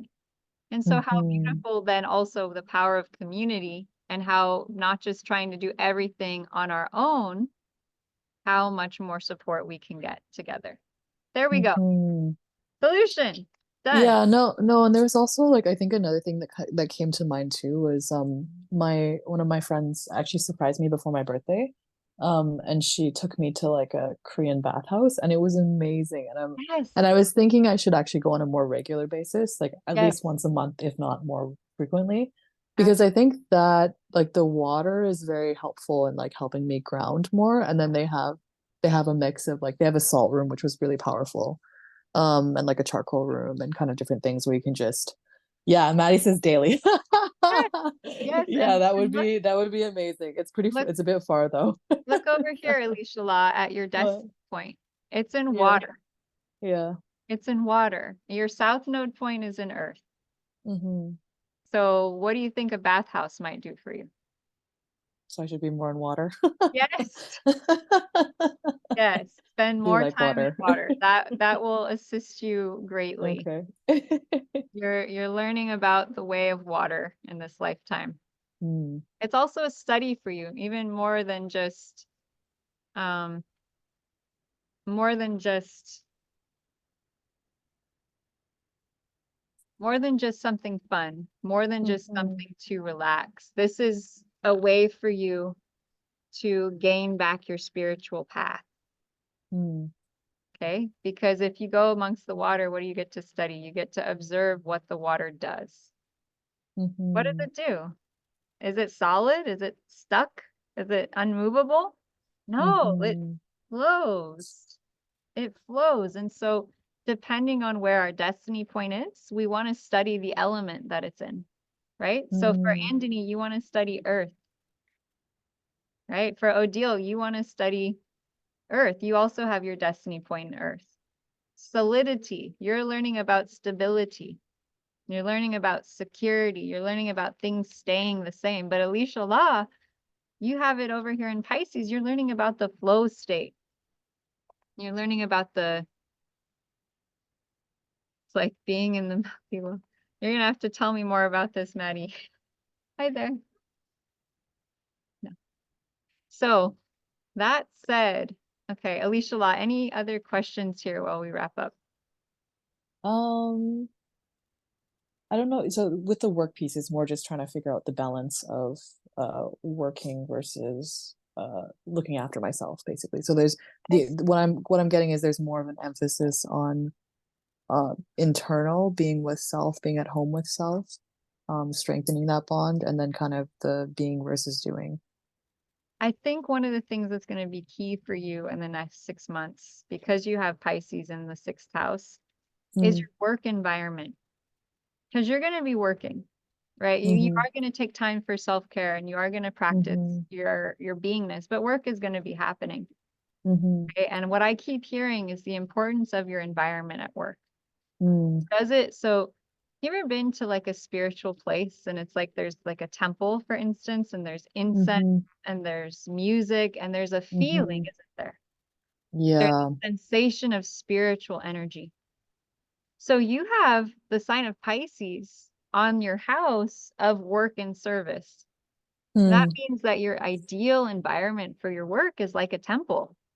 It's Mm. like a spiritual place. And so what I Mhm. keep hearing is like the importance and value for you of having a spiritual space and place where you work. Like whether that's your whole office, like you decorate Mhm. it, you add in fountains, you add in plants, you make it this very nourishing spiritual, like even though work is happening, it's like you feel Mhm. peaceful. It's like making Mhm. work into a peaceful place. What? Yeah, and I think also ritual too, probably maybe bringing some ritual. There you go. No, I think you sharing that is actually quite insightful. I think we work from home. Okay. So where I live is also where we work. Um, Okay. but then I've always had this sense of like the home should be a sanctuary, but Yes. then it just sometimes gets busy and then it's not been that. And I've been trying to kind of move my space more to that, and it just sometimes it's been very challenging. It's been moving along, but it's been one of these struggle points of not fully aligning up. And I know that I am attracted to more like really beautiful spaces. Yeah. Um, and actually getting my home on and slash my work on point with that. So, and like making, because I'm always like, oh, I could do that later. It's not as important as like the work that needs to be done or all this other to-do list things I need to get done. Right. Yeah. Your destiny point is in the 6th house of work and service, but it's in Pisces. So that speaks to me about you being able to craft and create harmonious, beautiful work environments, and that could actually maybe even turn into something that you do for other people potentially. Interesting. So I would even look into like the study of feng shui and the study of interior design and the study of like creating a peaceful space. How to bring balance into the home or the office for the next 6 months is kind of like a goal of like achieving some type of physical alteration, sun, moon, south node, and Virgo, to your office space to turn it into a spiritual sanctuary. All right. So you want to combine work, office, you know, doing all that daily stuff, practicality, with creating this like spiritual cove, this haven, this sanctuary, because I think it's gonna help you to feel more at peace, and it's gonna help you to go within, right? So a lot of times we think, oh, I can't sit still, I can't meditate, I can't focus. Well, what kind of space are you in? Are you in your bedroom with all your clothes and the closet and the computer and the desk and the bed, and it's like all the things in your life are just sitting right there? Or do you have a space you could make that's like no distractions and plants and like water, and it is conductive for you to find peace? I think that's really, really important. Thank you for that. Really appreciate that, Lois. Absolutely. Absolutely. I look forward to seeing the space that you create. I'll keep you posted. Okay, awesome. Awesome. Who would like to go next here? And any questions? Anyone have any questions that have been coming up that are niggling at you or you want to ask? And way to go, everyone. You're all doing great. Okay. I'll go if I can. Yeah, Maddie, let's do it. All right, you got my chart there? You're so patient. She's waiting.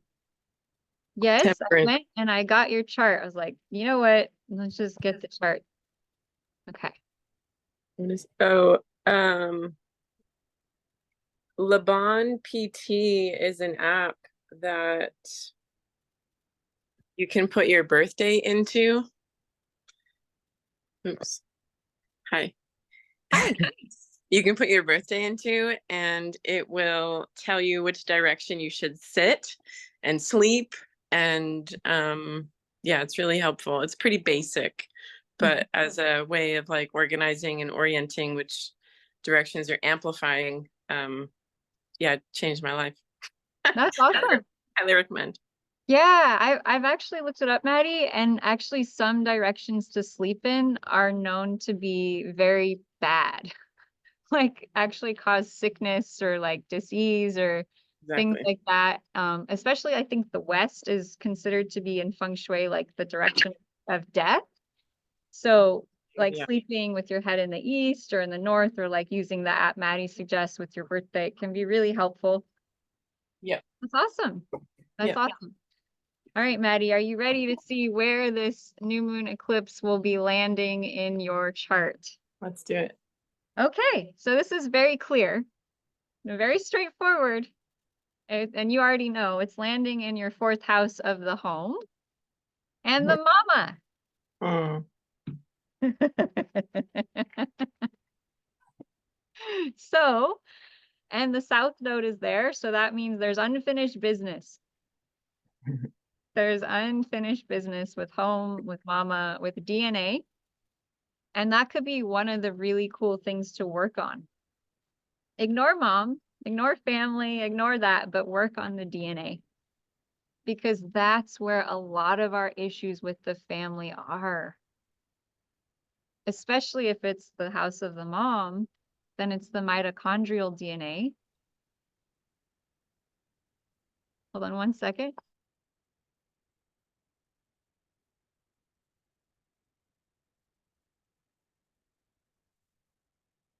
Stirring something up.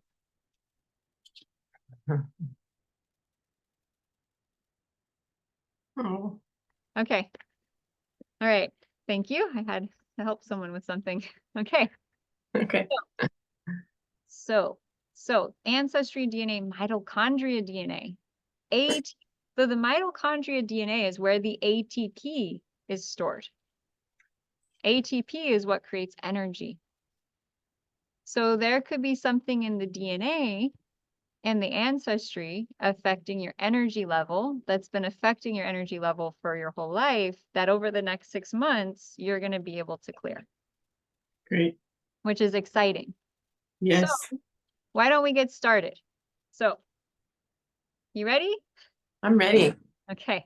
So we're just going to look at, because this is kind of major, you guys, like having this new moon in her house of home and family and the mom, like talk about the heartstrings. Oh, like I can just feel it. And we already looked at, I don't know if you were here, we looked at Virgo and where the sun is going to be, and it's at the breasts of Virgo, right? So that's mother energy. That's mama energy. Okay. So the mama stuff could be coming up for everyone. I'm just going to say that now because Virgo is the original mother. So everyone have stuff with mom? Yes. It's the most difficult relationship to get right with how messed up all of our ancestors are and the huge amount of responsibility and engagement that goes on between a mother and a child. It's huge. It's absolutely huge. So this is going to be for everyone. If you're on this call, if you're listening to this replay, please get involved because you better believe we all came from a mama. So all of us have stuff with mama. Okay. This is not any one of us. This is all of us. And even if the earth is a mama, we have stuff with her. Okay. Oh, the hawks are chirping.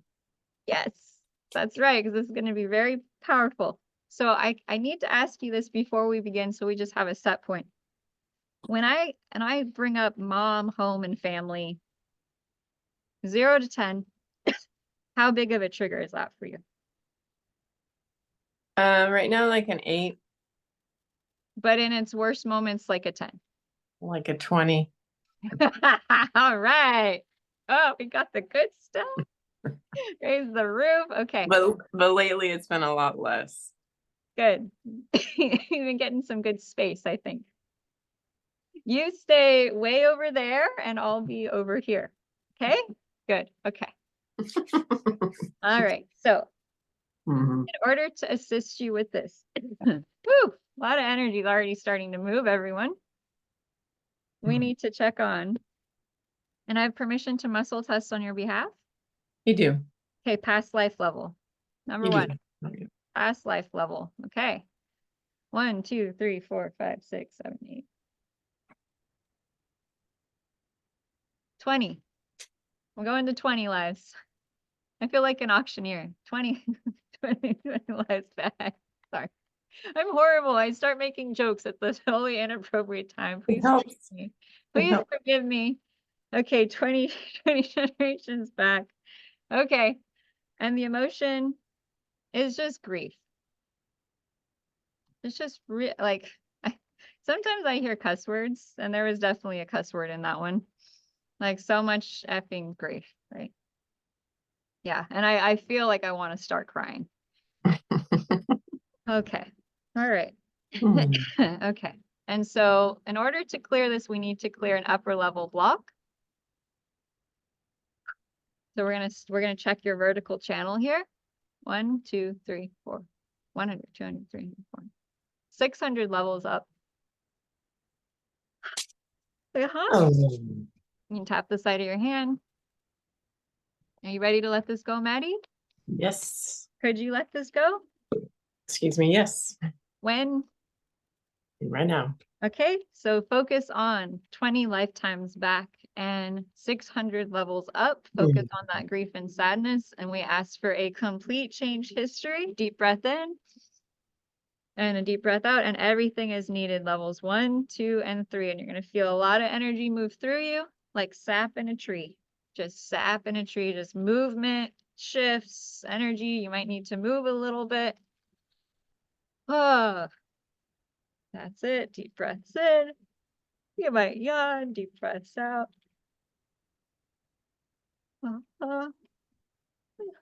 There it is. Woo. Yep. Okay. Good. Good. Okay. So now in order to clear that, so we're going to keep going with that lifetime. So now there's anger.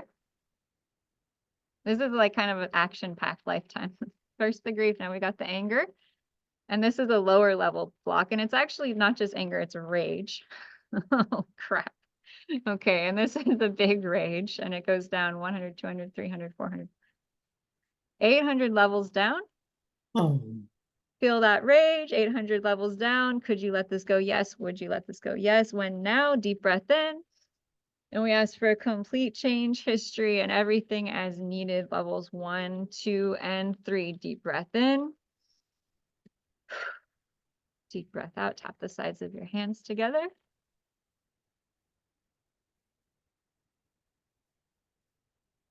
That's me yawning for her.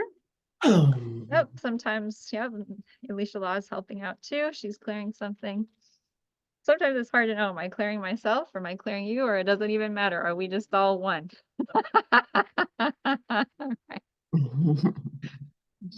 Good. Good. Deep breath in. Deep breath out. Okay, 20 lifetimes back. So we're going to clear up lower 100, 200, 300, 400, 500, 600, 800, 900,000. So 500 life. Sadness. So focus on sadness. 800 levels down, 20 lifetimes back. That's for complete change history. And everything is needed. Levels 1, 2, and 3. Can you talk? Oh my God. Deep breath in and out. Complete change history. And everything is needed. Levels 1, 2, and 3. Good. Are you noticing some shifts here? What are you noticing? Yes, definitely a lot of energy, and yeah, it's been an interesting kind of between the eclipse portals time. Right? So this is feeling really nice to be here today. Yeah. Yeah, I felt like a necessity to come together because, right, when we have these eclipses, they aspect the nodes of the moon. They aspect the south node and the north node, which are the destiny points. So it's like all the collective destiny of all of us is like getting activated, and it's like, oh my God, it's intense. Okay, so on a scale of 0 to 10, when you think about home, family, and DNA, yep, still stuff there. 10 is beyond triggered, and 0, not at all. Being honest, what's the number where you feel about it now? Maybe like a 4. I don't know. It kind of, you know, everything is unraveling from our last conversations around perhaps, you know, losing the primary home of planet back in time. Right. And feeling like, yeah, am I going to move? Is this, you know, like you were saying at the beginning of the call, how are we going to make positive use of the forecast? So if home is going to change, you know, it's like, well, is someone in my home gonna, or my family gonna die? I don't get that so much. What Am I gonna move? You want to buy hear? land? What I'm hearing is that whatever is going to happen is going to be the result of what you clear from your past relationships to home, because south node in between the sun and the moon, or next to the sun and the moon, in order to go forwards for all of us, I'm hearing we have to clear out what is in that house from the past. And to the degree that we clear it out will be how we go forwards. Right. Kind of cool, kind of frustrating, but like also the ball is in our court. We can choose how we work it. Yeah. And there's the warning, right? The astrology saying, hey, there's stuff from the past, especially in this area of your life, right? For Andony, it's the 7th house. And for Odile, and then Alicia Law, it's in the 12th house. And for you, it's in the 4th house, right? You for sure kind of win the cake of most intense house to have this in, right? Home and family. So I want to try and help you get to a really good place here. So let me just ask, yeah, we're going to go straight to the golden planet. And what is the golden planet? The golden planet is a story. It's a mythology. It could be real. I get it's real. where highly evolved beings lived on a golden planet. And on that planet, we had access to all of our ability to manifest instantly. Instantly. Yeah, and you might all start yawning right now. That's totally normal. Yep. And what happened is a group of people and the organization that I learned this story from calls them techies. And techies were like a type of extraterrestrial race that didn't really care about stuff. Like they were much more mechanical and logical and rational. And they weren't emotionally bound by compassion or normal human emotions. And they decided to come in and they wanted to take our planet for the resources. And then that led to the explosion of the golden planet. Pretty traumatic. Yeah. And so if you had a past life involved with that, some of us hear this story and we get very triggered. When I first heard it, I was super triggered. And I'm still a little bit triggered now. So there's more to clear here. Okay, so this is going to be for everyone because everyone on this call is highly advanced and highly evolved. So it's probably triggering all of us. Hallelujah. Thank you, Maddie. And so this issue, in order to clear it, we need to go to the past life level. And I'm going to have to test really far back. So just give me a moment here.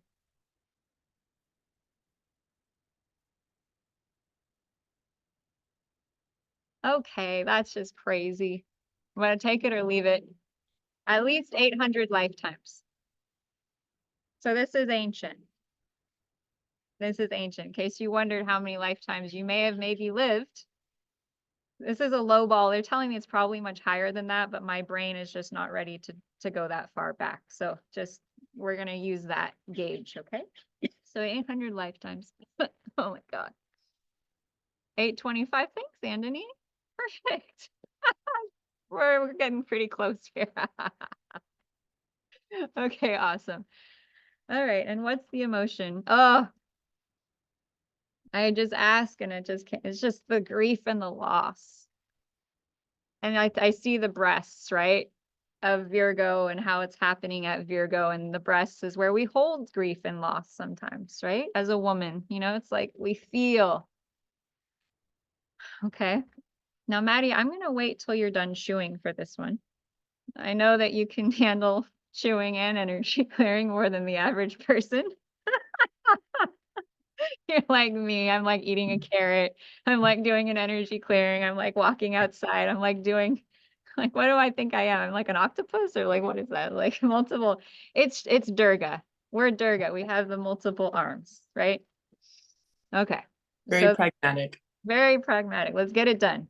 Okay. So 825, we'll try that. Ooh, that's in. Gee, feel that. Grief and loss. I want you to tap the sides of your hands together. And now I want you to rub them together. So all that grief and loss, the palms, in the heart space. That's pretty strong, isn't it? It's pretty strong energy. So feeling all that grief and loss. Going back 825 plus lifetimes, the loss of home, the loss of the planet that we knew, and just extreme grief and loss. By the power of God, by the power of source, by the power of the creator of all that is, excuse me.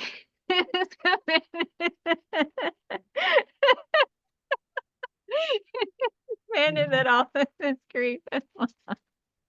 That was the craziest thing. As after I burped, this whole air bubble traveled up the inside of my esophagus and came out.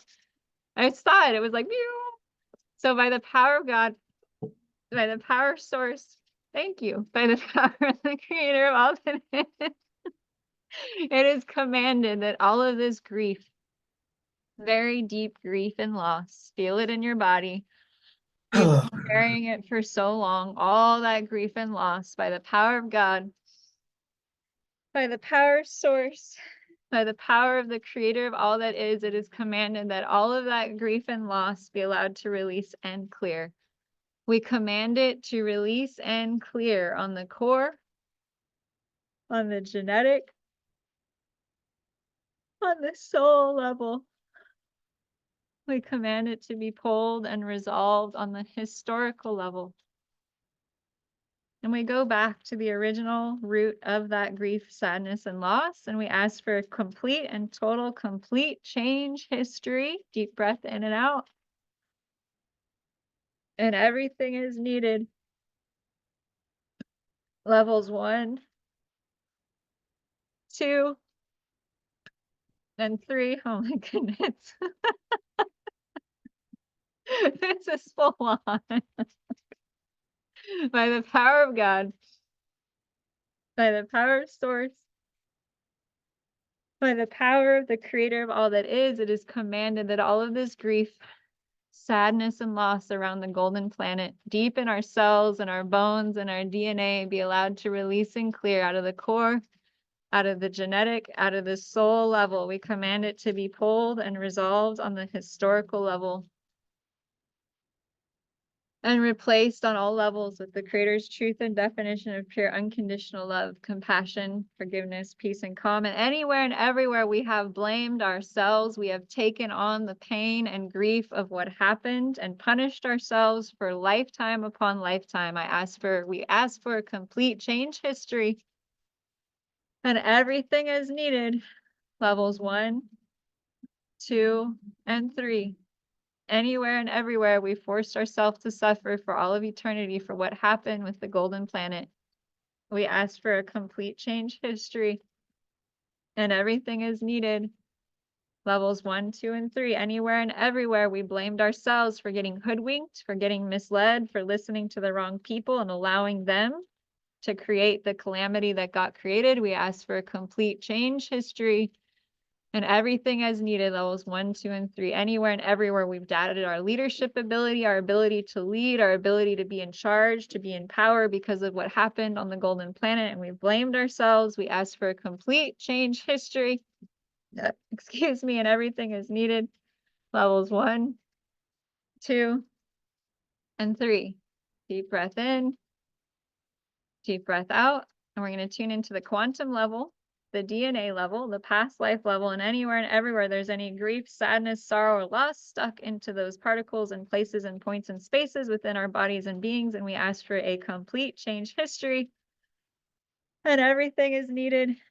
Levels 1, 2, and 3. And by the power of God, and by the power of Source, and by the power of the creator of all that is, it is commanded that all that grief and sadness and loss stuck in the timeline, stuck in the time track, going back to the root core cause of it, by the power of God, by the power of Source, by the power of the creator of all that is, it is commanded that all of that hardcore, deep, deep, deep core sadness, loss, grief, and sadness be allowed to release and clear. We command it to release and clear on the core, on the genetic, on the soul level. We command it to be pulled and resolved out of us, out of the earth, out of our bodies, out of our beings, out of our spacecrafts, out of our homecrafts, out of our land, out of our legacies, out of our structures, out of our beingness, out of all levels and layers of our body and being. We command it to release and clear out of the metaphysical, imaginal memory body of the collective of all of humanity. We command that all of that grief, sadness, sorrow, and loss stuck in the liminal space be allowed to release and clear. We command it to release and clear on the core, on the genetic, on the soul level. We command it to be pulled and resolved on the historical level out of the collective DNA codes, pulled out completely and totally. All of that grief, sadness, and loss pulled out on the core, genetic, and soul level, pulled and resolved on the historical level, and replaced on all levels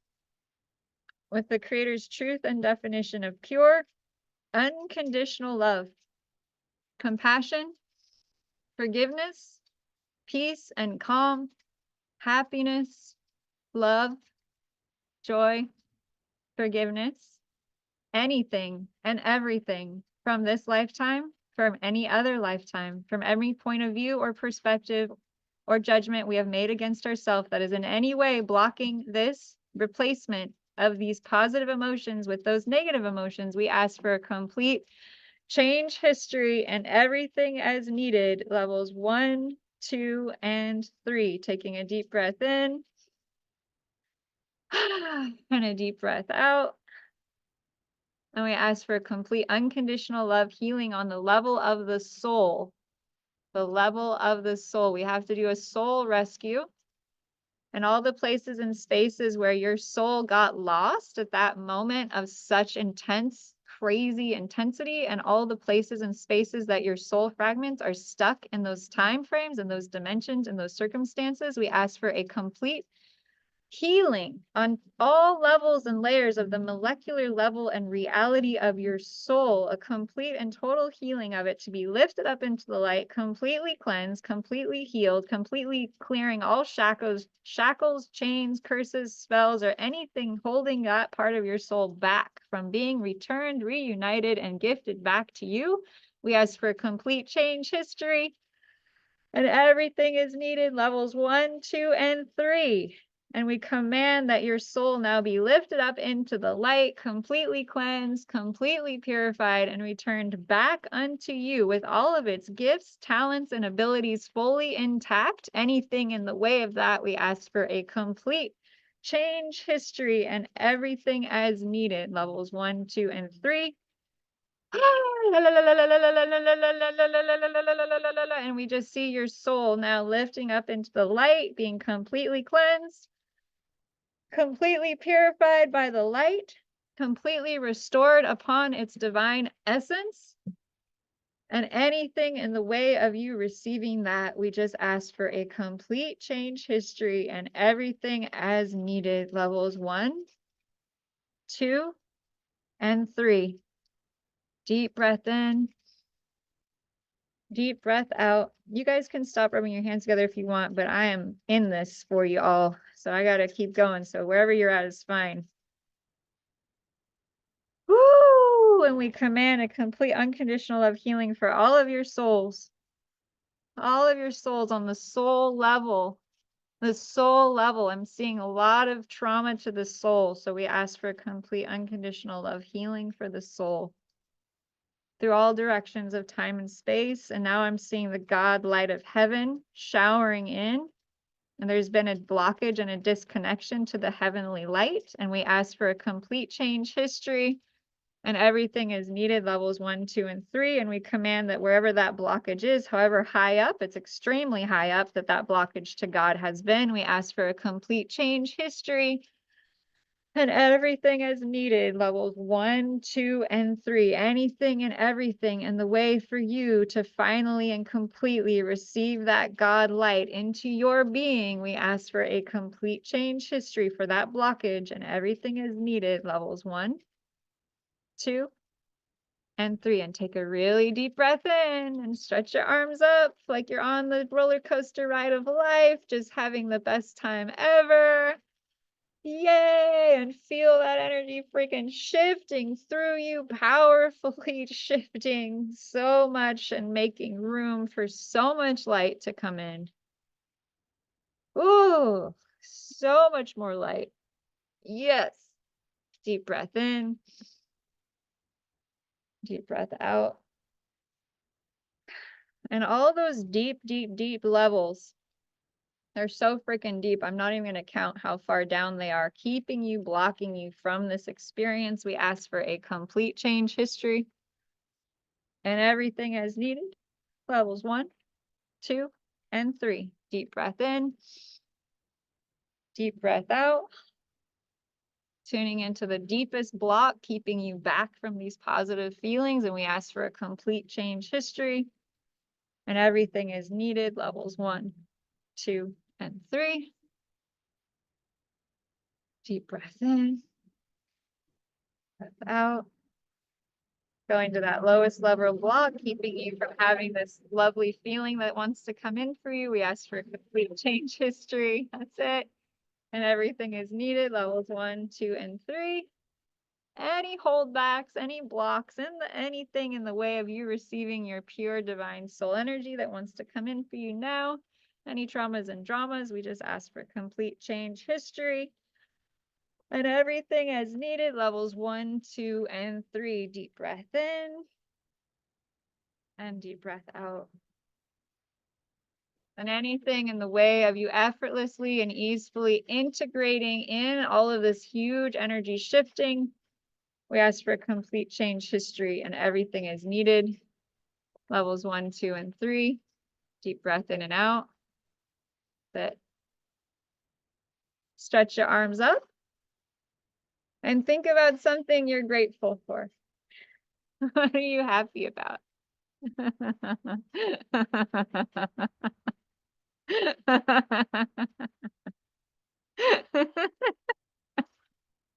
Aw. So grateful for you, Lotus. Aw. Let me ask you how you're doing. How are you feeling? Tap the side of your hands. I don't need to know. Tap the side of your hands. Anything in the way of you integrating this all in? We just asked for complete change history and everything is needed. Levels 1, 2, and 3. Deep breath in and out. There we go. There it is. Yeah. That's it. Rub your tender spot. Yep, even though I'm feeling whatever it is you're feeling. Even though you're feeling, just what are you feeling?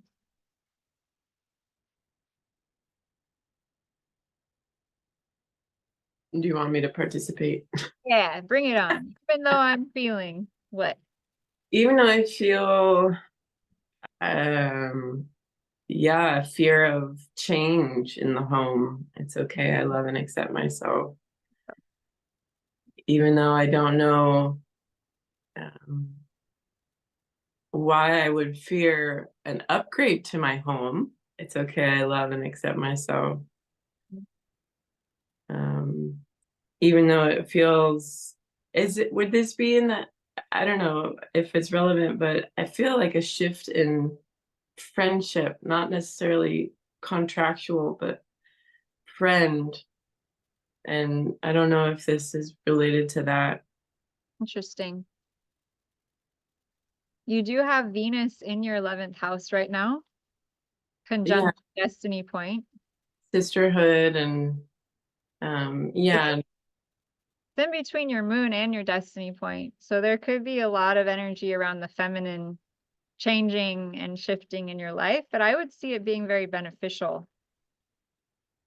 Yeah, even though the relationships with my feminine or female friends might be shifting, it's okay. I love and accept myself. Yeah. And even though I don't know what it might be shifting into yet, it's okay. I love and accept myself. Even though I have these big ideas with chocolate in the home with women and I don't know which way to go. Okay, I love and accept myself. Yeah. Well, I can tell that all these women would be gladly accept you into their homes with chocolate anytime. Totally. Yeah, even though I want to host chocolate tastings in my home, but I don't really want the public in my home. It's okay. I love and accept myself. So even though I don't know exactly where I can bring people together yet, it's okay. I love and accept myself. Well, you have your destiny point in the 11th house, which is Aries, which is leadership. So I see festivals, I see big gatherings. Yeah, bigger groups of people. Yeah. But it can also be intimate and cozy. Yes. Got Moon and Pisces there as well. So you're very sensitive. Like I told Alicia Law. Same, yeah. About having somewhere that feels spiritual that you can lead from. Like it's like you're like a double, like the Pisces is your frosting and inside you've got all this leadership energy, but you need your outer frosting to be soft and flowing and water. Like I'm seeing like a very mystical environment with like a pond and a fountain and like beautiful willow trees and things that are just very soothing and gentle.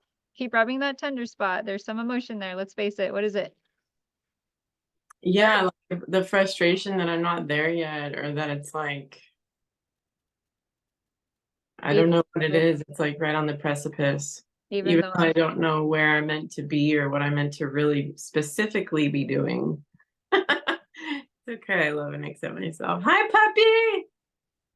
Even though, yeah, my loyalty with the dog there is to Hawaii, it breaks my heart to think that what if I had to leave? Okay. Sadie really wanted to join the call and apparently wants to be on video a lot. So she's here with you, Maddie. Sadie has very good spiritual energy. It's interesting that you have your girl dog, right? Like you have girl dog and boy dog, but it's like Yeah, I going have a girl dog and a action. boy dog. The girl dog wanted to be here and she's wanting to be on camera. And she's even just resting her head so you can just see her eyes. Yeah, yesterday, anyway, even though I rehomed my dog, a There year it ago, yeah. It's okay, I love and accept myself. And I've been working on this so much, and it's so We're here for you. even though I had to get rid of my dog, it's okay, I love and accept myself. And even though I thought if I could achieve my dreams, I could afford her, I couldn't.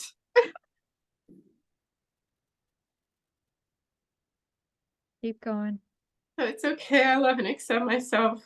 Mhm. Yeah, even though I wanted to save her and couldn't, it's okay, I love and accept myself. There you go. You're doing good. Even though I don't know where she is, it's okay, I love and accept myself. And even though I wish I still had contact with her to take her swimming, it's okay, I love and accept myself. Yeah, even though I fear that she's being mistreated, it's okay, I love and accept myself. Doing great, Maddie. We're here for you. Even though I wish it were different, and it's not. It's okay, I love and accept myself. Tap the sides of the hands.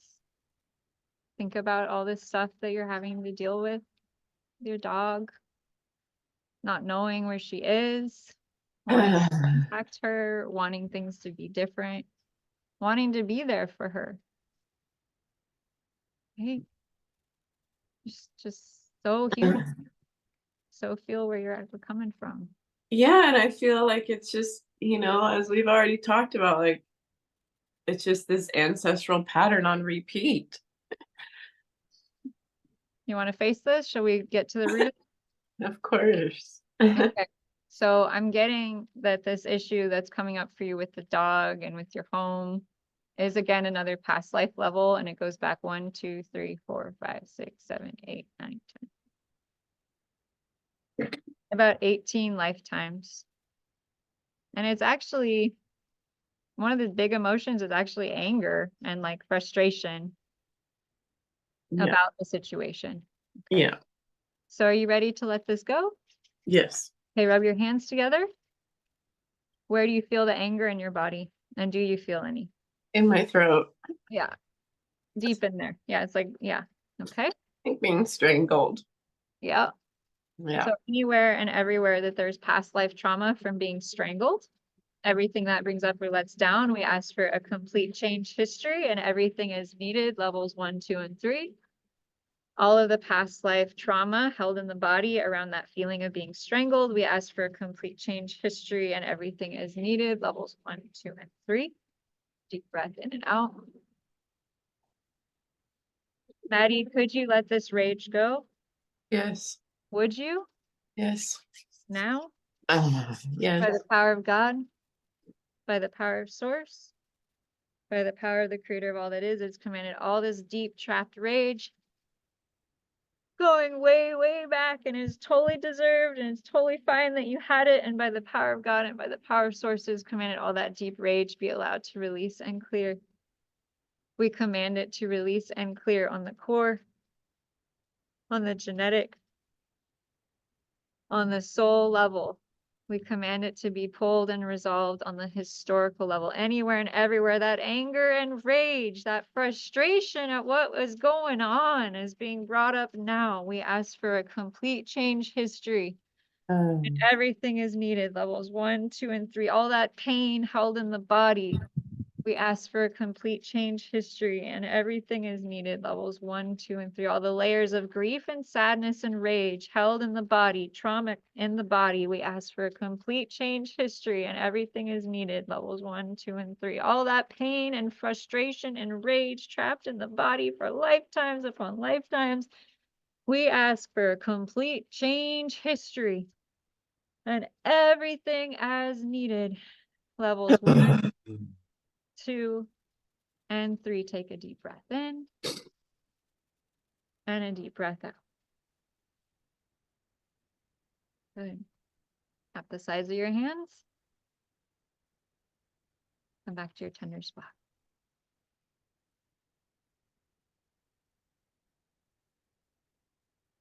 Come back to the tender spot. Feel what you're feeling in your body. Acknowledge what's there.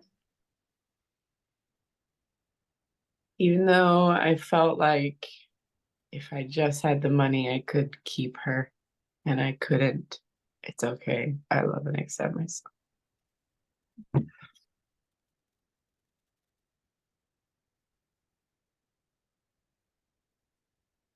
Even though I feel. Even though I feel frustrated and sad that she's not in my life. Mm-hmm.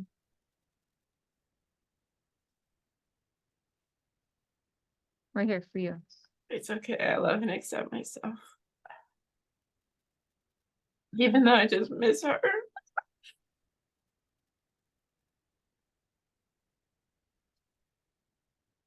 It's okay. I love and accept myself. You're doing great. We're here for you. Even though I feel like this is, tale as old as time. It's okay. I love and accept myself. Doing great, Maddie. Even though I just feel gutted.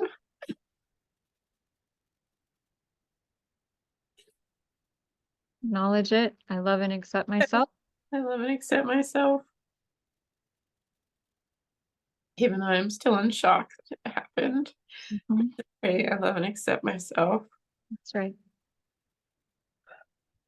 Even though I wish I had other people help me try and keep her.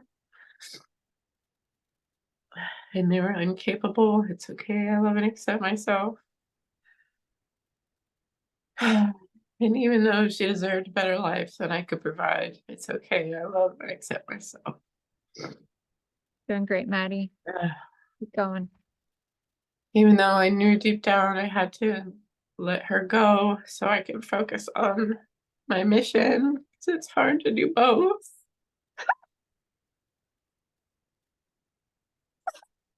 You're doing great, Maddie. We're here for you. Okay.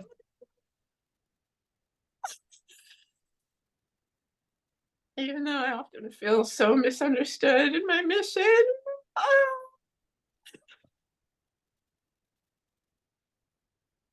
It's okay. I love and accept myself. Even though a sense of home is often so fleeting. There it is. You're doing great. Yep. Okay, I love and accept myself. Doing great, Maddie. We're here for you. Tap the side of your hands. Feel that?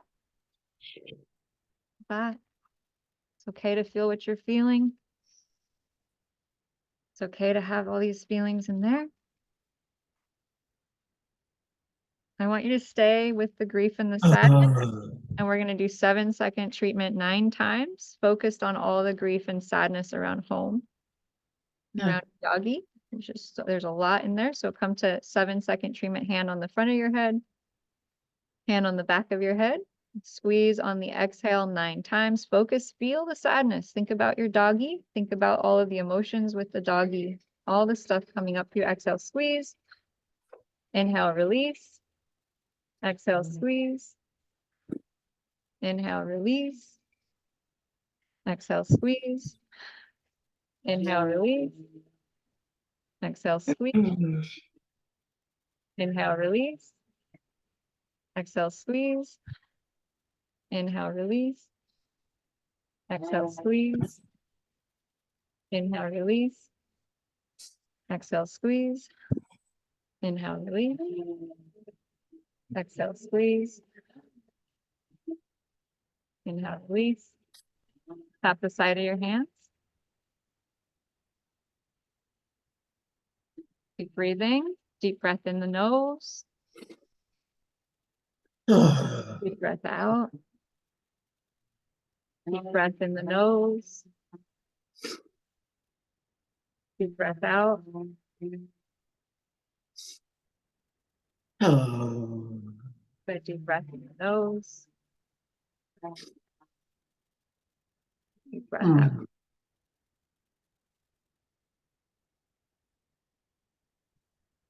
Breath in the nose. Deep breath out.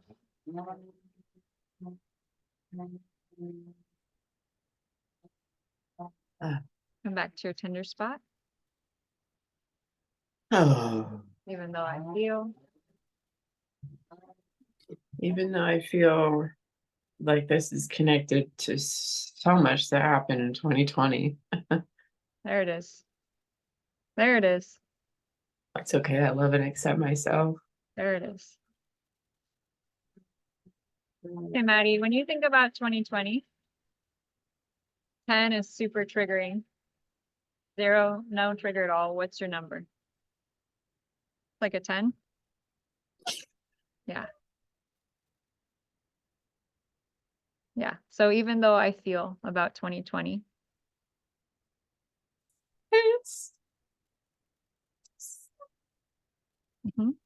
I love and accept myself. I love and accept myself. Even though I feel. Even though I feel like my life is going one way.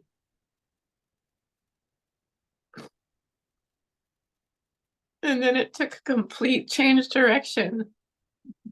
It's okay. I love and accept myself. You're doing great, Maddie. Even though I felt like 2020 was the tip of the iceberg.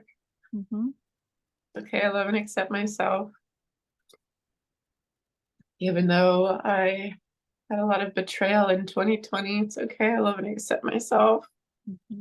There's a lot. I need to just call you.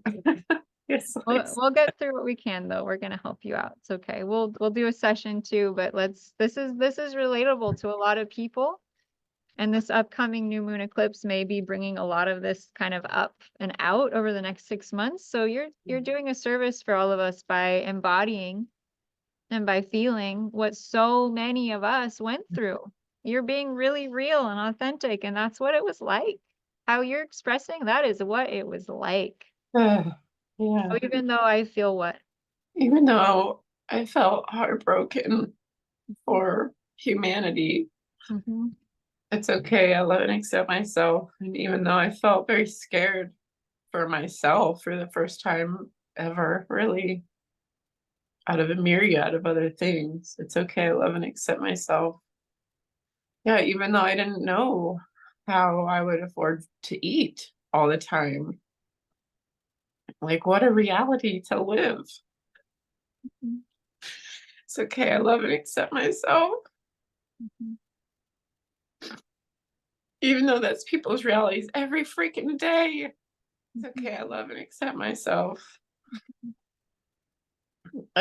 Even though I didn't know how I was going to live. It's okay. I love and accept myself. Yeah, it was just so much survival mode.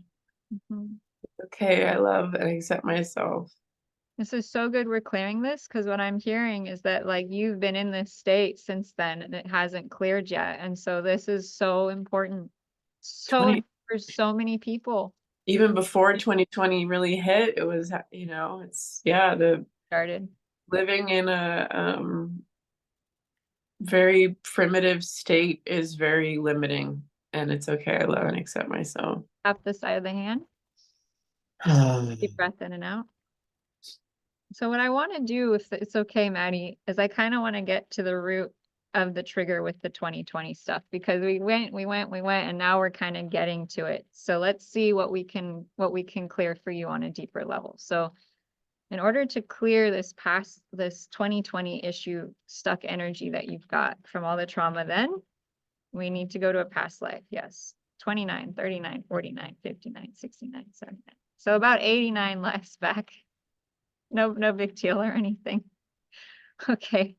And the energy of the emotion is anger. It's a lot of emotions, to be honest. It's more than just one. Okay. And it's a lower level block.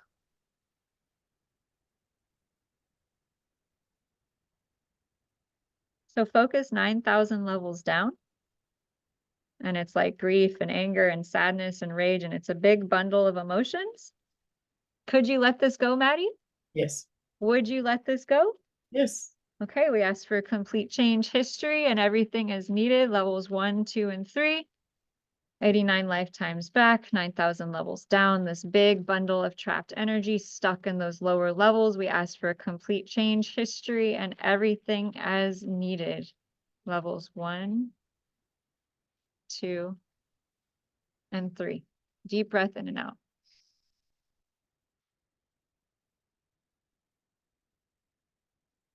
There. Good.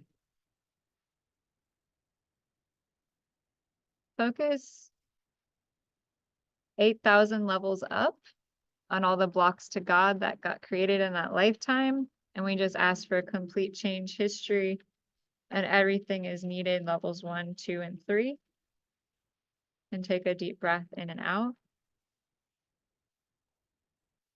Feel a lot of energy moving with this one. A lot of space around your head. Wow. Yeah, good. Whew, that was really interesting one. Wow, I really felt that. Okay, deep breath in and out. You feel that too, Maddie? Yes. Okay, so now when I bring up 2020, 0 to 10, and just be as honest as possible. I almost said possible. 10 is extremely triggered still. 0, not at all. What's the number now? Just being as honest as possible. A 2? What?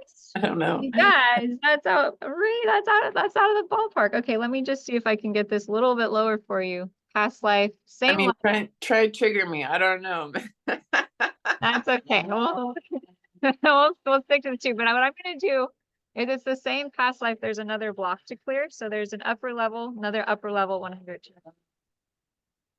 800 levels up. Please focus 800 levels up. 79, 89 lifetimes back. Anger, rage, fear, sadness, grief. And we ask for a complete change history.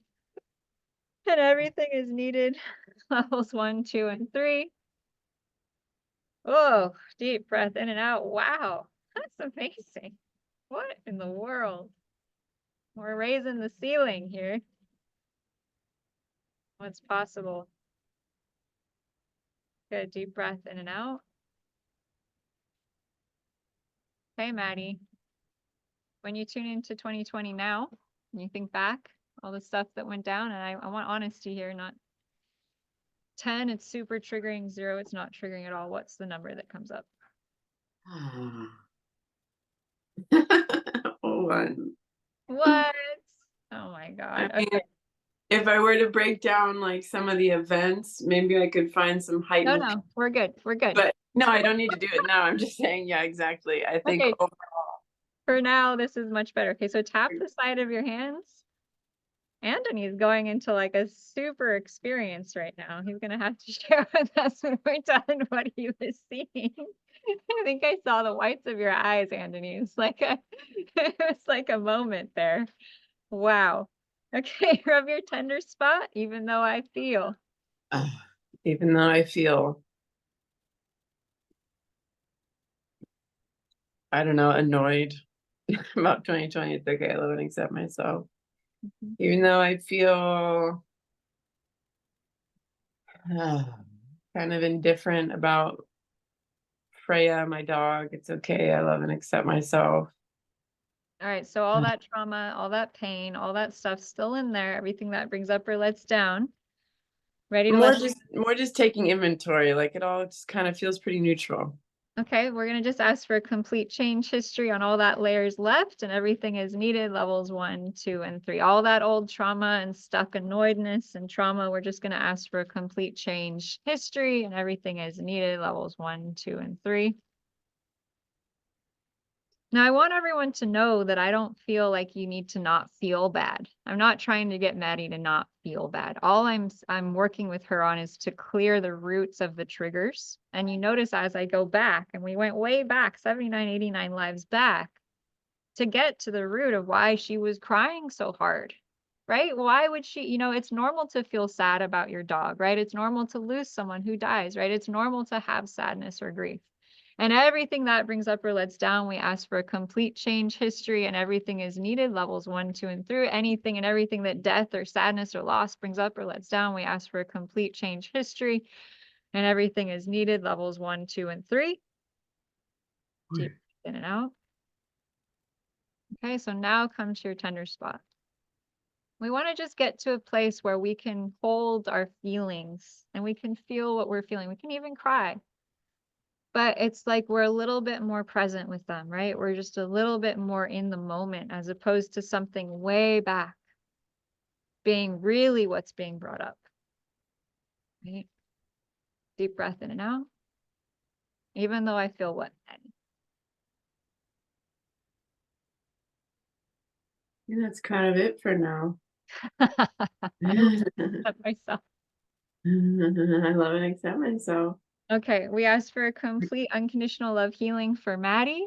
We ask God and all the angels and all the heavenly realm to shower her with pure, golden, unconditional love and light. We ask for a beautiful ball of golden light above Maddie to shower down on top of her, to shower down all through her beautiful body, to fill up her heart. We ask God to give Maddie the gift of a new golden heart.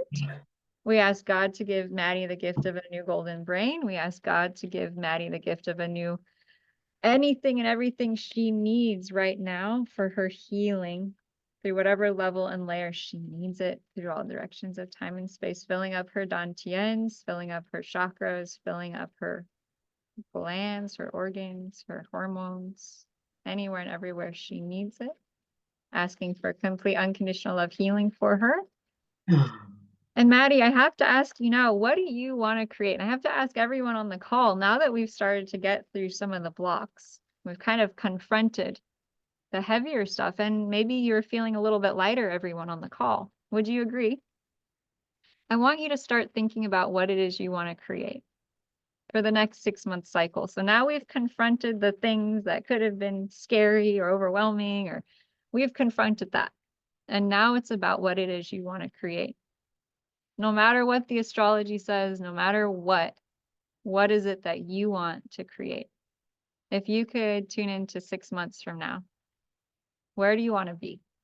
What do you want to be doing? Who do you want to be with? How much money do you want in your bank account? What's that look like? What's that feel like?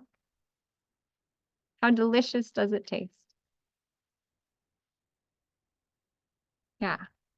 And so that is the focus for the rest of this call. We're going to look at some more charts, but I want you to all be thinking about when we meet up from six months from now, what are going to be your big wins, your big stories? Lotus, I manifested this beautiful home. I'm so happy. I have this thing. I have that thing, right? I have, Andony, I have this thing. I have that thing. I'm so happy. I want you to be pre-planning as though you're celebrating it now. As though we're already there. Odalie, I want you to be thinking about how happy you're going to be 6 months from now, how everything just worked out magically. You didn't even know it could be so easy, so effortless, so amazing that you could get to where you really want to be, right? Hey, Christine. Hey, you can see you now. She's coming to the party. We had to get through the intense stuff, and now she's ready to play. Like, I'll stay back for a while. I don't blame you. Okay, so I want everyone to tap the side of your hand and think about where you want to be 6 months from now. Yeah, think about how great you want to feel. Think about all the good things you want to be doing. And just tap the side of your hand. And so anything and everything in the way of you getting to where you want to be 6 months from now, being who you want to be, doing what you want to do, having the money you want to have. We asked for a complete change history. Look at that pretty girl. And everything is needed. Levels 1, 2, and 3. Anything and everything in the way of us tapping into the divine potential of our beautiful souls, the sanctity of our souls, why we are here and doing what we are here for with ease and joy and glory. Anything in the way of that, we just ask for a complete change history. And everything is needed. Levels 1 and 2 and 3. And rub your tender spot and think about where you want to be 6 months from now. Even though I feel what about where I want to be 6 months from now? I completely love and accept myself. That's right. That's okay, Alicia Law. Big hugs to Maddie, going for dinner. I know, I'm excited for dinner. That's going to be so delicious. So excited. And thank you to Alicia's dog who came and brought out my dog. Right? That was so special. Crazy. The more healing work I do, Maddie, the animals always come. The other night I had a client whose kitty cat, she was tapping on her points and the kitty came and pushed its head up against the hand and was like getting a tapping session from her while just like blissing out.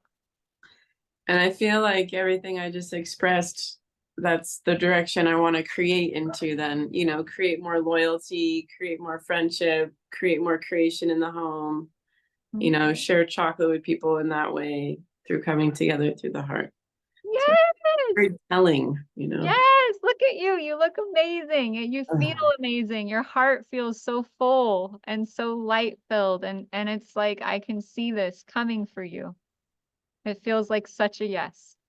Thank you. Yes, yes, yes. Absolutely. So everyone keep that focus of what it is you want to create going.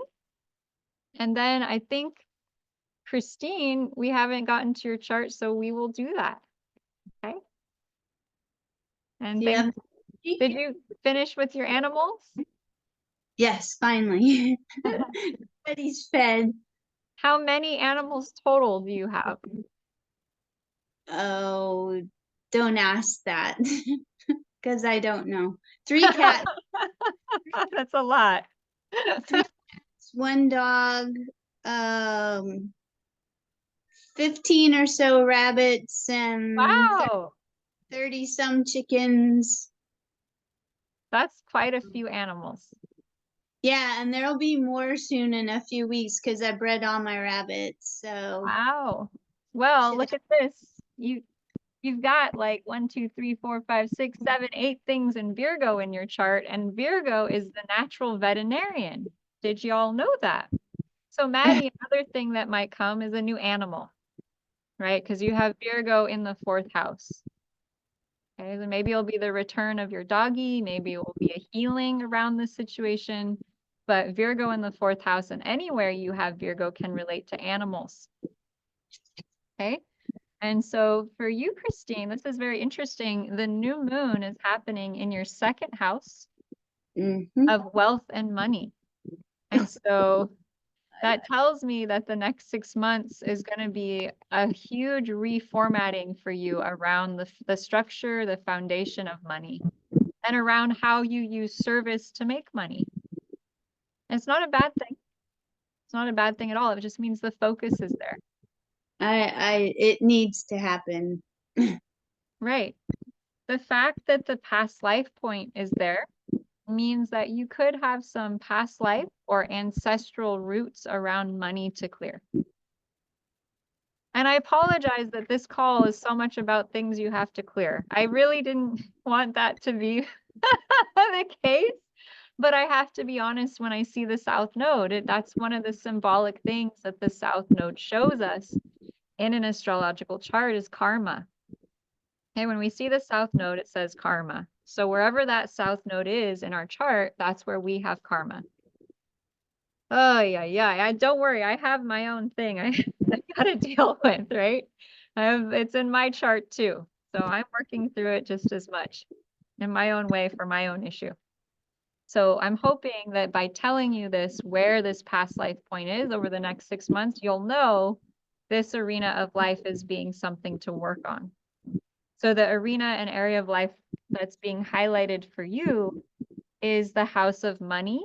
It's also the house of value and the value of self-worth, like your self-worth and your own personal value. So the next 6 months is a really good time to work on building up your own sense of self-worth. That can be working on loving yourself more, honoring yourself more. Like you could get a journal that's things I love about Christine. And you write down every day one thing you love about yourself, or 10 things you love about yourself, or 10 things you loved about the day. And it's like a bank where you're depositing things you love into it, but it's a journal. And so you're gradually working on building your own inner value, right? Because Virgos tend to give so much and tends to place the value on what we can give, less so much on the value that we are, right? Which is Piscean. And as I look at where you have Pisces, you have Chiron in Pisces, you have Saturn in Pisces, you have Eris, the goddess of conflict, in Pisces. So just being in a state of beingness, which is what Pisces represents, is not an easy thing for you. It is not. It is like, there's a lot to clean up there. There's a lot of times where you're trying to be spiritual in past lives. You are trying to be intuitive. You're trying to be psychic. And you got not cool. Not cool. Something happened.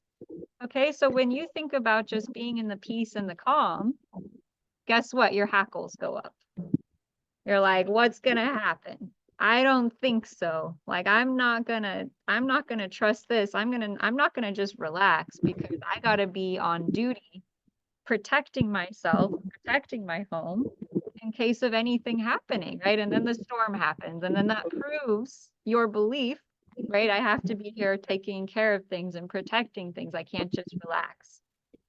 And so Destiny Point is in your 8th house, conjunct your Pallas Athena.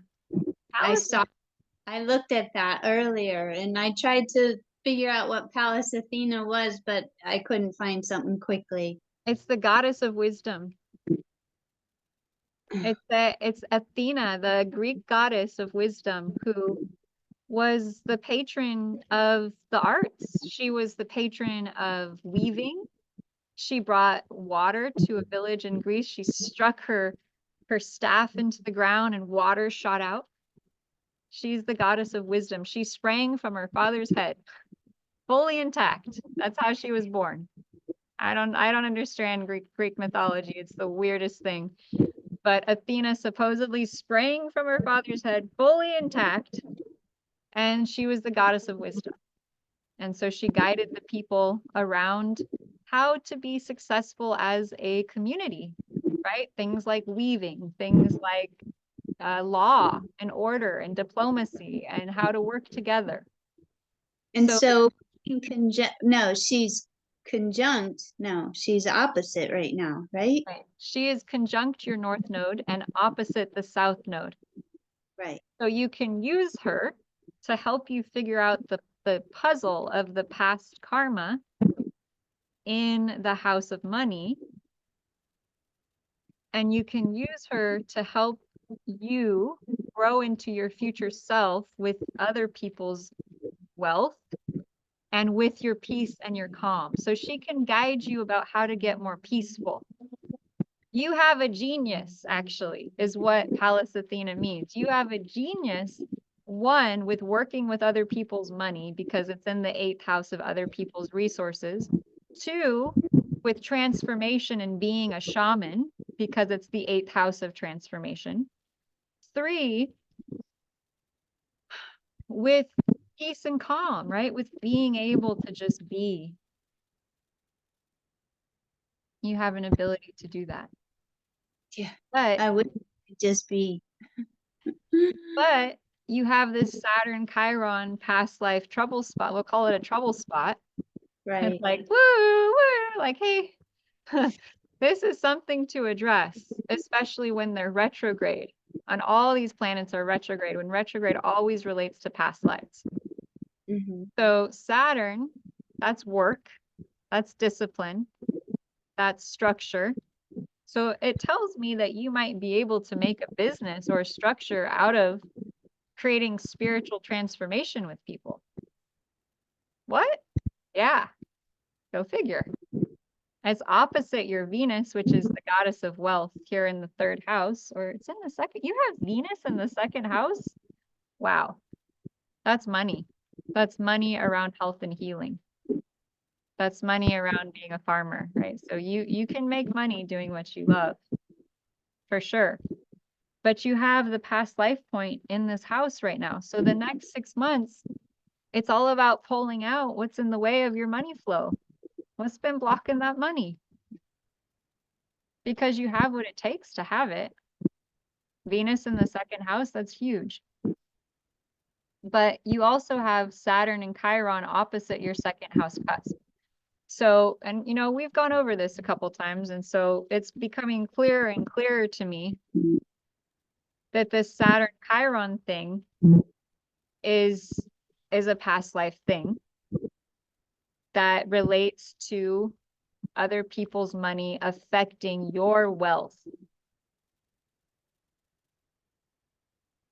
Right? So some dynamic with someone else affecting your ability to make the money. Well, I know why it exists in present time. Well, that's a good place to start. Because Yeah. whatever exists in present time is the clue to what may have come before. It's kind of like an iceberg. What we see on the surface is how we find out what's underneath. Right? But we can't just go underneath, right? It's kind of hard. It's so limitless. But you can look at the top of the iceberg and follow it down. Ah, there it is. Okay, this is what's underneath. Yeah. So let me ask you this. If you could shift anything right now in your current reality, what would that be? If you could suddenly have all the money you needed, would that set you free? Oh yeah. So money is a big thing. Yes. Okay. And for most of us it is. Okay, so most of us can relate. So on a scale of 0 to 10, when you think about your money issue, 10 is it's extremely triggering, and 0, it's not triggering at all. What is your number? Hanging out at the moon. Yeah, so it's like 100 up here somewhere, right? Okay. Yeah, I'm not penniless, and I can meet all my, monthly requirements, and I'm not giving up anything yet, but I still worry every month. Because the overall number has been going down for years. Right. So you have Chiron opposite that 2nd house. Right. So that's a big wound there. That's like your biggest wound. So it's not just that money is an issue. It's not. It's that there's a wound around money from the past that every time you think about money is getting brought up. Oh, maybe that could explain it. And yes, it is an issue. You need it to buy stuff, right? You can need it to do things. But what I'm sensing as I look at your chart is that it's this past life wounding, Chiron, being in polarity almost exactly to your 2nd house that's causing that wounding. It's causing that, like, can't relax, can't stop thinking about it, etc. So when I share that piece of information with you, 0 to 10, 10 being extremely triggering and 0 not at all, what's your number?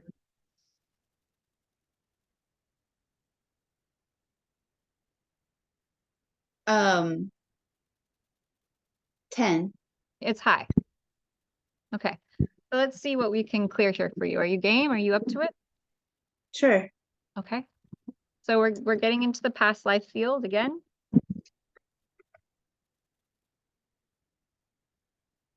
Good night, Odalie. We love you.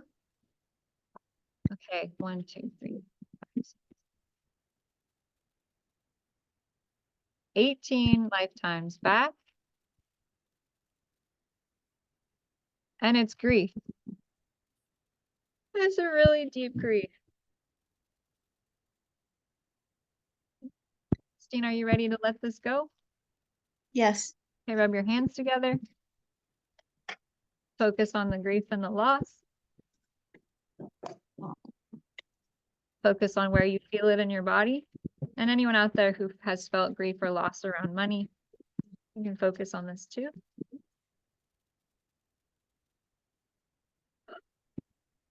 Anywhere in your body you feel that grief and loss about money going back 18 generations. We ask for a complete change history and everything is needed, levels 1, 2, and 3. And by the power of God, and by the power source, and by the power of the creator of all that is, it is commanded that all of this grief and loss be allowed to release and clear. We command it to release and clear on the core, on the genetic, on the soul level. We command it to be pulled and resolved on the historical level and replaced on all levels with the creator's truth and definition of pure unconditional love, compassion,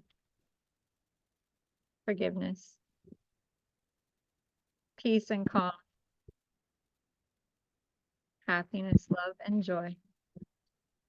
And we go 18 lifetimes back to where the grief and loss is. And we ask for a complete change history and everything as needed. Levels 1, 2, and 3.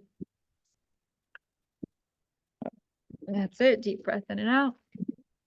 Anywhere that grief and loss from that past life is still negatively impacting your money flow, making money, having money, we ask for complete change history. And everything is needed, levels 1, 2, and 3. Anything in the way of you shifting your money flows into a positive space now, into the future, we just ask for a complete change history and everything is needed, levels 1, 2, and 3. Take a deep breath in. Take a deep breath out.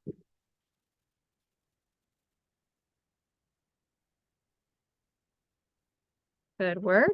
Ask for complete unconditional love, soul healing for that lifetime. And we command that all of the soul fragments that got lost in that lifetime be lifted up into the light, completely cleansed,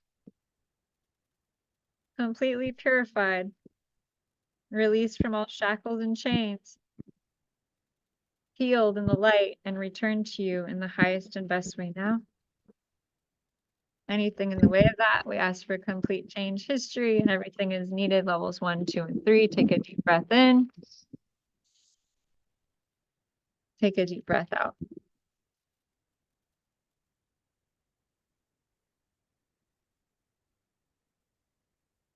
Good, deep breath in. Deep breath out. Ask for complete unconditional love healing for you, for your soul, through all directions of time and space. Thank you. And anything in the way of you manifesting and making and allowing more money in, everything that brings up or lets down, we just ask for complete change history. And everything is needed. Levels 1, 2, and 3. Good, deep breath in. Deep breath out all the karma and drama and pain blocking you from making more money. We just ask for complete change history. And everything is needed. Levels 1, 2, and 3. Good, deep breath in and out. Yeah, and tomorrow, Michael and I will be leading a wealth clearing call. So if anyone is like, oh, this is good stuff, I want to do more clearing work, please send me a message. I can send you the link to sign up. And Christine, you get to come out. You're going to be there. So this is exciting. We can keep working on it. How do you feel now When I say Chiron opposite your money house, 10 very triggered, 0 not at all. What's your number? I guess 0. I don't really have a reaction at the moment. That's right. Exactly. Yeah. So we just, bravo, way to go, Christine, way to go. We just basically pull the trigger. And that's what's so cool about the astrology chart and doing clearing with it is I can say this thing and we all saw she was super triggered, right? Super upset about it. It was strong. You could feel it. We addressed it. We did a clearing on it. And now when I bring it up now, right, to test it, there's nothing there. So that's how we know that we just shifted something. We've changed the field. Yeah. Yeah. So I'll be excited and you're coming tomorrow. So I have a feeling you might have some amazing money wins in your future. And anything in the way of that, we just ask for a complete change history and everything is needed. Levels 1, 2, and 3. Deep breath in and out. Here we go. There we go. Okay, well, we've made one step forwards here, Christine. And so the next 6 months are already going to be much easier. And so this is the deal with astrology. It shows us the worst case scenario and it shows us what we need to do to make sure it's not that. So that then we can turn it into the best case scenario. Right? Because all we are is energy, frequency, and vibration. It shows us what we may need to address. We address it and we change it. Do you see how it's not affecting her anymore? We don't have to be at the mercy of the challenging things in our chart. We can clear them. But we have to find them. It helps to know about them because then we can shift them. Yeah. How you feeling? You feeling any better? Yeah, there's other things that have arisen in the past 24 hours. I but can imagine. Yeah, well, we send you so much love, Christine. You know, I'm just really glad you're safe. I've been sending you prayers. Thank you. Set up that session. We'll dive into it together and maybe tomorrow we can help lift you up a bit more. Okay, thank you. Yeah. So I think we've gotten through everyone on the call now. We've gone through everyone's chart. Way to go, everyone. Thank you, Lotus. Yeah, how is everyone doing out there? Amazing. Awesome. Yes, Lotus, you've been putting so much energy and work on this calls. So I wanna take a minute to appreciate you and all the beautiful work you do. It's amazing, and we all feel so much better than from the call started. So yeah, I just wanna ask you how you're feeling because I know it's a lot of energy here, and been doing for hours now. So I just want to make sure that you're how you're feeling. I'm doing pretty good. You know, my dream is to create a group going forward. I want to do this as my work. I want to do this as my business because I want to take as many people as possible through the charts and through the clearing. And so ideally, in the next couple months, I'm going to be creating like a membership that people can join where you get access to these events. And I'm not going to charge a super lot. I want to make it affordable. And Michael, of course, is already doing a membership. So I want to collaborate with him a bit and kind of make it easy to do both if possible.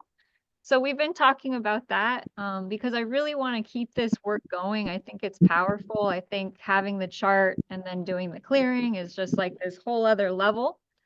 So I want to keep that going. I want to keep the new moon calls and the full moon calls like gathering together.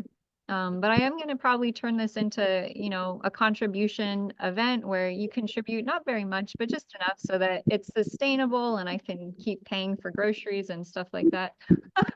Groceries, yeah. Crazy as they are right now. But overall, Anthony, I'm really good. I'm so happy to be here and to be with you all. And I feel us shifting the friggin' planet. And I live for that because I know that we're here to create heaven on earth. And I know every single call we do, I feel a step closer. I feel just a step closer. And I've heard that for every point of view that we change in us or anyone changes is 30,000 other people shift that point of view too, at least. And so if you imagine all the points of view that we shifted tonight, whatever time we meet, how much of a ripple is that across the planet? So I get off these calls and it's a lot of energy, but I'm friggin' glowing like a beam of light, and I'm just so happy. I live for this. My mom's like, "You're so happy after your calls."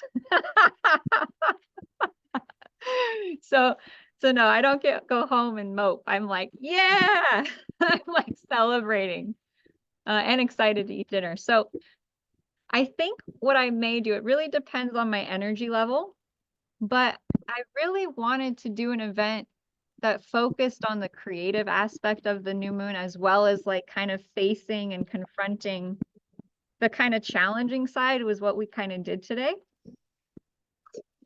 So I may offer something Monday or Tuesday for the intention setting, and maybe just clearing the blocks to the positive, because I feel like this is such an amazingly powerful new moon that I want us to be really going into it with this kind of clarity. And I feel like this is part one, and that's enough.